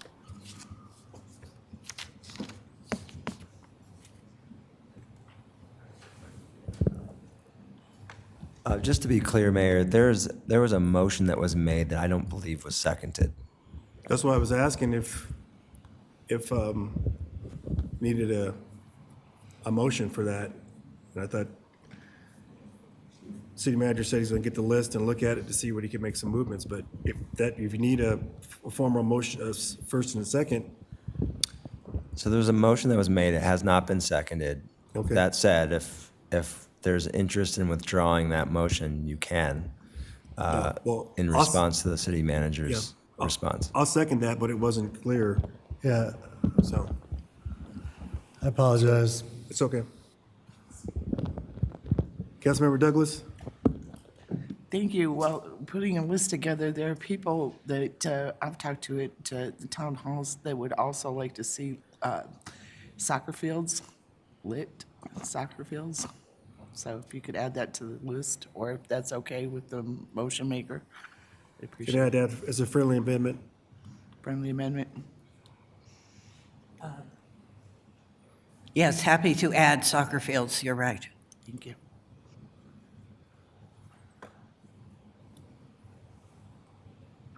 Yeah. Are we having discussion? Yes, go ahead. May I? Yep.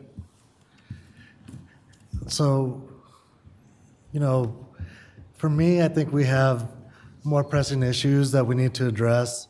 I know this is something that we're working on, but, the people that are showing up every day are talking about public safety, about quality of life, and, a lot of these issues that affect their lives day in and day out, infrastructure crumbling, things that we haven't addressed in years, quite frankly, in the South.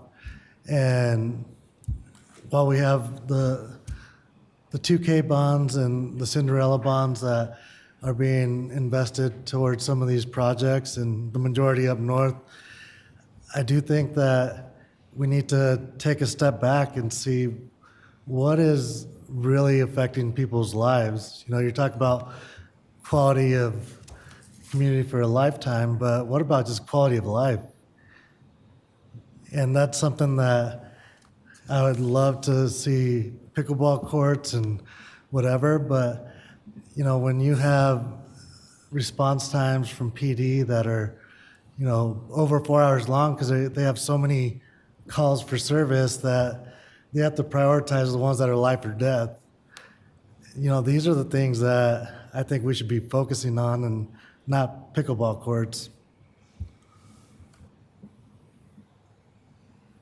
Okay. Mayor Pro Tem Noble? Thank you. I believe that as a city, we have to have many balls in the air at the same time. And I would like to make note to the community that the city council takes the issues in the South area extremely seriously. And in fact, we voted unanimously to hold a study session in August where we had presentations from Public Works, from the Chief of Police, and others on this very issue. I'm sorry that not all council members were able to attend. I think the one thing that we have been left not receiving yet are Remind solutions. the councilwoman about council policies, about taking cheap shots. That wasn't a cheap shot. I said, I'm sorry that not all Was it council not? members were able to attend. Mayor, That wasn't a cheap shot. noted. I don't know who Say it's that again. referring to. I only want to make the point that more than one thing can occur at the same time. We all represent different areas in Commerce City, and rest assured, we all care about all of Commerce City. I think it's important to do all of it, absolutely. And that's why I completely support the public safety town halls that are going on at the same time. These are really important, and the ALSUP, the folks showed up at ALSUP and had a really great town hall to have this discussion.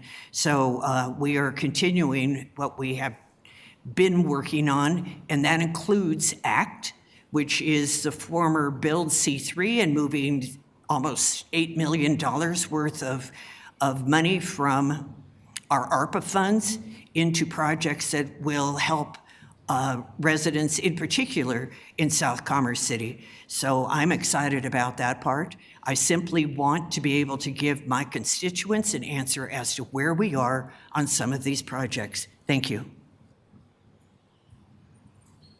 All right. Ready to take a roll call vote? Councilmember Teeter, do you have something?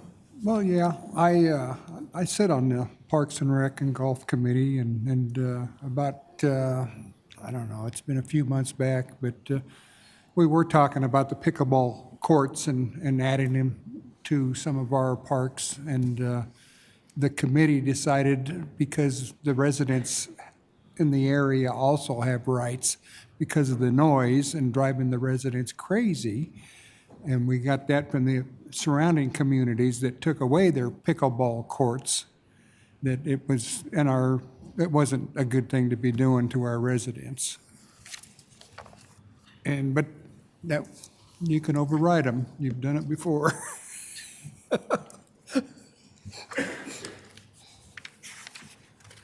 Mayor Pro Tem Noble?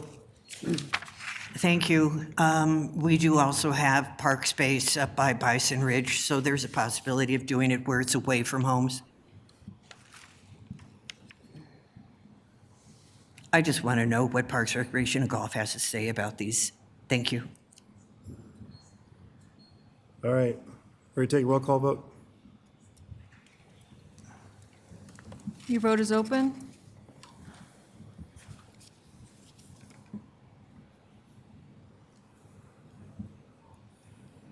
Councilmember Chacon, how do you vote? Yes. Thank you.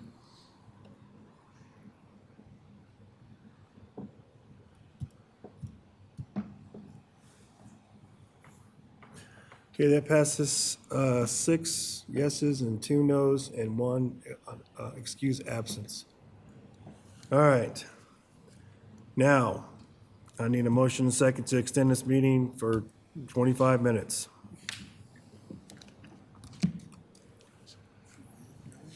Mayor Pro Tem Noble. So moved.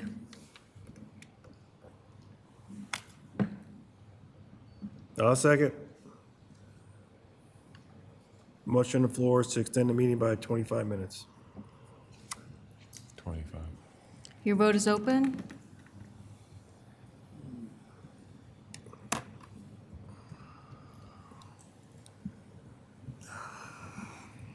Councilmember Chacon, how do you vote? Yes. Thank you.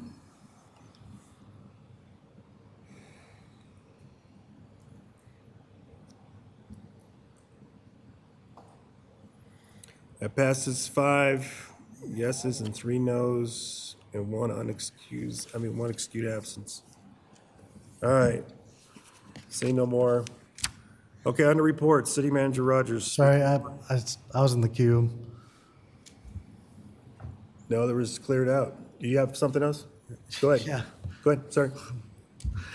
Same thing I was trying to talk about earlier, what actionable items can we take to help the city with public safety and response times, general quality of life issues that we have, being adjacent to heavy industrial and,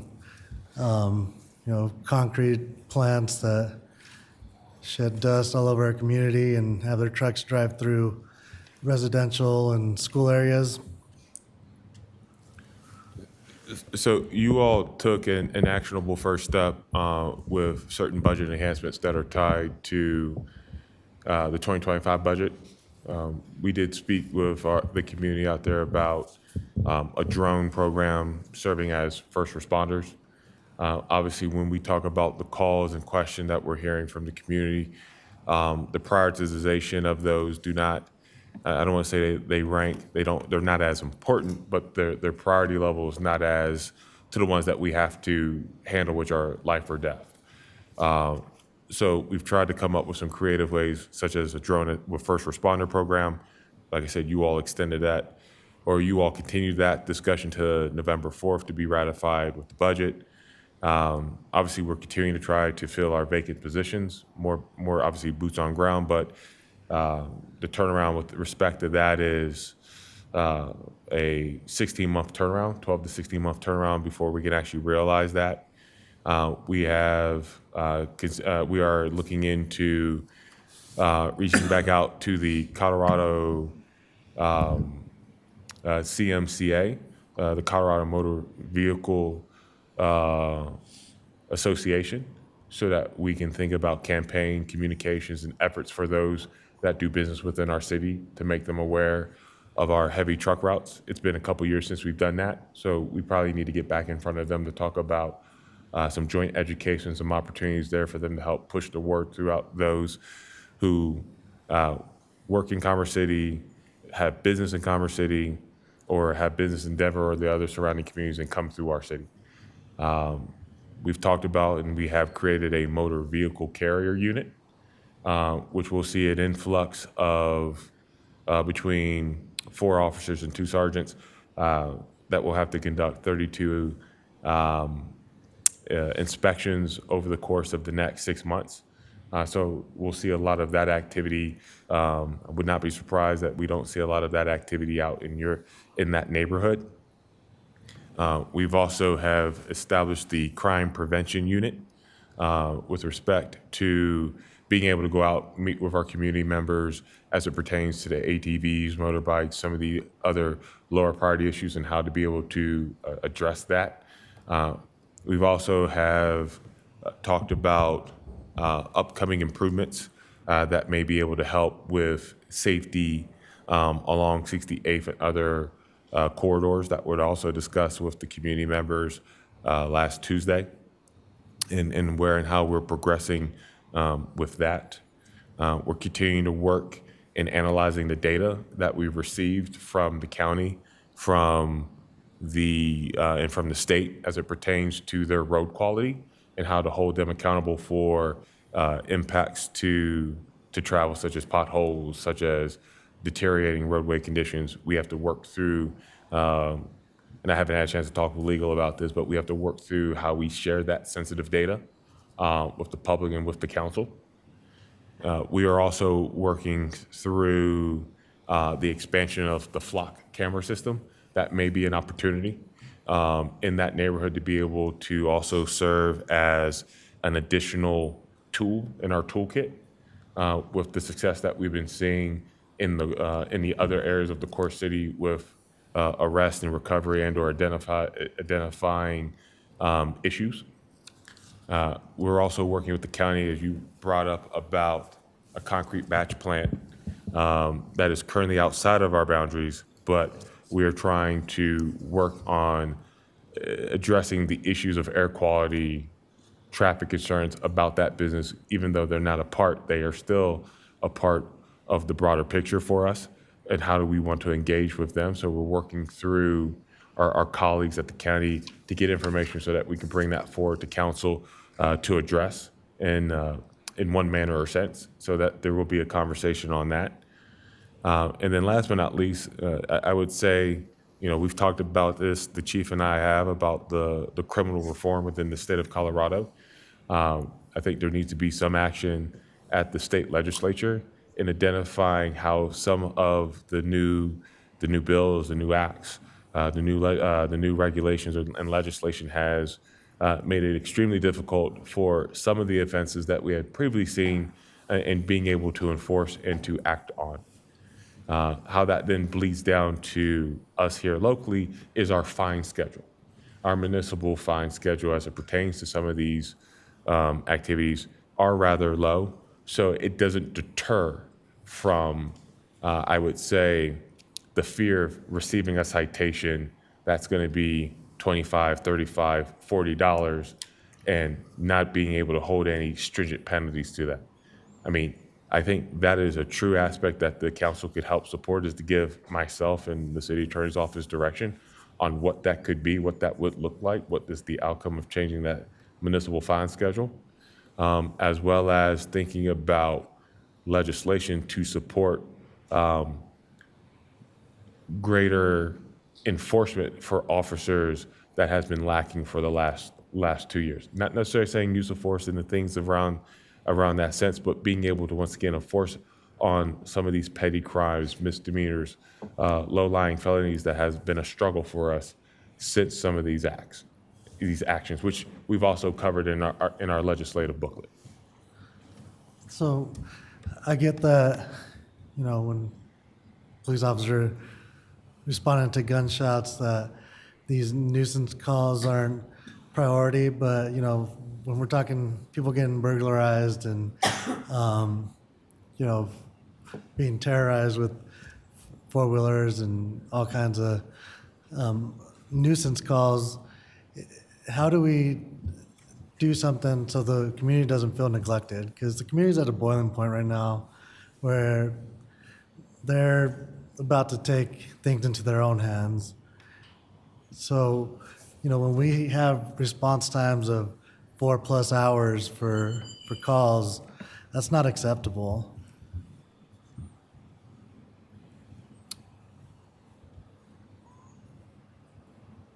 Did you have a motion you want to make, or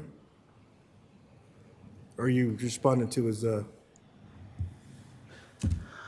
I mean, at this point, I don't know what the motion would be, because we've tried so many things. I know this PD and the same manager's office is working on all the things that he just outlined, but it is to the point where, like, what do we do next? So I guess my motion would be to direct the city manager and chief of police to keep looking into ways that they can address these issues and come back with some short and longer term plans that the city can implement to help address the quality of life issues that we see in the neighborhoods in regards to public safety and other nuisances due to industry or what have you. Councilmember Kim? I'll second that. All right. You want to restate your motion again? Since it's so long. Thank you. To direct the city manager and chief of police to continue doing their work to address public safety and public nuisances, and to bring back short-term and long-term actionable plans that we can implement. Thank you. All right, it's a motion on the floor in a second. Your vote is open.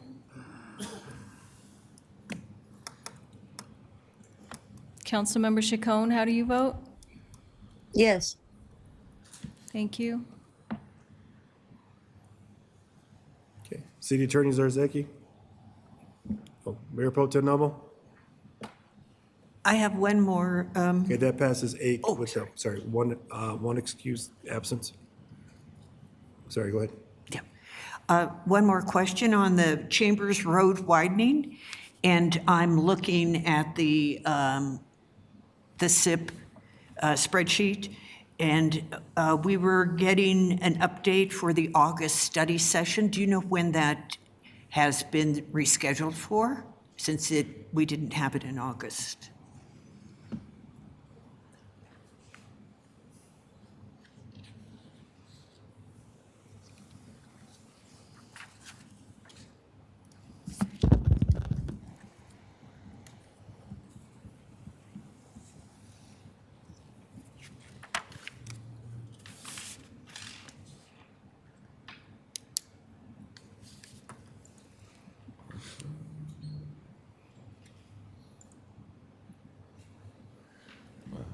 I'm pulling up the study session schedule right now, ma'am.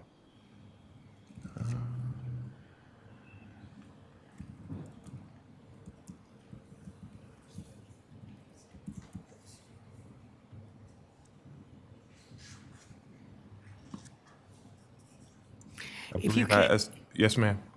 oh, go ahead, if you have it. I was going to say, we estimate that that conversation will be brought forward on December 9th.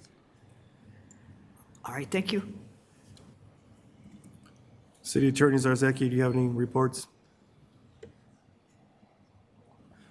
Nothing this evening, thank you. Okay, thank you. Okay, council, due to the nature of what we have left, can we adjourn to go to the ECAGID meeting? Is that okay? Thank you. The time now is 11:37. Seeing no further business, the meeting is adjourned. Call the ECAGID meeting to order. I will now call the meeting to order and ask the secretary to roll call vote, please.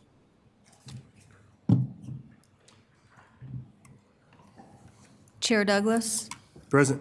Vice Chair Noble, Present. Board Member Madeira, Present. Board Member Teeter, Present. Board Member Kim, Here.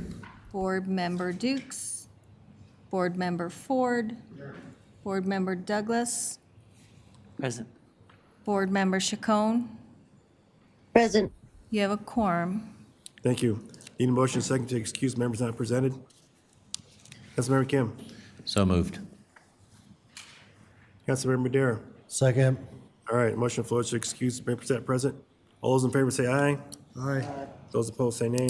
All right, motion passes 8-1. One excuse absence. All right, approval of minutes. Any motion and second to approve the minutes? Councilmember Kim. So moved. Councilmember Madera. Second. Okay, all those in favor say aye. Aye. Those opposed say nay. That passes 8 with one excuse absence. Public hearing, tonight's public hearing is on 2025 ECAGID budget. I will now open the public hearing. Invite Christopher Johnson's budget manager to make the presentation. He's probably home asleep. I apologize for that. Teresa Wilson, the city's finance director.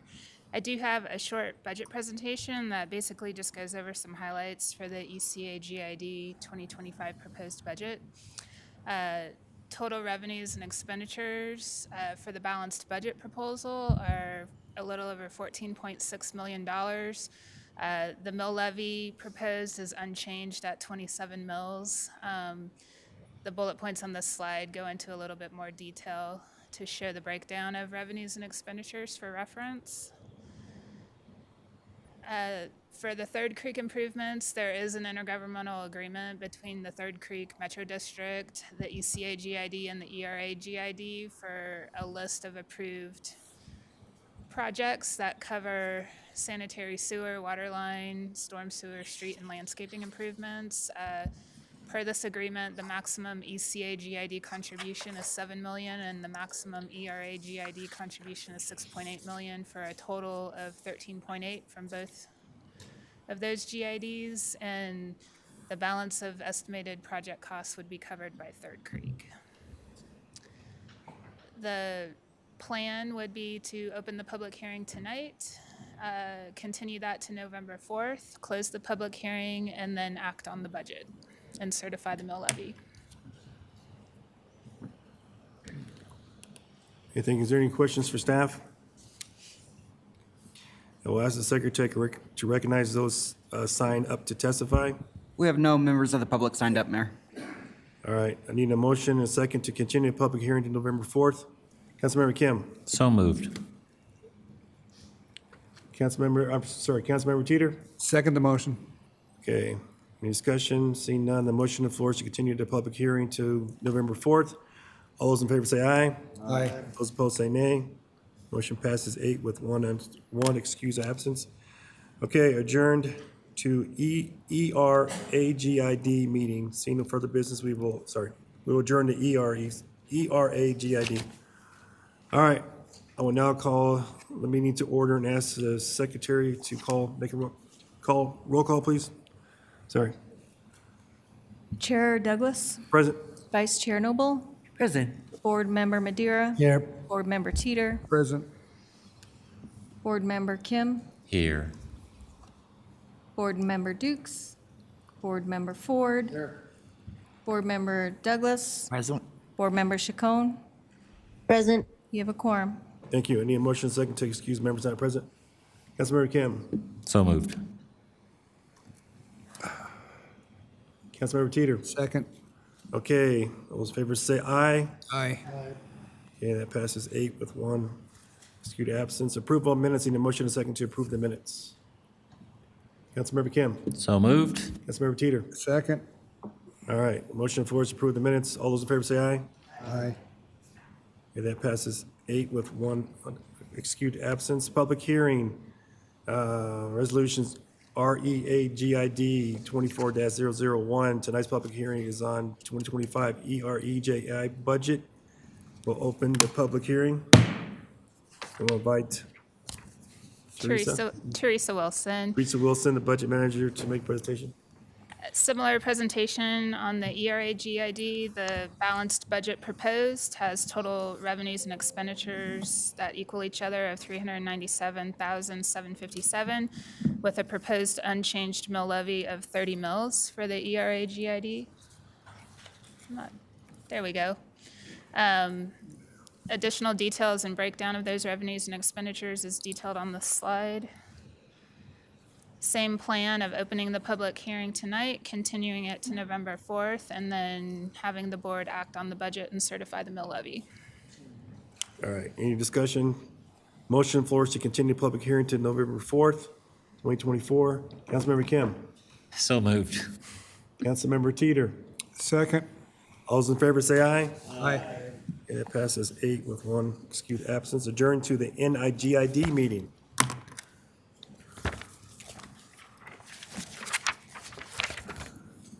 All right, I will now call the meeting to order and ask the clerk, the secretary, to take a roll call vote. Chair Douglas, Here. Vice Chair Noble, Here. Board Member Madeira, Board Member Teeter, Present. Board Member Craig, Here. Board Member Dukes, Board Member Ford, Board Member Douglas, Here. Board Member Chacon. Present. You have a quorum. Thank you. I need a motion second to excuse members not present. Councilmember Kim. So moved. Councilmember Ford. All right, motion on the floor is to excuse members not present. All those in favor say aye. Aye. Okay, it passes 8 to 1. Approval of minutes, need a motion second to approve the minutes. Councilmember Kim. So moved. Councilmember Teeter. Second. All right, all those in, the motion before us to approve the minutes. All those in favor say aye. Aye. Okay, that passes 8 with one excuse of absence. Public hearing, tonight's public hearing is on the 2024 NIGID budget. I want to open the public hearing, and we'll invite Teresa Wilson to make a presentation. Absolutely. Last but not least is the NIGID proposed budget for 2025. This totals just over 5.9 million in balanced revenues and expenditures for 2025 and an unchanged mill levy of 8 mills from last year. As a reminder, this is a reduction from 14 mills the previous year. So we're sustaining that lower mill levy. It is sufficient to continue to cover debt obligations within the NIGID. In the past, historical property tax collections has exceeded debt service. We did utilize some of the fund balance to pay down remaining debt within the NIGID recently, as you may recall. And the maximum debt service in the remaining existing amortization schedule is 4.6 million after that pay down and refunding that we recently completed. Same plan, open the public hearing tonight, recommend continuing it to November 4th, at which time the board can act on the budget and certify the mill levy. Okay, any questions for staff? Seeing none, I would ask the secretary to recognize those signed up to testify. No members of the public, Mayor. All right, thank you. I need a motion and a second to continue the public hearing until November 4th, 2024. Councilmember Kim. So moved. Councilmember Ford. Okay, there's a motion on the floor to continue public hearing November 4th. All those in favor say aye. Aye. Those opposed say nay. It passes 8 with one excused absence. All right, on to ordinance NIGID 23-0001 Anderson Ranch inclusion.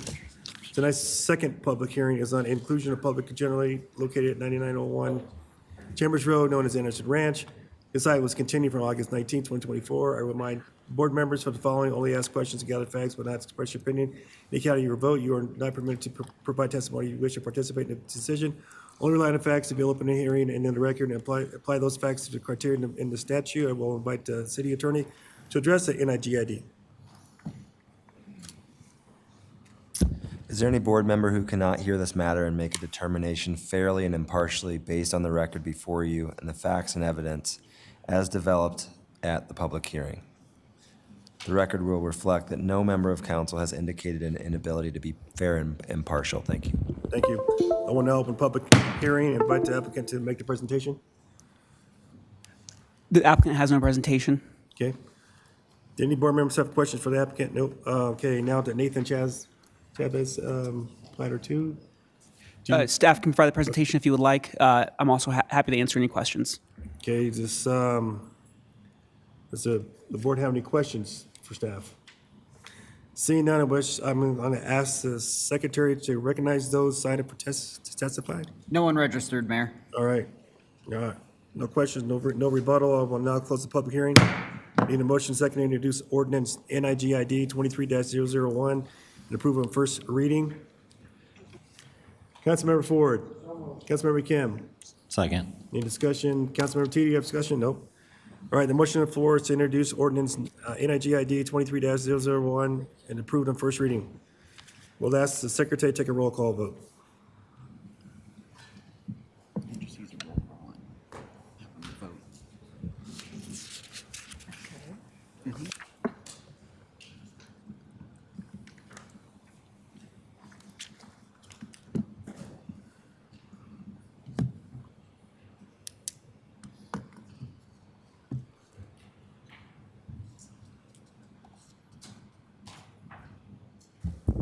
Your vote is open.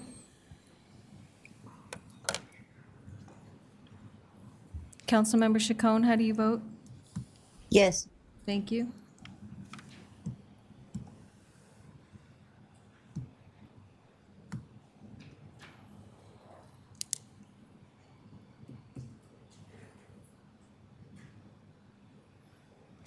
Okay, that passes 8 with one excused absence. All right, see no further business, we are adjourned. Reports? We didn't have time. We got 15 minutes. No, we added, You said actually added another 25 minutes. yeah, and at that time it That would was, be till noon, midnight, no? It was, but For what? okay, For what? okay, For what? okay, For what? okay, For what? okay.